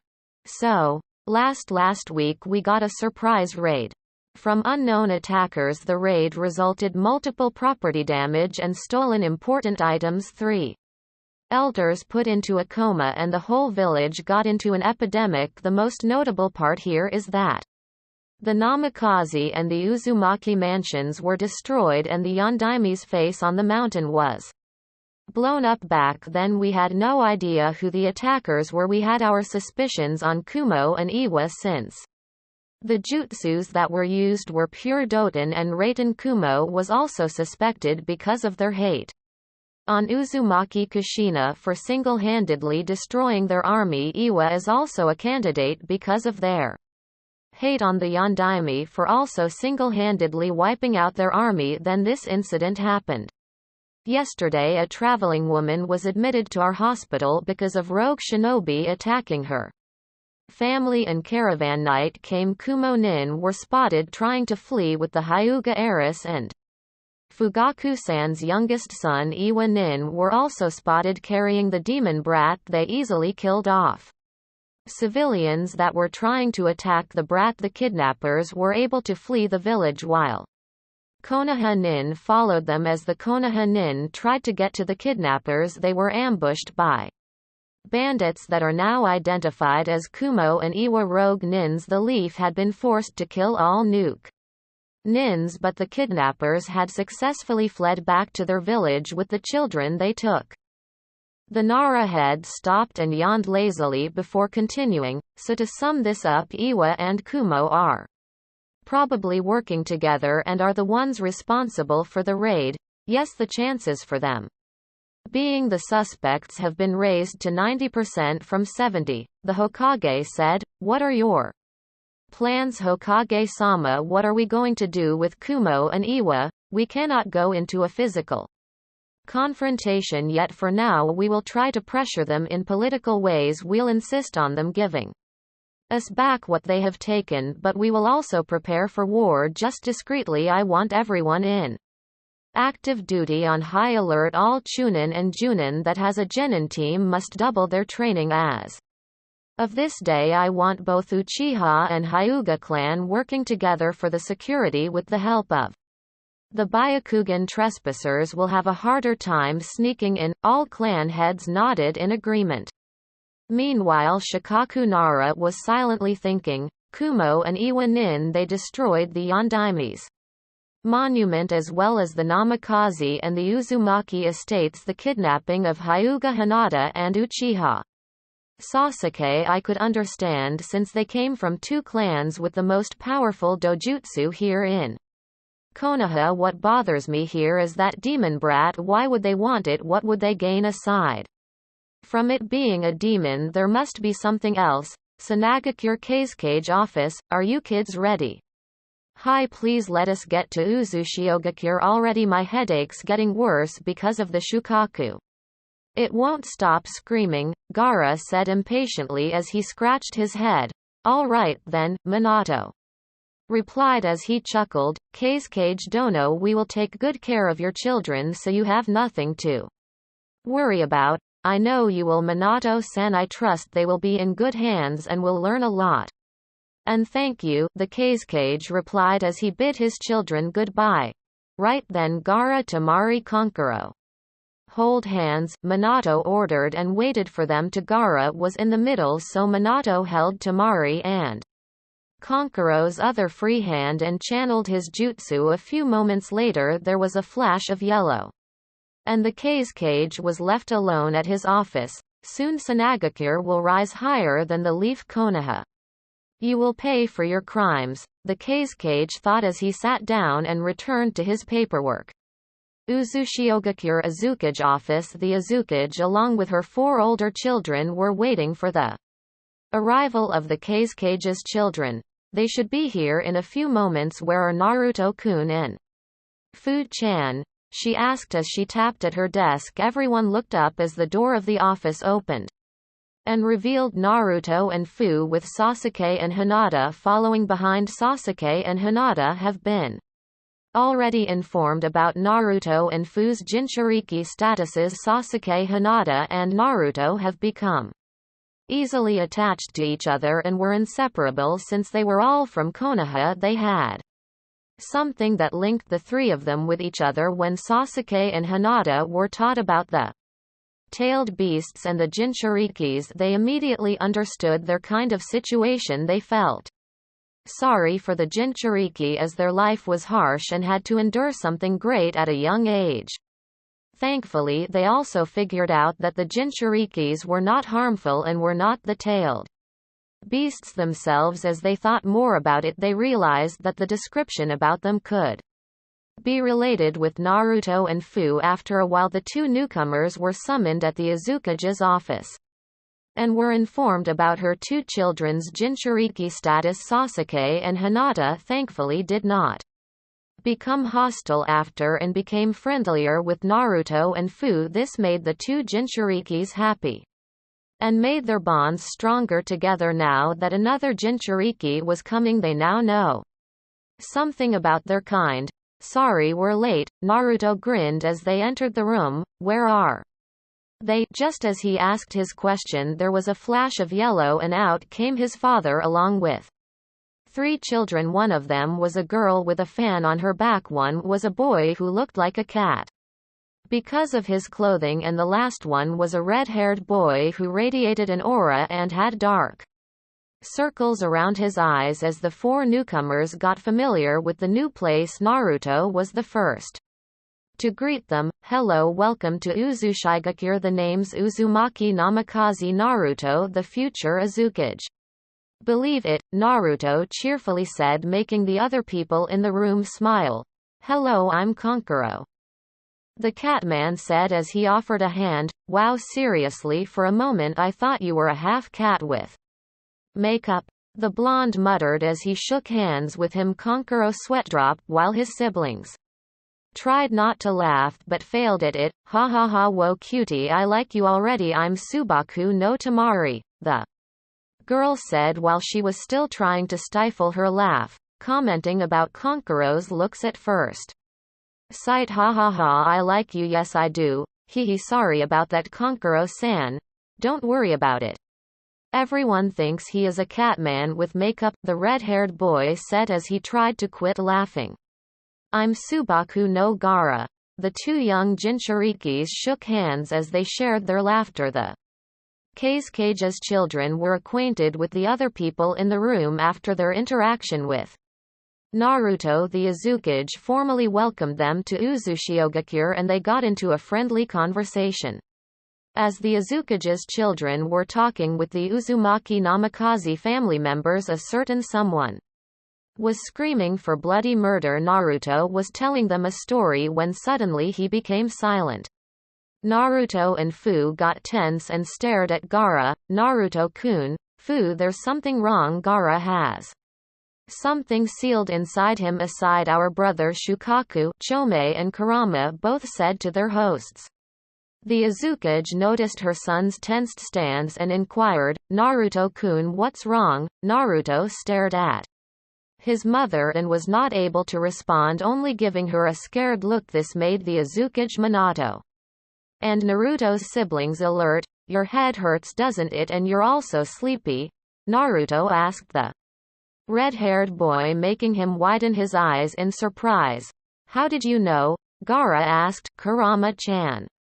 And I can feel it. Shukaku's screaming. We can almost hear it. Something off is radiating. Yes, Chome says the same thing. Fu added, Ka-chan, something is wrong. We need to get Gaara-san into an open area where there are no people now. The Azukage understood what her son meant and immediately called for the storm hidden inside the office.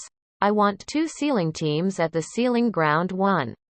Immediately, Minato made 2 clones and had one of them Hiraishin Hinata and Sasuke out of the office and brought to the mansion, while the other clone went for Mio and Miho. Tusan were coming. We'd like to help, Minako and Narumi said. Hey, what's going on? Tamari asked, now worried. Shukaku. And another one is going out of Gaara-san, replied Naruto. Another one? Kankuro asked, completely baffled. Yes, Fu replied. Just then Gaara screamed in agony while he clutched his head. Minato grabbed him and quickly Hiraishined to sealing ground 1. Kushina followed and vanished in a red flash. Minako grabbed Naruto and Fu while Narumi took Kankuro and Temari's hands. They followed the Azukage and Hiraishined out of the office. Sealing ground 1. Sealing ground 1 is a huge open space meant for sealing tailed beasts and keeping them at bay. It has been applied with numerous amounts of seals in order to suppress a tailed beast's chakra and to keep it from rampaging. The place is located on another island away from the village. For added safety, Minato quickly put down Gaara in the middle of the island where a hexagonal seal was drawn. As soon as Gaara touched the floor, the seals in the island began to glow. The hexagonal seal in the middle rose and formed a prism holding the red-haired boy in a grip-like hold but not hurting him. The Uzumaki appeared in a red flash, followed by Naruto and the others. A few moments later 8 more people came via Shunshin. Blood, yes. Blood, kill them all, prove our existence. Gaara screamed in pain and lost consciousness. This caused the Shukaku to come out of his seal faster. Freedom, yes. Buwahahahahah. Time to kill, yes. Let us kill some filthy mortals. Buahahahaha. What is this? Get this seals off. Aack. We cannot be fully awake with these seals. What is this? Kurama wondered. I can feel another presence. It's the same one earlier. It's not from the boy, it radiates from Shukaku himself. Yo sis, Chome said as Naruto and Fu got linked. The aura doesn't feel like it's immortal. Yes, it's only mortal, but powerful. I wonder. Prepare to knock out the Shukaku, the Uzumaki ordered as Minato Minako. Narumi and the 8 other storm got into a double hexagonal formation with the beast at the middle. Kankuro and Tamari were ordered to keep distance as they restrained the giant raccoon. Uzumaki art. Double hexagonal seal. No, I just woke up. My existence. I have to prove my existence. Shukaku bellowed as a double hexagonal seal lit up from the 12 people's positions. A different colored beam shot out of the sky and connected, forming 2 hexagonal prisms, one inside and another. One bigger outside the prism started to move towards the middle as it slowly shrunk, encasing the one-tailed beast and causing it to lose hold. Let us out. We need to prove our existence. Dieeeeeeeeeu. Filthy mortals, I shall punish you with the light. Aack. It stopped screaming as its head hit the ceiling of the prism and got pushed down. The prism glowed a brighter color and more seals appeared. Inside the prism, the Ichibi tried to fight but was overpowered by the seal. After a few minutes it lost consciousness and returned back inside Gaara's seal. The prison remained active for about 3 more minutes to make sure the Ichibi was resealed back inside and will go to sleep. Gaara woke up a few minutes after the seals went off. Tamari and Kankuro was immediately by his side and was fussing over him. Okay, whoever did your seal, he or she really sucked, Naruto commented as he too got near Gaara. The seal was faulty. The one who did it must have been a low-level sealer or probably wanted Gaara dead. Minato told the Subaku siblings while Kushina applied some healing seals on Gaara. Gaara, how are you feeling now? I'm fine now, thank you. Uzumaki-sama. The Shukaku has gone silent. Now I think it's asleep. Let's go back to the village. I want you and your siblings to stay at the hospital for a while as we check on your health conditions. We will also have your seal checked so we can begin overriding it as soon as possible. They all returned to the village and the Subaku siblings were confined to the hospital for a few hours before they got released. Gaara was placed inside a room with seals to keep the Shukaku at bay and not bother him. Sasuke, Hinata, Naruto and Fu visited the red-haired boy and they shared stories. Meanwhile, Chome and Kurama was having a conversation through their host's mental links. They were discussing about the strange entity they felt earlier when their brother Shukaku got out from Gaara's seal. They noticed that the beast was talking strangely and was saying, we, instead of, I. They didn't fail to take note when he screamed something about punishing mortals with the light. It was just not him. They knew Shukaku never talked like that. Kumogakure. It was a normal day at Kumogakure. The villagers and shinobi were doing their own businesses when one of the glasses of the Reikage's office exploded, followed by what looked like a human being tossed out. Everyone in the village could almost hear their leader's angry outburst. What do mean you do not have the heiress? Mabui, the Reikage's assistant, can also be heard trying to calm her boss down so the whole village won't have to hear him. Reikage-sama, please, you need to calm down and please put down Jay down. He's going to die from suffocation. The Reikage just grunted in response, but thankfully he put down the Kumo kidnapper. Captain Reikage office. The Reikage took a deep breath and ordered his shinobi to report. Jay coughed up a bit and straightened himself.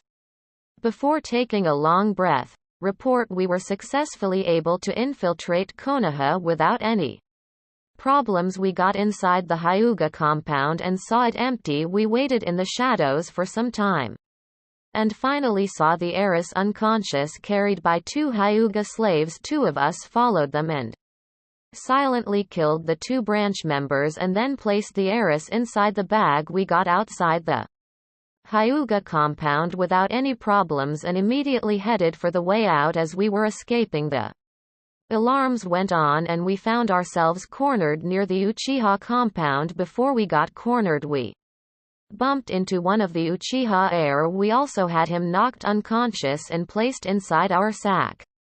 For bonus, as we prepared to fight, we also found 2 Iwa nins, one of them carrying an unconscious boy. The leader of the 2 asked for a team-up as we escaped Konoha. She figured that we were also kidnapping someone and didn't give a thing about it as long as we helped each other out. I agreed. In both of our teams battled together against Konoha nin and some civilians who decided to get in our way. We easily wiped them out and managed to escape to the forests. We lost the pursuers for some time, but they were able to catch up on us as we got near the fire border. There we decided to halt and face our pursuers. As we prepared for a fight, they were able to snatch the children we were kidnapping and we had to chase after them. We followed them and found ourselves cornered by more Konoha nin. We battled for a good 10 minutes and destroyed the forest in the process. In the end, we got our Tenketsu points sealed off by the Hyuga and we got overpowered by the Uchiha's Sharingan. Before we lost consciousness, we saw the Konoha nin get killed. When we woke up, we found their dead bodies and the children we were kidnapping gone. My team suspected Iwa of treachery but decided to call it off as we saw them as confused as we were. When we woke up, we all woke up the same time and searched the area for some traces but found none. In the end, we decided to call the search off and go our separate ways and go back to our own villages. So that's it. That's how you lost your captives. Hi Reikage-sama, Jay replied nervously as he could feel his boss's killer intent leaking again. Bro, you need to calm down. I don't want you to throw out another fool outside. These poor fools are saying the truth. I know because I am Killer B, the Jinchuriki of the Hachibi. Yeah baby, Reikage's brother B said while rapping. I wonder who killed those Konoha nin. We do not know yet. Brother Hachibi says he's also trying to figure it out. Yo, their meeting was interrupted when the door flew open, revealing a panting Jonin who looked nervous. Reikage-sama, forgive me for the sudden intrusion, but I got urgent news. We just received a letter from the Hokage delivered by one of their fastest messenger birds, the Jonin said as he shakily handed the letter to the Reikage. The Reikage took the scroll and glared at the Jonin. Well, what are you waiting for? Get the hell out of here, the Reikage shouted as he grabbed the poor Jonin and threw him outside his office by the glass window. Killer B watched in amusement as the Jonin got thrown outside. He took out a notepad and began writing rhymes on it. Iwagakure Tsuchikage office. The Tsuchikage was happily waiting inside his office when he heard that his granddaughter and her partner have returned from their mission. His happy face immediately fell when Kuretsuchi entered the office with a smug look followed by Akatsuchi who looked nervous. Do I need to ask that you do not have the boy? Onoki looked at his Granddaughter with a frown. Kuretsuchi didn't respond but instead sat by the chair opposite her. Grandfather's, Tsuchikage-sama, Akatsuchi said as he bowed. Onoki nodded in response and motioned for him to take a seat. All right, tell me what happened. Report. We managed to get inside the fire country without any problems. We made camp near Konoha's forests and had 4 clones scout the village. By nightfall we took down our camp and infiltrated the village. As we got inside we immediately saw a huge mob chasing after a boy. That boy was our target, Uzumaki Namikaze Naruto. Kuretsuchi immediately sprung in action to help attacking the mob and summoning a dome to protect the boy. I rushed by her side and fought the civilians. We had to kill them since we could not risk the boy getting harmed, and they were also bent on trying to murder us too as well. We easily killed the mob and urgently headed out. As we got near the Uchiha compound we found ourselves face to face with a team of Kumo shinobi who happened to be kidnapping the Hyuga heiress and the Uchiha head's youngest son. We got cornered by more civilians who tried to fight us and by some Konoha nin who were chasing the Kumo nin. We easily killed them off. As we have decided to team up, we got outside to the forests and were pursued by Konoha nin. As we got near by the fire border we decided to fight our pursuers. They managed to snatch the children from our grasps and we had to chase after them. We got surrounded by more Konoha nin and battled them for a good 10 minutes. We destroyed the forest in the process, but in the end we got defeated by the combined power of the Byakugan and the Sharingan.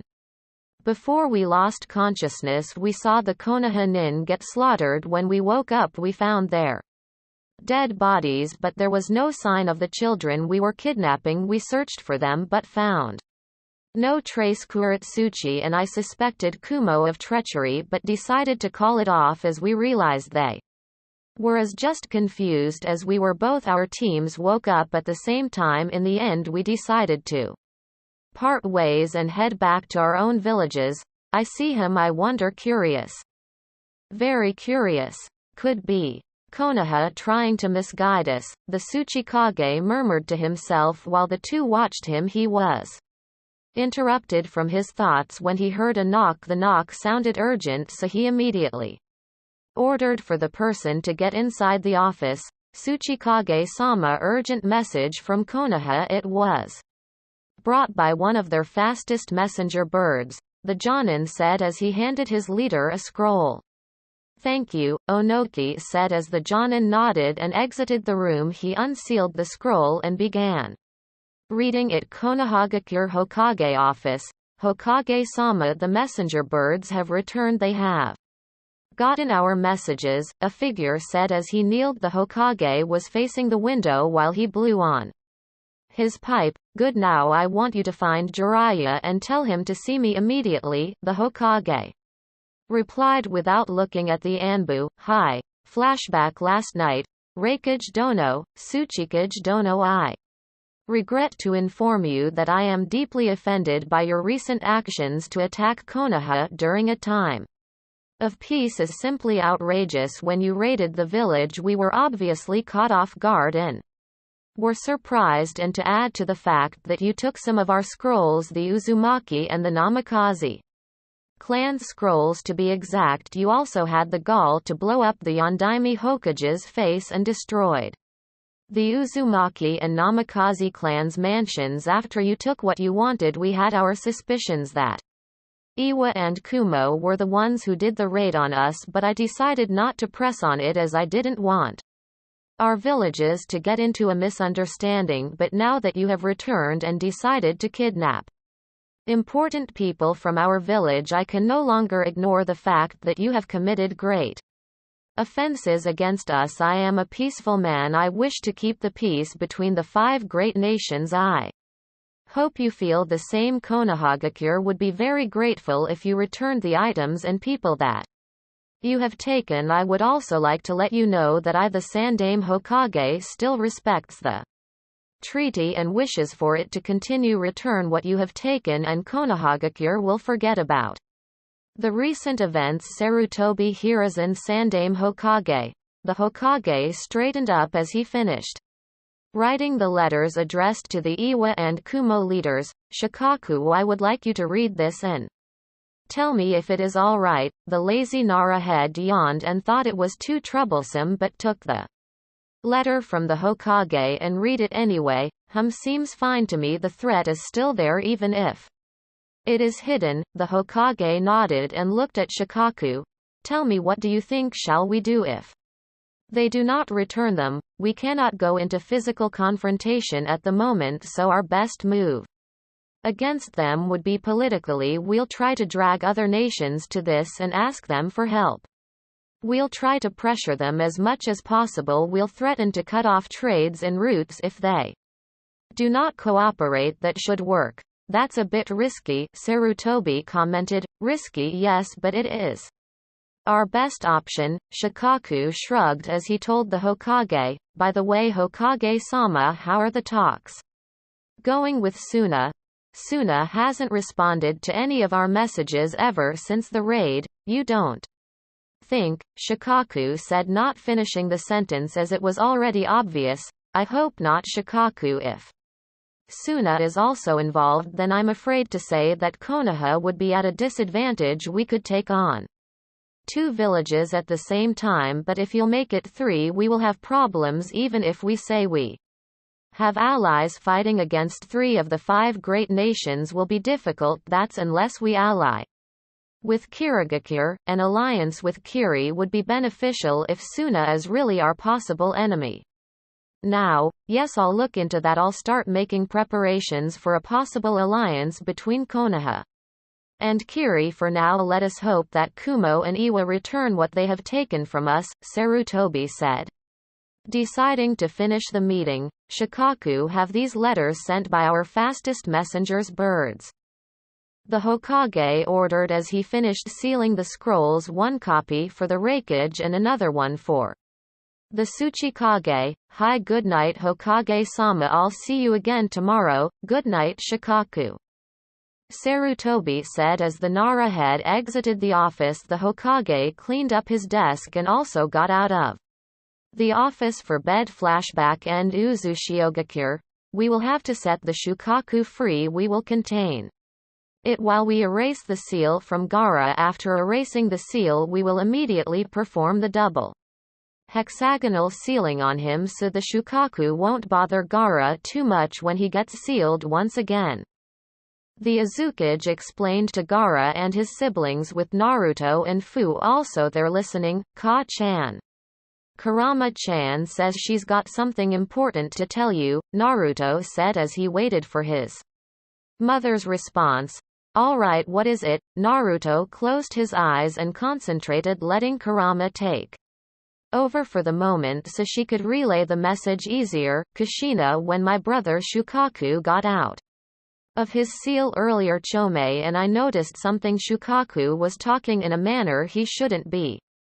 He was talking about himself but saying we instead of I. He also mentioned something about purging mortals with the light. Shukaku was never the religious type. There was something else in him.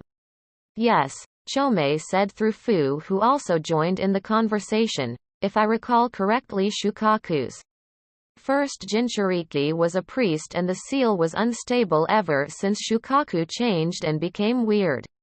From what we have observed, Shukaku's probably channeling the spirit of his first Jinchuriki. It is also possible that a part of the priest's soul has been sealed within Shukaku's mind as the seal was a failure. Kurama said, if we're going to unleash Shukaku, we must extract the priest from him first before we reseal him back inside Gaara. Kurama and Chome finished switching back in, allowing Naruto and Fu regain control of their bodies. So the story about the priest is true then?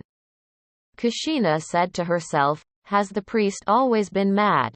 The Uzukage asked. Kurama-chan says she's not sure. All right, so we will have to extract the priest from Shukaku first before we reseal him inside Gaara. Excuse me, Gaara interrupted. I can feel the Shukaku stirring. I think he is about To wake up. Alright, then we will do it in 10 minutes. I'll have some people come over to assist. Ka-chan, I would like to watch. I want to be there with Gaara for some support, Naruto requested to his mother while doing the puppy eyes jutsu, making his mother's heart melt. Alright Naruto-kun, just stay on a distance when the process start. Alright thanks Ka-chan, the boy replied and hugged his mother. Can I come too? Fu said 10 minutes later. Back to sealing ground 1, Gaara. Are you ready? The Uzukage asked as the boy laid down with his shirt off, making the seal on his stomach visible. Hi Uzumaki-sama, please begin. The Uzukage nodded to the storm in the island, signaling them to get ready as she made hand seals. Fuin release, she said as she slammed her palm on Gaara's seal, making it glow. The Uzukage also applied a sleeping seal on Gaara to help Shukaku get out faster. Within a few minutes the Ichibi have finally got out. Gaara was immediately brought to a safe distance and was surrounded by storm, where two of them were erasing his current seal. Buwahahahahah, yes, freedom at last, now we can prove our existence. Wahahahahah, the Ichibi cackled madly as it began scanning its surroundings. It sensed the other living beings in the island and immediately headed to the location where the Uzukage was waiting. Ha ha ha ha, we found you, mortal. You suck at hiding. Muwahahahah, now time to prove our existence. Die, mortal, die by the light. Muwahahahah. It laughed madly as it opened its mouth, gathering chakra. The Uzukage immediately recognized it as a Bijudama. She activated her Rinnegan and waited for the attack to be unleashed at her Gakido Petra path. The Uzukage called as the Bijudama headed towards her. She held out her palms as the tailed beast bomb neared her. A vacuum-like sphere appeared in front of her palms and began sucking the energy ball. The Bijudama began to shrink as it got sucked by the Gakido. This is too much chakra, the Uzukage thought as the ball got fully absorbed. She now felt dizzy and heavy. Wahahahahah, you absorbed it. Never mind, we will see if you can absorb another one. The demon laughed as it began to create another tailed beast bomb. The Ichibi blasted it towards the Uzukage, and once again she tried to absorb it, but as it got smaller, about 1/4 the size of it before, it exploded, sending her flying away and crashing into a wall. I am such an idiot. Note to self: the Petra path isn't that effective against Bijudamas, Kushina thought as she scrambled up. She now released the chakra she absorbed earlier and felt light again. Here it comes, she thought as the Ichibi found her and roared towards her. You're still alive. Roar.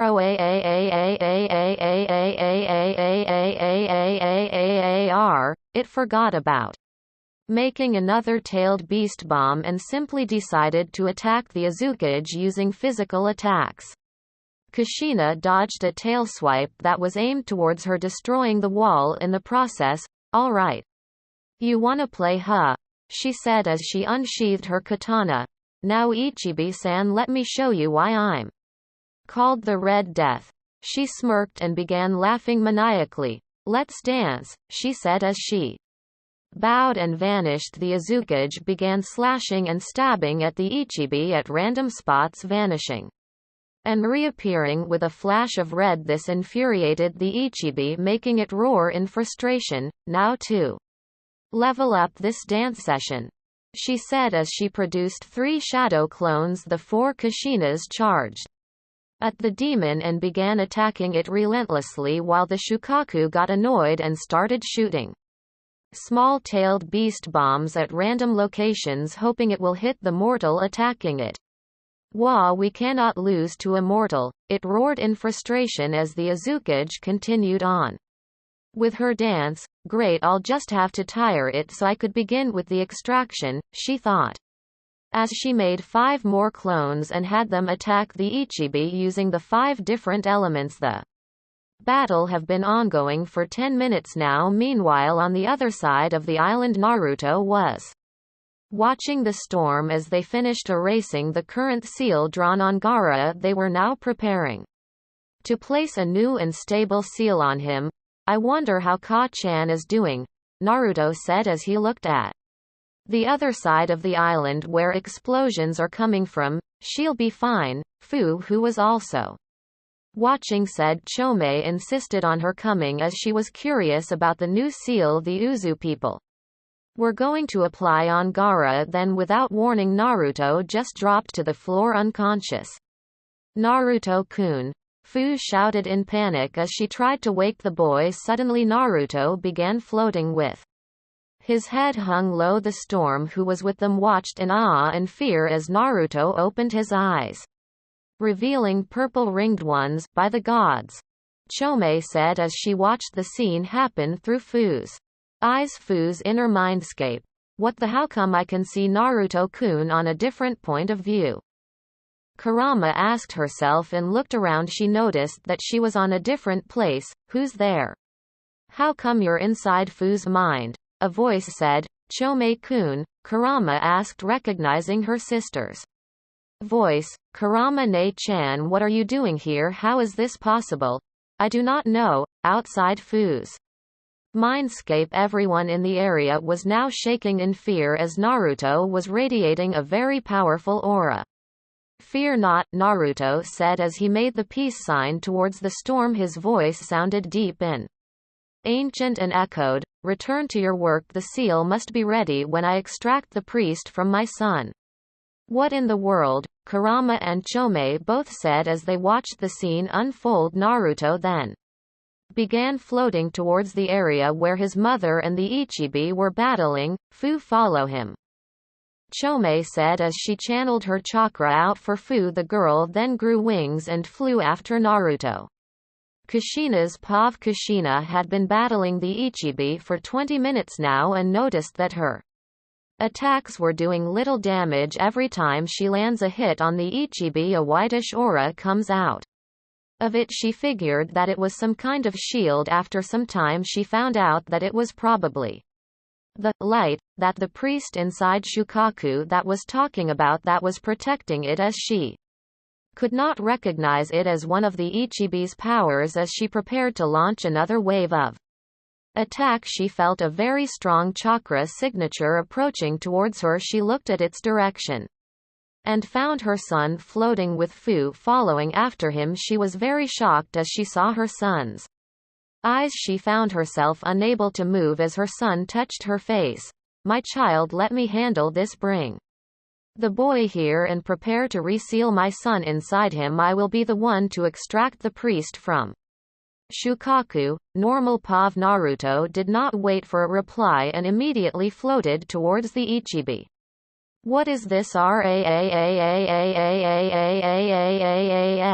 Time for you to go to the afterlife. You have prolonged your stay in this realm. Leave my son be, Naruto said as he floated towards the Shukaku's head and held out his hand. Ninjendo human path. No, I don't want to go there yet. I am protected by the Lord's light. I shall stay here as he commands. I must prove my existence, a voice said as Naruto began to pull out something that looked like a soul. Soon it materialized and formed into a bald man wearing a suit and tie. Seal hold, Naruto said as a ghost-like chain wrapped around the priest, preventing it from moving. Kuchiyose Shinigami, a huge spectral form, appeared in front of him and bowed. Naruto nodded and held out his arm and motioned at the priest. The creature then bowed and floated towards the mad priest. The priest started to scream in panic as the Shinigami grabbed him. He was eaten and was locked inside its stomach, the same way Minato experienced when he sealed the Kyuubi inside Naruto. Now you are finally free of your burden, Naruto spoke to the Ichibi as it started to stir. Sleep, my son. When you wake you will be sealed inside Gaara once again. Be friends with him, he said as his voice started to fade off. Kushina, who was too dumbstruck, did not move. Earlier to fetch Gaara, she was rooted at her spot and watched as her son talked in a different kind of way and extracted the priest out of Shukaku. Thankfully the storm followed after Naruto and Fu and carried Gaara with them. Kushina began to regain herself as she watched Naruto's aura began to weaken and return to normal. She was able to catch her son when he finally lost consciousness. Fu's mindscape. "Oh look, what is this?" Kurama said as she felt a tugging sensation. "I guess I'm going back inside." Naruto-kun. Chome, who was also dumbstruck, wasn't able to respond as Kurama vanished and returned to Naruto's mind. Outside Fu's mindscape, everyone was staring at Naruto's unconscious form in disbelief. Most of the storm were still shaken after witnessing the things he did earlier. They were awakened from their stupor as they heard the Shukaku roar. "Everyone on your positions," Kushina said. As she made a clone and had it carry Naruto away, Fu followed after them while the Uzukage and the storm started resealing the Ichibi back inside Gaara.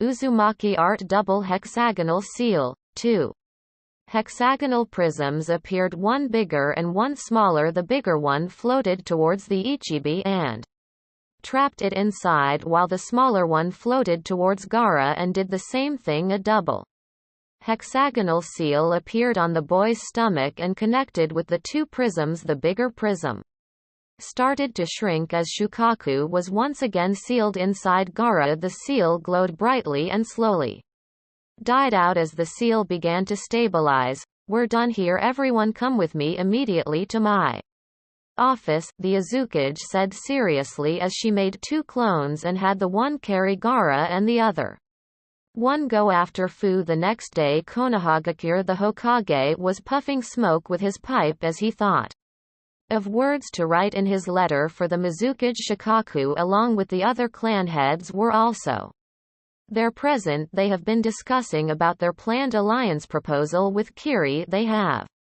been also waiting for a response from the Iwa and Kumo leaders. Hiyashi have already assured the other people in the room about the caged bird seal. He told them about it being branded on Hinata. Konoha wouldn't have to worry about Kumo now discovering the Byakugan's secrets and making more by having Hinata used by Kumo as a breeding factory. The Uchiha, on the other hand, have expressed their concerns about the Sharingan. Fugaku couldn't care less about his son but was worried about their Kekkei Genkei being stolen by other people not from Konoha. The Hokage straightened up as he finished his letter and called for one Anbu and ordered it to have the letter delivered to Kirigakure. A few seconds after the Anbu left, there was a knock on the door. A Jonin entered the room and handed Sarutobi a scroll. The old monkey inspected it and found the earth seal inscribed on it, meaning it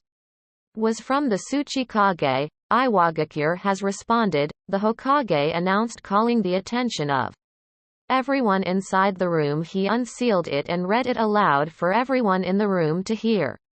"Greetings Hokage Dono. First of all, I would like to inform you that I am deeply wounded by your words. You accused Iwa of attacking Konoha while my village has nothing to do about it. I too am a man of peace. I do not wish war between the 5 great nations, so I would like to tell you that Iwa is innocent. Second, we have received intelligence about Iwa Nin near your village. I want Konoha to know that those shinobi are rogue and were no longer affiliated with Iwa when the attacks on your village happened. It could be possible that it was them who did it, but once again I tell you that Iwa has nothing to do about the offensive moves against Konohagakure. I do hope that we could continue the peace between both our villages and clear some misunderstandings that have begun to form. Onoki of both scales. Sandame Tsuchikage." The Hokage finished reading and put the scroll down. He stared at the council before him and took a deep breath. "Iwa has chosen to play as innocent," he remarked. "Hi. We can just pretend that we did not receive the Tsuchikage's reply," Shikaku suggested. "I was thinking of the same thing. Ignore the letter and send another one after a few days," replied Sarutobi. Just then there was another knock on the door. The person was let inside and handed the Hokage another scroll. Hokage-sama, a message from Kumo, the Jonin said as he presented a scroll with the Rai seal on it. The Hokage took it from the Jonin and unsealed it, reading its content. Compared to the Tsuchikage's message, the Raikage's response was obviously more aggressive and straightforward. Hokage Dono, you are making grave accusations. Kumo does not like it. We may have tried something 3 years ago, but raiding and stealing from Konoha is simply not our style. I have heard about the Yondaimi's face getting blown up and the Namikaze and Uzumaki's belongings taken.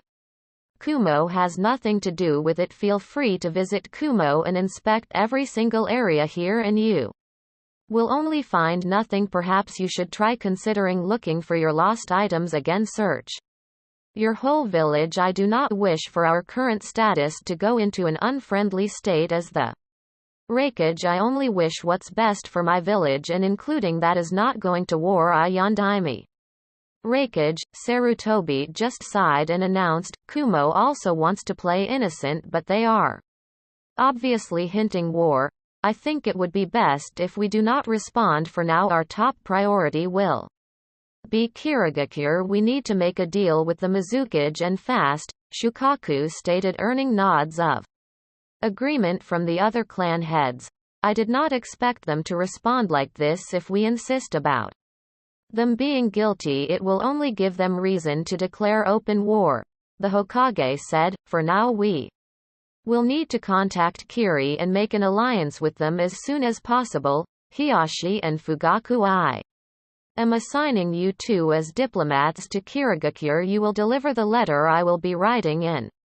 Some gifts for them. Understood, the two Dojutsu clan heads replied. Uzushiogakure. A day has passed since the incident about Naruto happened. The Azukage immediately called for a meeting with the storm that was present in the island. She made a strict order for them to keep everything a secret. They are not to tell anyone about what they saw. Kushina also spoke to Fu and also told her the same thing. The girl understood and agreed, as Chome also told her to keep things secret. Chome and Kurama were still shocked about what happened and still needed time to think about it. Naruto was currently at the Azukage mansion, his room surrounded by 3 squads of storm. Ever since his mysterious transformation yesterday, he still hasn't regained consciousness. His mother was now extremely worried for his well-being. Doctors are checking up on him 24/7. Kushina also showed the memory of the events yesterday to her family. After watching the memory, Arashi left the room speechless, while Minato, Minako, Narumi, Miho and Mio remained inside the room with Kushina and discussed about it. Kaide left the room some time later after hearing Minato and Kushina suggest some theories and went to the library to check some books. Gaara was now stable and had no memories of the events yesterday. He woke up in the morning feeling far better than before. He could hear the Shukaku peacefully snoring inside his mind. Gaara decided to try and contact his Biju later. He was currently with his siblings Konkuro and Tamari strolling around the village. Meanwhile, Sasuke and Hinata were with Fu currently at a private room in the library reading books about the Uzumaki clan and the Sage of the 6 Paths. The Azukage have already explained to them about their clan's secret dojutsu and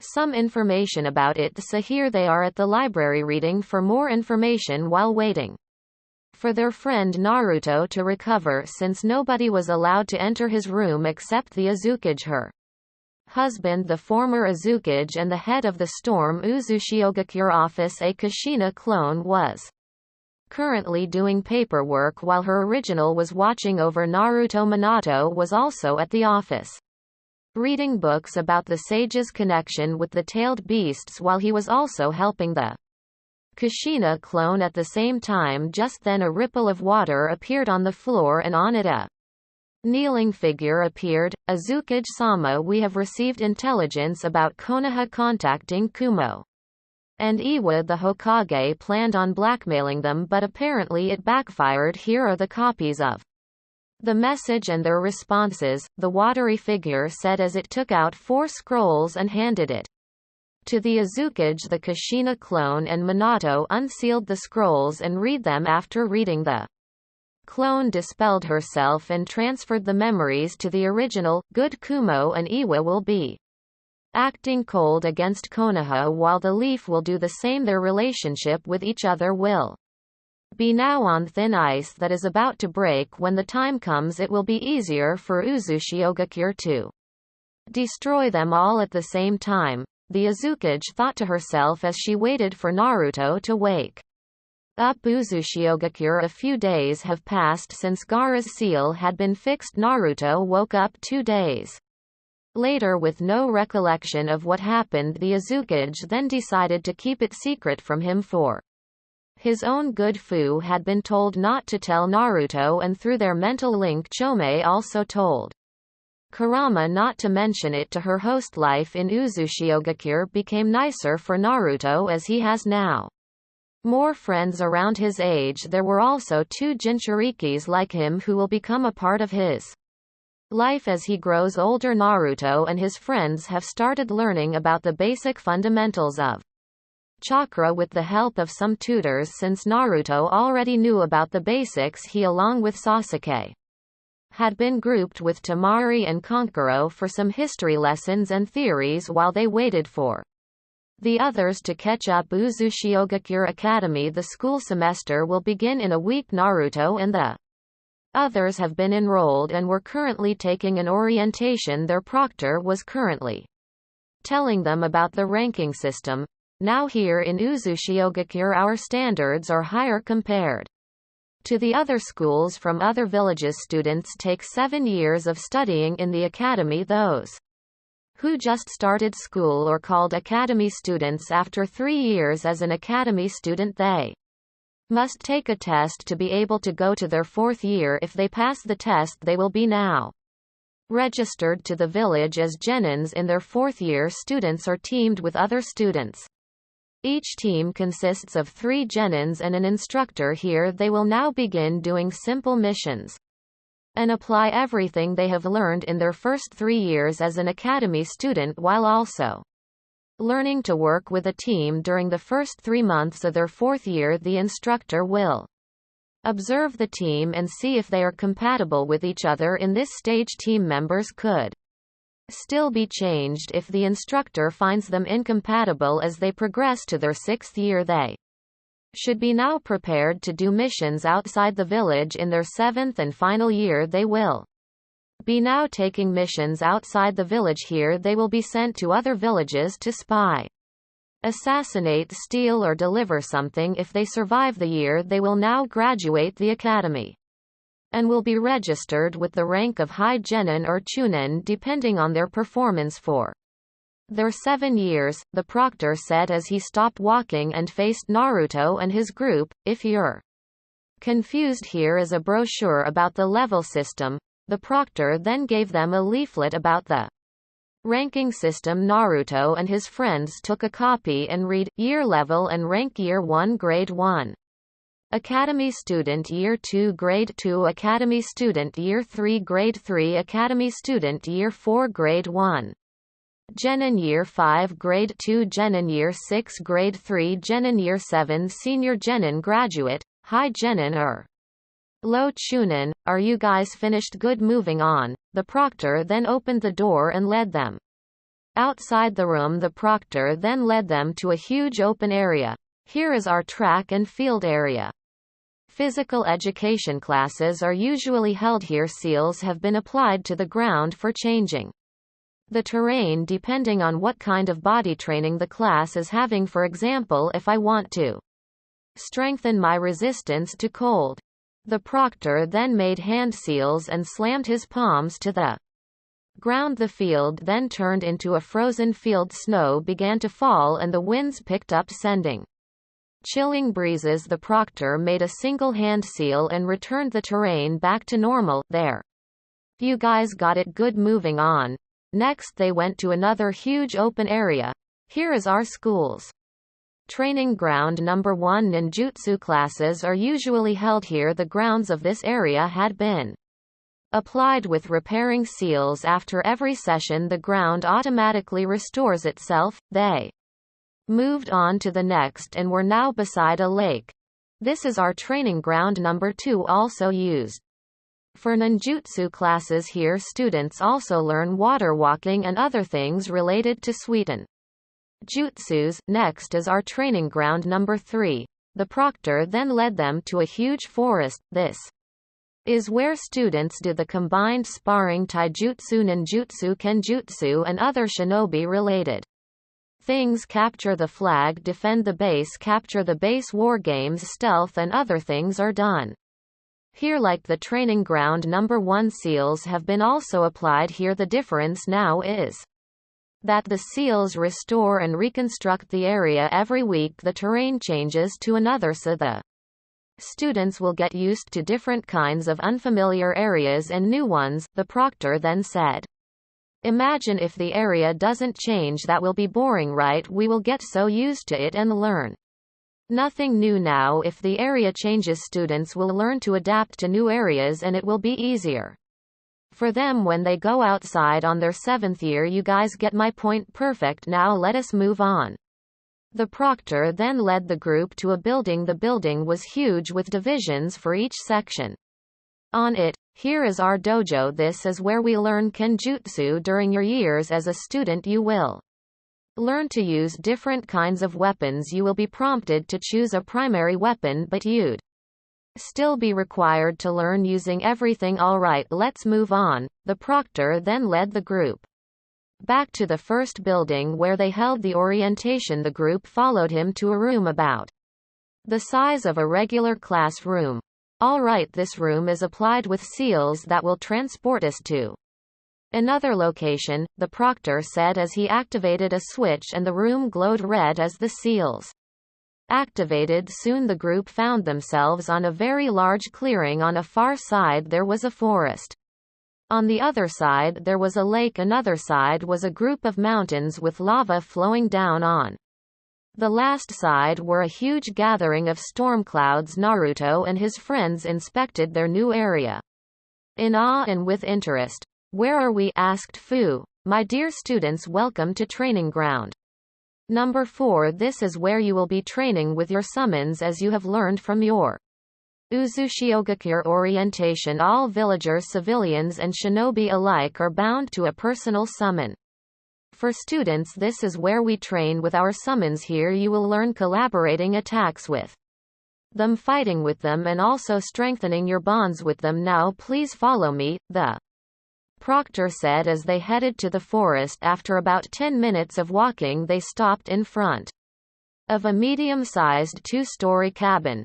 Now this is where our orientation ends, he said as the door of the house opened. Welcome everyone, I hope you liked your orientation, a familiar voice said. Ka-chan to-chan. Naruto squealed in excitement. What are you doing here? Well, since you're all new to Uzushiogakure and entering the academy, you'll need summons. We're here to have you sign your summoning contract, the Azukage replied as she took out a scroll from her pocket. All right, Naruto exclaimed as he pumped his fist in the air. What shall we do? Kushina just smiled at her son as Minato opened the door of the cabin and ushered the group inside. We will have lunch first, come in. Naruto and his group followed inside and were amazed by the house. It looked more spacious compared to how it looked outside. They were also greeted by Naruto's siblings as they got into the dining area. Ne-chan, Ni-san, what are you doing here? Naruto asked his siblings happily. Well, since you're finally having your contract with the dragons active, we're here to accompany you, Minako replied. The ceremony requires all family members of the Azukage's family present if one of them is signing the contract, Narumi explained, and besides we can't miss our baby brother's initiation with the Dragon Clan, can we? Mio and Miho both said. Alright, let's have lunch, Kushina said as Servers entered the room carrying platters of food. Sanagakure outskirts, a mild sandstorm was brewing. At the desert, sand dust flew all over as the winds picked up. A lone hooded figure could be barely seen as it walked hurriedly towards the city's walls. As it got nearer, it looked around and checked if there were sentries watching. Finding none, the hooded figure took out a kunai and a scaling rope. With a hook from his robe, the unknown person walked nearer to the wall and prepared to throw the rope before the intruder could toss it up. He exploded into blood and gore. Sanagakure main Gate 3 gate guards were stationed at the main gate. 2 of them watched in a far distance as the sandstorm blew. The silence was broken when their other companion called for their attention as he saw the seal glow. There was a miniature city placed by the desk in the guardhouse. A certain part of the wall in the mini-city was glowing red. "Look, an intruder," he said as he pointed at the glowing area. "Call for the Anbu." "All right, you stay here," one of the two said. "I'll report to the cage. Immediately you go to the Anbu," the other one said. The 2 guards jumped off towards the village and left their other companion alone. Sanagakure Hospital, cremation room. 20 minutes later, we found his remains by the southern wall. Here are the spy's scrolls, an Anbu reported as the cage took the scrolls and began to read some. So this one's from Konoha. They have sent a spy. Since we were not responding to any of their messages, they would not leave us alone in peace. It's a great thing you and the Azukage-sama did the protective seals. Kage-sama, commented the Anbu captain. "Indeed, the barrier has been very helpful. I'm so glad my predecessor did not mess with Uzushiogakure back during the war. Now we're benefiting greatly with them as our ally." The cage sighed and walked to the door. "I'll be back to my office if there are more of these spies. Report to me immediately." "Hi," the Anbu replied as they prepared to burn the remains. Konohagakure flashback. The next day after the letters to Iwa and Kumo was sent Hokage office. "So Suna hasn't responded to any of our messages?" a white-haired man asked. "Yes, they have been silent. I wonder what they are up to," Sarutobi replied as he puffed smoke. "There is something else you should know," Jiraiya said. "And that is, I haven't received reports from any of our spies in Suna. None at all." "That's troubling news. If they have discovered our spies, then we'll receive no intel regarding Suna and the cage's movements. I'm thinking of sending another spy from the network. Our spies inside Suna may have not been discovered yet. It is possible that Suna could be on a lockdown at the moment. Konoha's treaty with Suna is known to most villages. It is possible that they are simply trying to keep to themselves at the moment in fear of getting hit by our mysterious enemies as well. Yes, you should send a new one inside, but if you're going to do that, you will need to send something with your spy that can immediately report back to us. A summoning toad can work. Yes, a small one though. Alright, I'll have the spy bring a toad with him when he infiltrates Suna. Flashback end. Present time Hokage office. The Hokage was currently reading an orange book and was giggling like a girl. He did not notice when a white-haired man entered his office by the window. "I see you liked my new book," Jiraiya commented as he sat opposite the Hokage's desk. "Haha, yes, it has been quite some time since I've read your books." Sarutobi chuckled as he put down the Icha book. "Whoever those attackers are, they probably hate you too. Whoever they are, I will never forgive them for destroying my masterpieces." The great white-haired pervert sighed as he recalled that tragic night. "Anyway, to business. You're back. Any news?" the Hokage asked as he lit his pipe and began puffing smoke. "As a matter of fact, I have, but I bring dire news." Sarutobi just sighed and took a long inhale from his pipe. "All right, tell me about it. I was summoned to Mount Myoboku just about 15 minutes ago. The toads informed me that the toad I sent with the spy was killed when it Returned to Mount Myoboku. The toad was all blood and gore. How is that even possible? The Hokage asked, horrified. Whatever happened to the toad, it must have been the same with the spy. They couldn't have discovered about the toad, since it would have dismissed itself back immediately. They were most likely taken unawares and by a very strong attack if they were turned into blood and gore. This is troubling news. We're not even sure if we could still trust them. They just shut us off. I can only hope that they are simply being overly cautious, but no, considering the things that have occurred in. As the Hokage, I must assume that they have gone hostile against us, Sarutobi said as he glared at the book he was reading earlier. Relax, you are being paranoid and I understand why, but we cannot just assume that Suna has gone red against us. The Kazekage knows that they are no match against the might of Konoha. Oh, I don't know, you may be right, I'm being too paranoid, or I may be right about Suna. The old monkey just sighed and puffed on his pipe once more. The pervert Sanin just shook his head and took out a book similar to the old monkey was reading. Uzushiogakure cabin at the forest. The Uzumaki Namikaze family and Naruto's friends finished their lunch and headed back to the clearing where they came earlier. They formed into a circle as Kushina and Minato stood a distance away from the group. Are you guys ready? Kushina asked. Yes, Naruto and his group replied excitedly as the Uzukage took out the scroll from her pocket. The Uzukage and Minato simultaneously bit their thumb and made hand seals and then slammed the ground. Kuchiyose no jutsu, no less than 5 seconds later, the area was now covered in smoke. Naruto and his friends waited for the smoke to disperse. When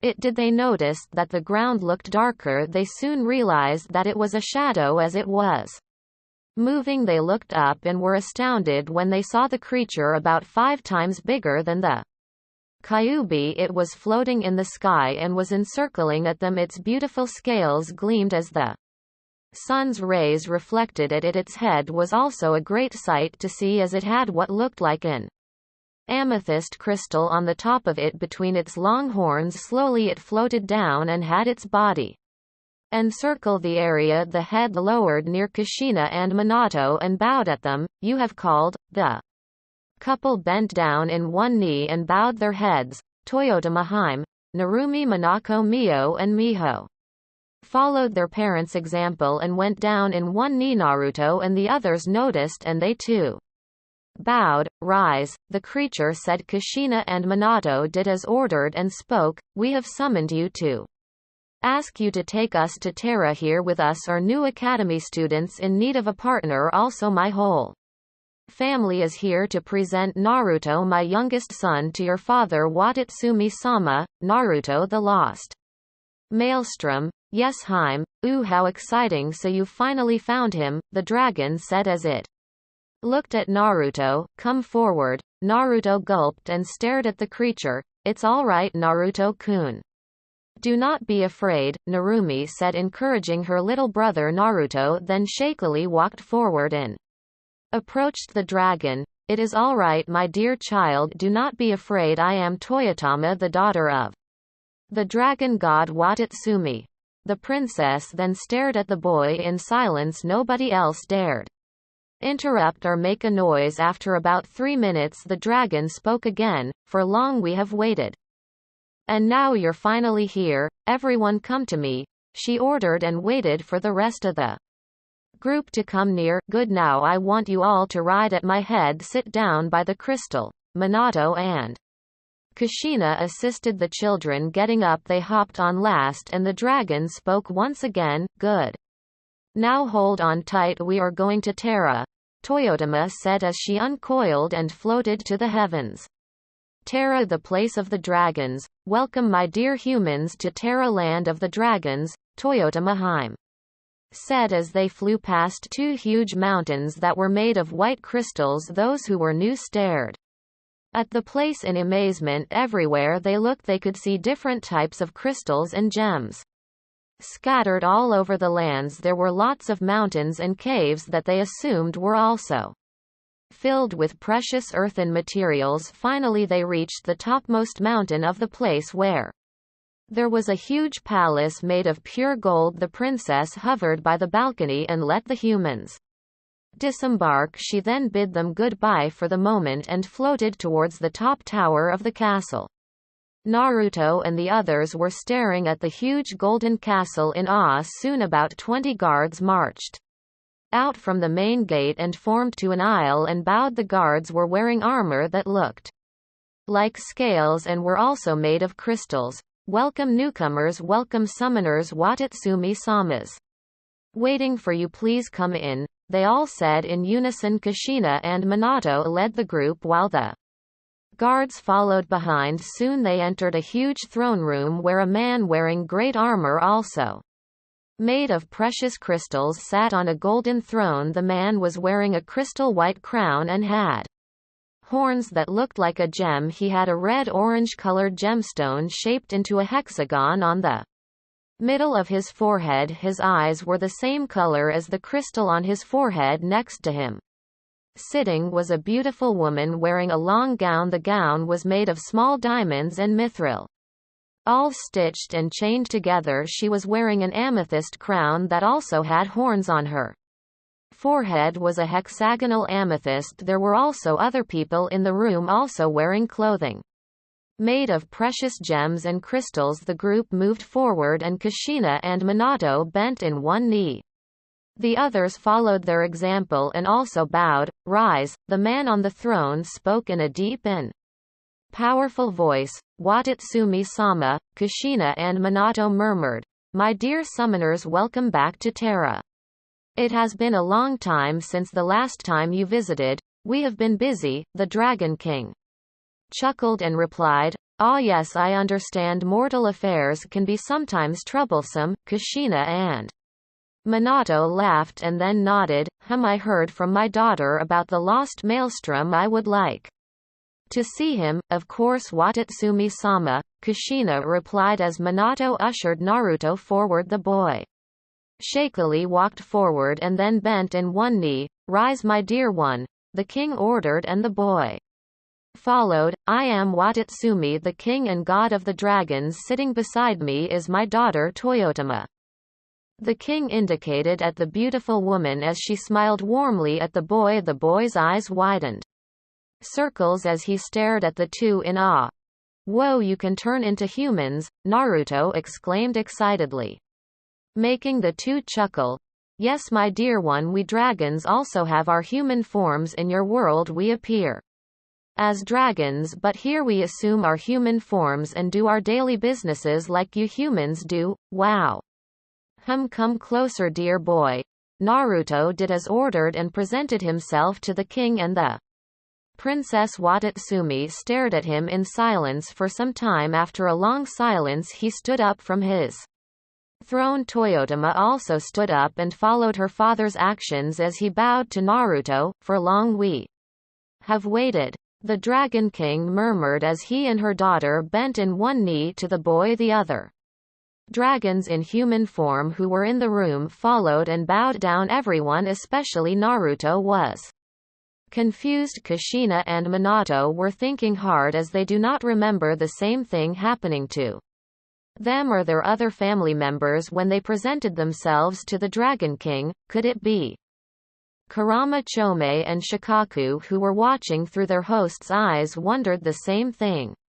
Watatsumi then once again stood up and the others followed. Welcome Uzumaki Namikaze Naruto, the king said. The other dragons in the room said the same thing and then applauded. And now the other new young ones, please step forward. Fu and the others did as followed and bowed. The king inspected them all one by one. He stared at Fu and Gaara longer. Compared to the others, you have passed the test. You all are worthy of signing the dragon contract. Everyone smiled happily while Naruto was a bit confused. What do you mean, what kind of test?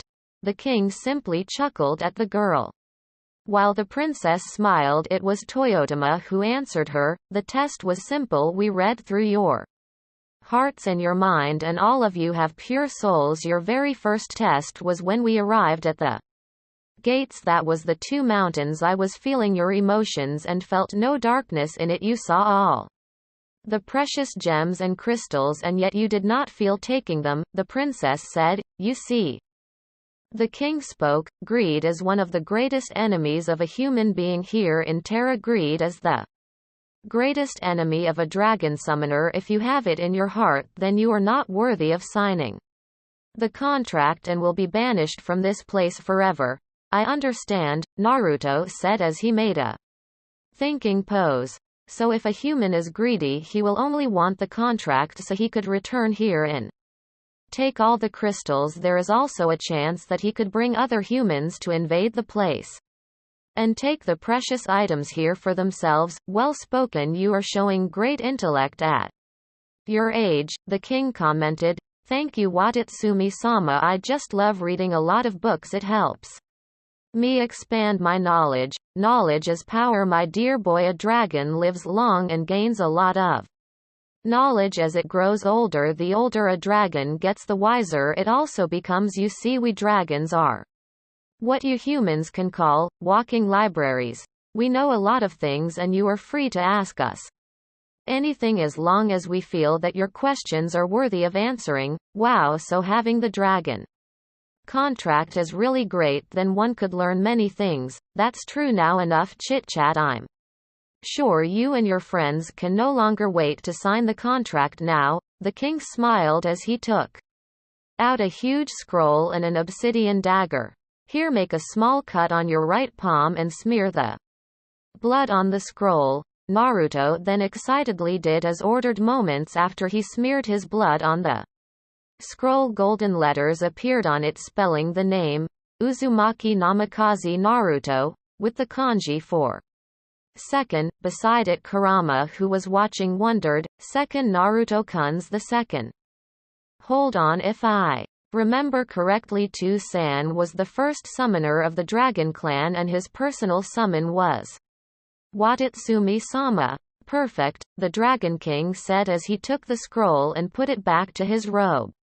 He then took out another one and motioned for the others to come forward. Fu was the second to sign and was followed by Gaara. Hinata signed next and then Sasuke. Temari was a bit nervous at first but signed anyway. Kankuro was the last to sign. When they all finished signing, Watatsumi took the scroll and kept it to his robe. All right then, Toyotama said, please come with Shen and he will lead you out the castle. You will be now matched with your personal summon. A man wearing emerald clothing walked forward and introduced himself. I'm Shen, please follow me.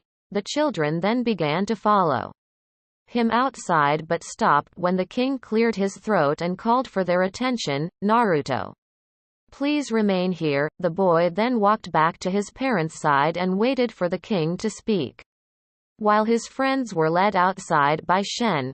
Right, how do I start? Oh right, anyway, Uzumaki Namikaze Naruto, you were supposed to be here 5 years ago but because of some unfortunate events your presentation here was delayed. Normally the Azukage's family members are presented to every dragon in Terra whether they're already bound to one summoner or not. Your case however is different. The moment I saw you I knew there was something special about you. Unfortunately I cannot tell you nor your family about it. You shall be the ones to discover. Now you were probably wondering why you signed on a different scroll. The answer is simple. Watatsumi trailed off as he stood up and drew a hidden sword from his robes. The Dragon King raised the sword and then struck it to the floor. He then faced the boy and bent on one knee. Uzumaki Namikaze Naruto, I Watatsumi Ryujin, King of Terra, will be your personal summon. I pledge to you my undying loyalty and friendship.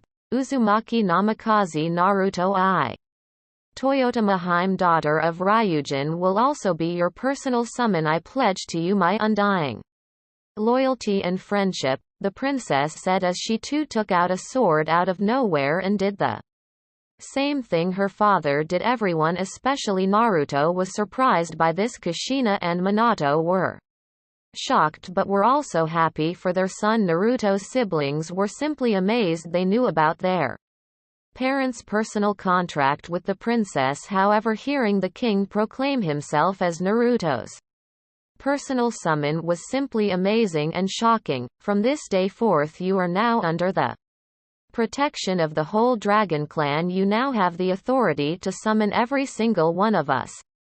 Whenever you wish shall you need us in any kind of situation, we will be there to aid you, the king said as he stood up. The princess also stood up as her father held out his hand. Receive the seal of the Uzumaki Ryu Pact. Naruto felt a burning sensation on his left arm and watched as markings appeared for about 5 minutes. Everyone watched in silence as his left arm got covered by markings that soon formed into an obsidian dragon. The dragon glowed for some time and finally vanished. The boy's left arm now looking normal like it was before. That seal symbolizes of your contract with the Dragon Clan. It will remain invisible and will only show up when you perform the jutsu for summoning.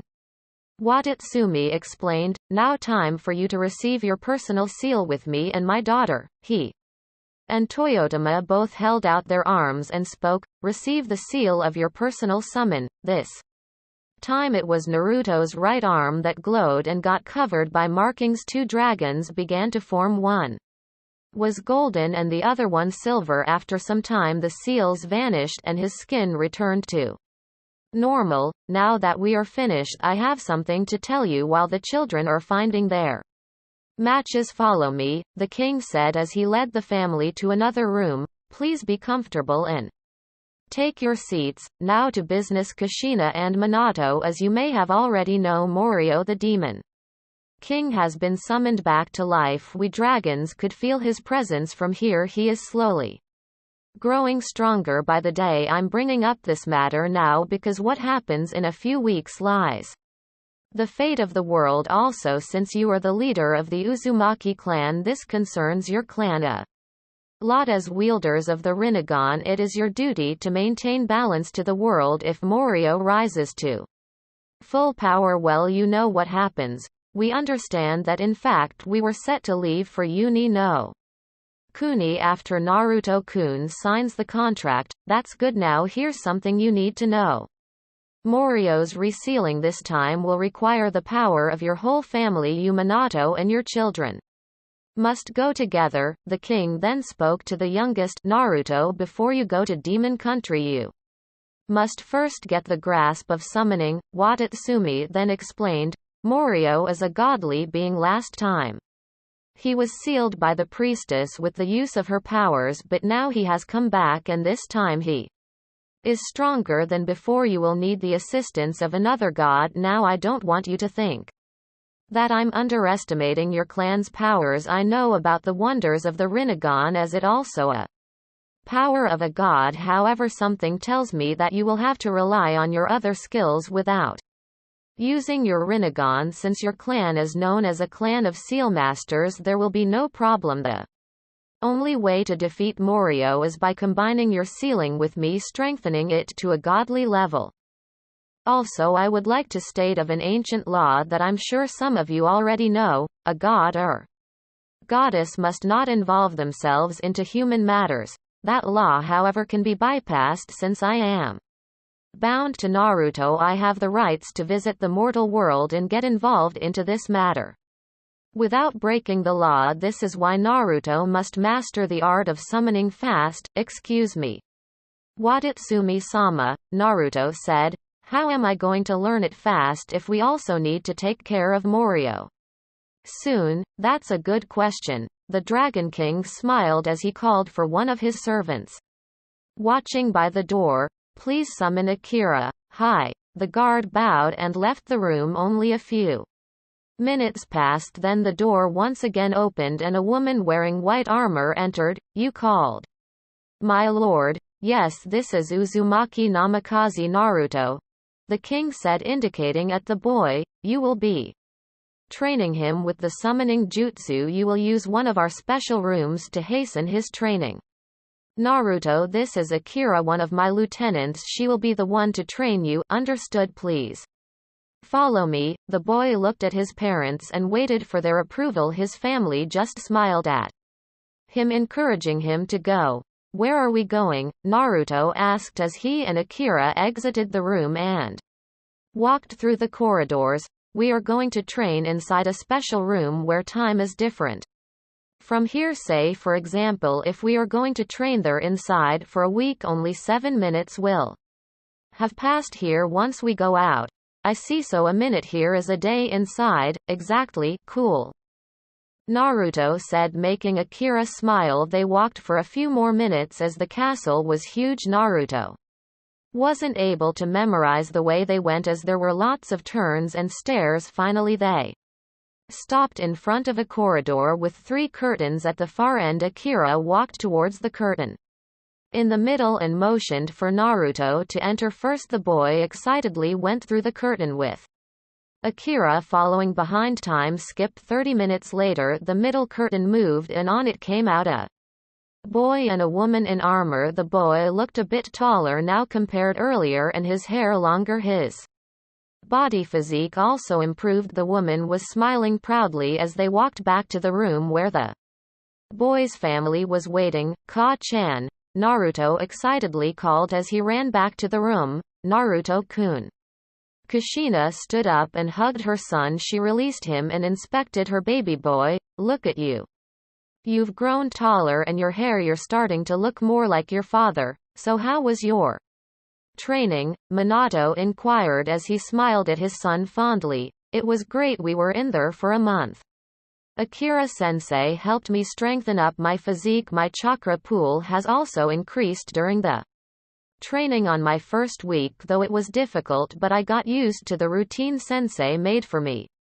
Kurama-chan also helped me with my training as she helped me heal faster and replenish my lost energy and chakra, and now I can easily summon a dragon. The only thing now I haven't practiced yet is summoning Watatsumi-sama himself. Well done Naruto, and thank you Akira, said the king bowing to his lieutenant. It has been a great honor teaching him. He is a great student, Akira replied. Naruto's family also thanked the woman before she excused herself. I'll see you again soon sensei. And thank you for teaching me, Naruto said as he hugged the woman. Akira then made a last bow and exited. Sa Naruto-kun, Narumi called. Yes Ne-chan. You think you're ready now? She smirked. Ha. You bet. Let's go kick some demons' ass. Ha ha ha, that's the spirit. Minako laughed as he and Naruto high-fived. Shall we make a little contest on who summons the most dragons? Said Miho grinning. Hey. That's unfair. You've been training longer. But you said you're strong already and your chakra pool has grown larger, Mio replied. Ne-chan, Naruto whined. The dragons and the Uzumaki Namikaze just laughed at the siblings' traded banters. Don't worry Naruto-kun, if they're serious about it, remember that you got me. Ha ha ha ha. Kurama laughed evilly as she spoke through their link. Hey, you're right, Naruto replied as he smirked evilly at his siblings. Someone's got that look, Narumi chanted, making the others laugh again. All right, that's enough. I think the others have already matched with their personal summons. Kushina interrupted. Yes, come now, let us go back to the throne room. When the others return, we are going to have a feast in honor of Uzumaki Namikaze. Naruto, Kirigakure, they're here, a gate guard said as he and his partner watched the Konoha diplomats approach. So they have sent both clan heads of their dojutsu clans, a beautiful red-haired woman commented. You know them, Mei Senpai? A Kiri Anbu captain asked. Beside the woman was a tall man with long black hair carrying 3 swords on his back. Yes. Mei replied. The Konoha group was now by the gates. Welcome Konoha, welcome to Kirigakure, the woman greeted. I am Terumi Mei, the Yondaime Mizukage's right hand and successor. With me is my husband Rikudo. Please follow me. The group then headed to the Mizukage Tower with the Anbu flanking them. Mizukage office, Mizukage-sama. Hiyashi and Fugaku bowed. Welcome Hiyashi of the Hyuga clan and Fugaku of the Uchiha clan, Yagura.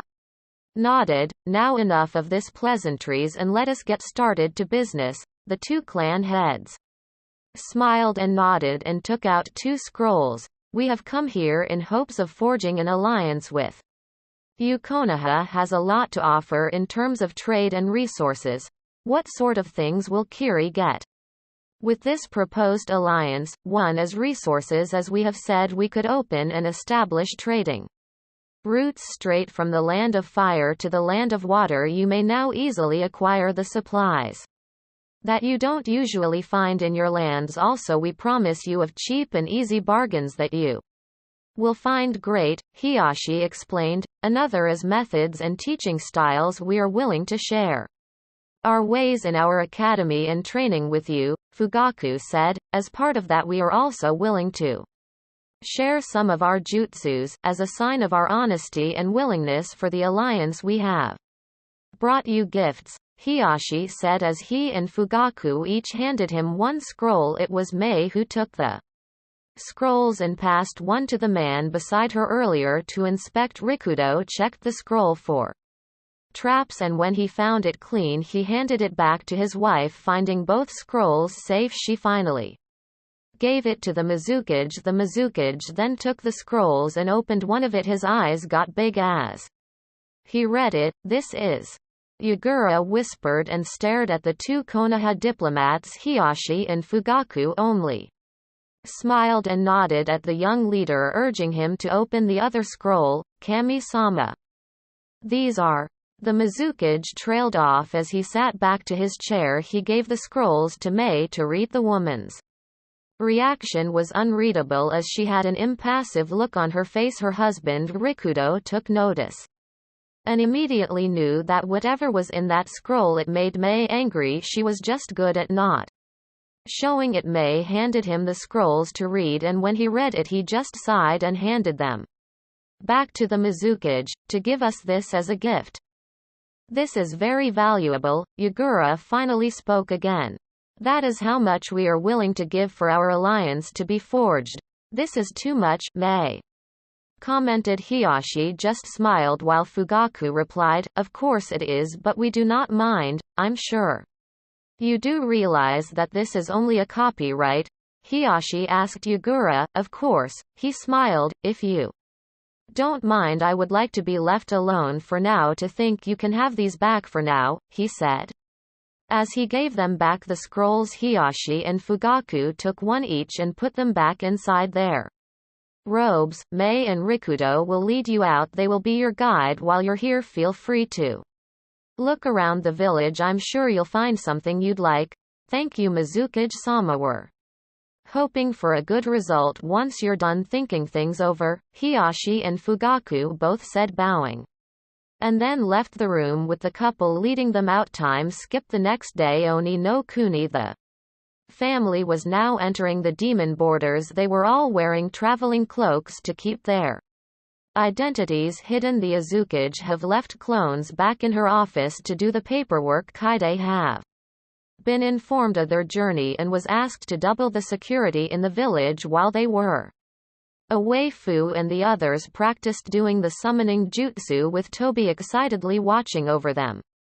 When they returned from their match finding, they were amazed and happy for Naruto when they found out who his personal summon was. They were also told of the mission to Oni no Kuni and understood why Naruto had to be trained fast while waiting for the Azukage and her family to return. Fu and the others decided to train hard to catch up to Naruto. How much farther? Naruto asked, obviously bored. Minato chuckled and replied, we're almost there, Naruto-kun, just about 20 kilometers more. The boy just sighed and looked forward. Finally, after a long distance of traveling, a castle started to get into view. As they got nearer, they were greeted by about 20 people armed with bows and swords. Some of them were carrying torches to light their way as it was already dark. Welcome, descendants of the Rakudu Sennin. I am Taruho. The priestess is waiting for you. Please follow me. How did they know about us? Naruto whispered. The priestess, Narumi, replied. What, how? Naruto asked, still confused. It is one of her powers, she can see the future, Minako explained. Thank you Taruho-san. Please lead us to the priestess, Kushina told Taruho. Taruho nodded to his men and surrounded the family in a protective circle as they walked to the castle priestess compound. The family was led into a huge room. Sitting at the far side of it was the priestess. Beside her sat a little girl about the same age as Naruto. Welcome Kushina. Uzumaki. Welcome Minato. Namikaze. It is a great pleasure to see you again. It has been years since the last time we met. The priestess smiled as she opened her arms to hug the two. Moroku-san. It has been years indeed, Kushina said as she returned the hug. Ah. Look at how time passed. Minato smiled. Haha, yes, I remember you too when we were still genins. You two were always fighting. Now look at you two. I've always known you would end up together. Moroku laughed as she remembered the time when they were still young and free of their current responsibilities. By the way, here are our children: Narumi, my firstborn; Minako, my second; Mio and Miho, my twins; and lastly my youngest son Naruto. Here is my daughter Shion. I believe your youngest is the same age as her. Naruto then decided to walk forward and offered his hand to the girl. Hello. I'm Uzumaki Namikaze Naruto, and I am the future Uzukage. Believe it? Shion just stared at him and began to blush. Her face turned red like a tomato. Naruto stared at the girl and got strongly reminded him of someone he knew. He later realized that Shion and Hinata looked exactly the same. Their facial expressions were also the same when blushing. It was only their hair and their eyes that will tell them apart if they were together. The girl slowly reached out, shook Naruto's hand. Hi, I'm Shion. It's nice to meet you. Naruto-kun, she stuttered while still blushing. Everyone who were watching got amused with the two's interaction. Moroku was a little surprised as she never heard her daughter stutter before. Kushina just smiled while Minato and Naruto's siblings were smirking at each other. Even Kurama, who was watching through the link, was laughing hard. Oh my Naruto-kun has found another member of his fan club. It just grows bigger whenever he meets someone new. Naruto-kun. Would you like to take a tea tour around the compound with me? Shion asked. Tour? Yeah, sure. Shion looked up to her mother for permission and grinned when Moroku smiled and nodded. The girl took Naruto's hand and dragged him out of the room. When the two were out of earshot, the elders in the room laughed. Naruto's siblings high-fived with each other. They now have someone new to tease their little brother with. Narumi, Minako, Mio, Miho. Kushina called, your father and I would like to talk with the priestess alone. Please wait outside and watch over Naruto-kun. Of course, Ka-chan. They all replied in unison as they went out to spy on Naruto. Time skip 2 days later. Wait, what time skip? Why yeah I know. Calm down guys, just read down to the author's notes. Uzushiogakure, the Uzumaki Namikaze family have successfully resealed the Demon King Morio back to his realm and made sure he would never resurface to the land of the mortals again. The Uzukage was currently at the council room briefing them of the events that happened in Oni no Kuni. Meanwhile, two cloaked figures walked towards the village's gates council room. The Uzukage just finished her story when Kaide entered the room. Excuse me Uzukage-sama, they're here. They bring urgent news. Alright council. Dismissed. We will talk again tomorrow, the Uzukage said as she stood up. Where are they? She asked Kaide. They're waiting for you at your office. Uzukage office. The two cloaked figures were inside the office waiting for the storm commander to return with the Uzukage. After a few minutes the door opened and Kaide, Kushina and Minato entered. It has been so long, Kushina addressed the two. Indeed. Uzushiogakure has grown. You have done great as the Uzukage Imouto. A woman's voice replied. The Uzukage walked forward and hugged the cloaked woman. I missed you so much, Mei-ne-chan. I missed Utuku-chan, so how's Kaide? Is he giving you trouble? Mei jokingly asked. Yeah, I missed you too. Nei-chan, Kaide smirked as he hugged the woman who was now revealed to be Mei Terumi, Rikudo-san. How are you? Minato asked as he shook the other cloaked figure's hand. I'm doing great, Minato-san. Please let us take our seats, Kushina offered. The two visitors took off their cloaks and sat opposite the Azukage's desk. All right, let us get straight to business, Kushina said. Right, Mei replied. We bring news from Kiri and about Konoha as well, Aunt Cut, but that is the end of this video. Bye.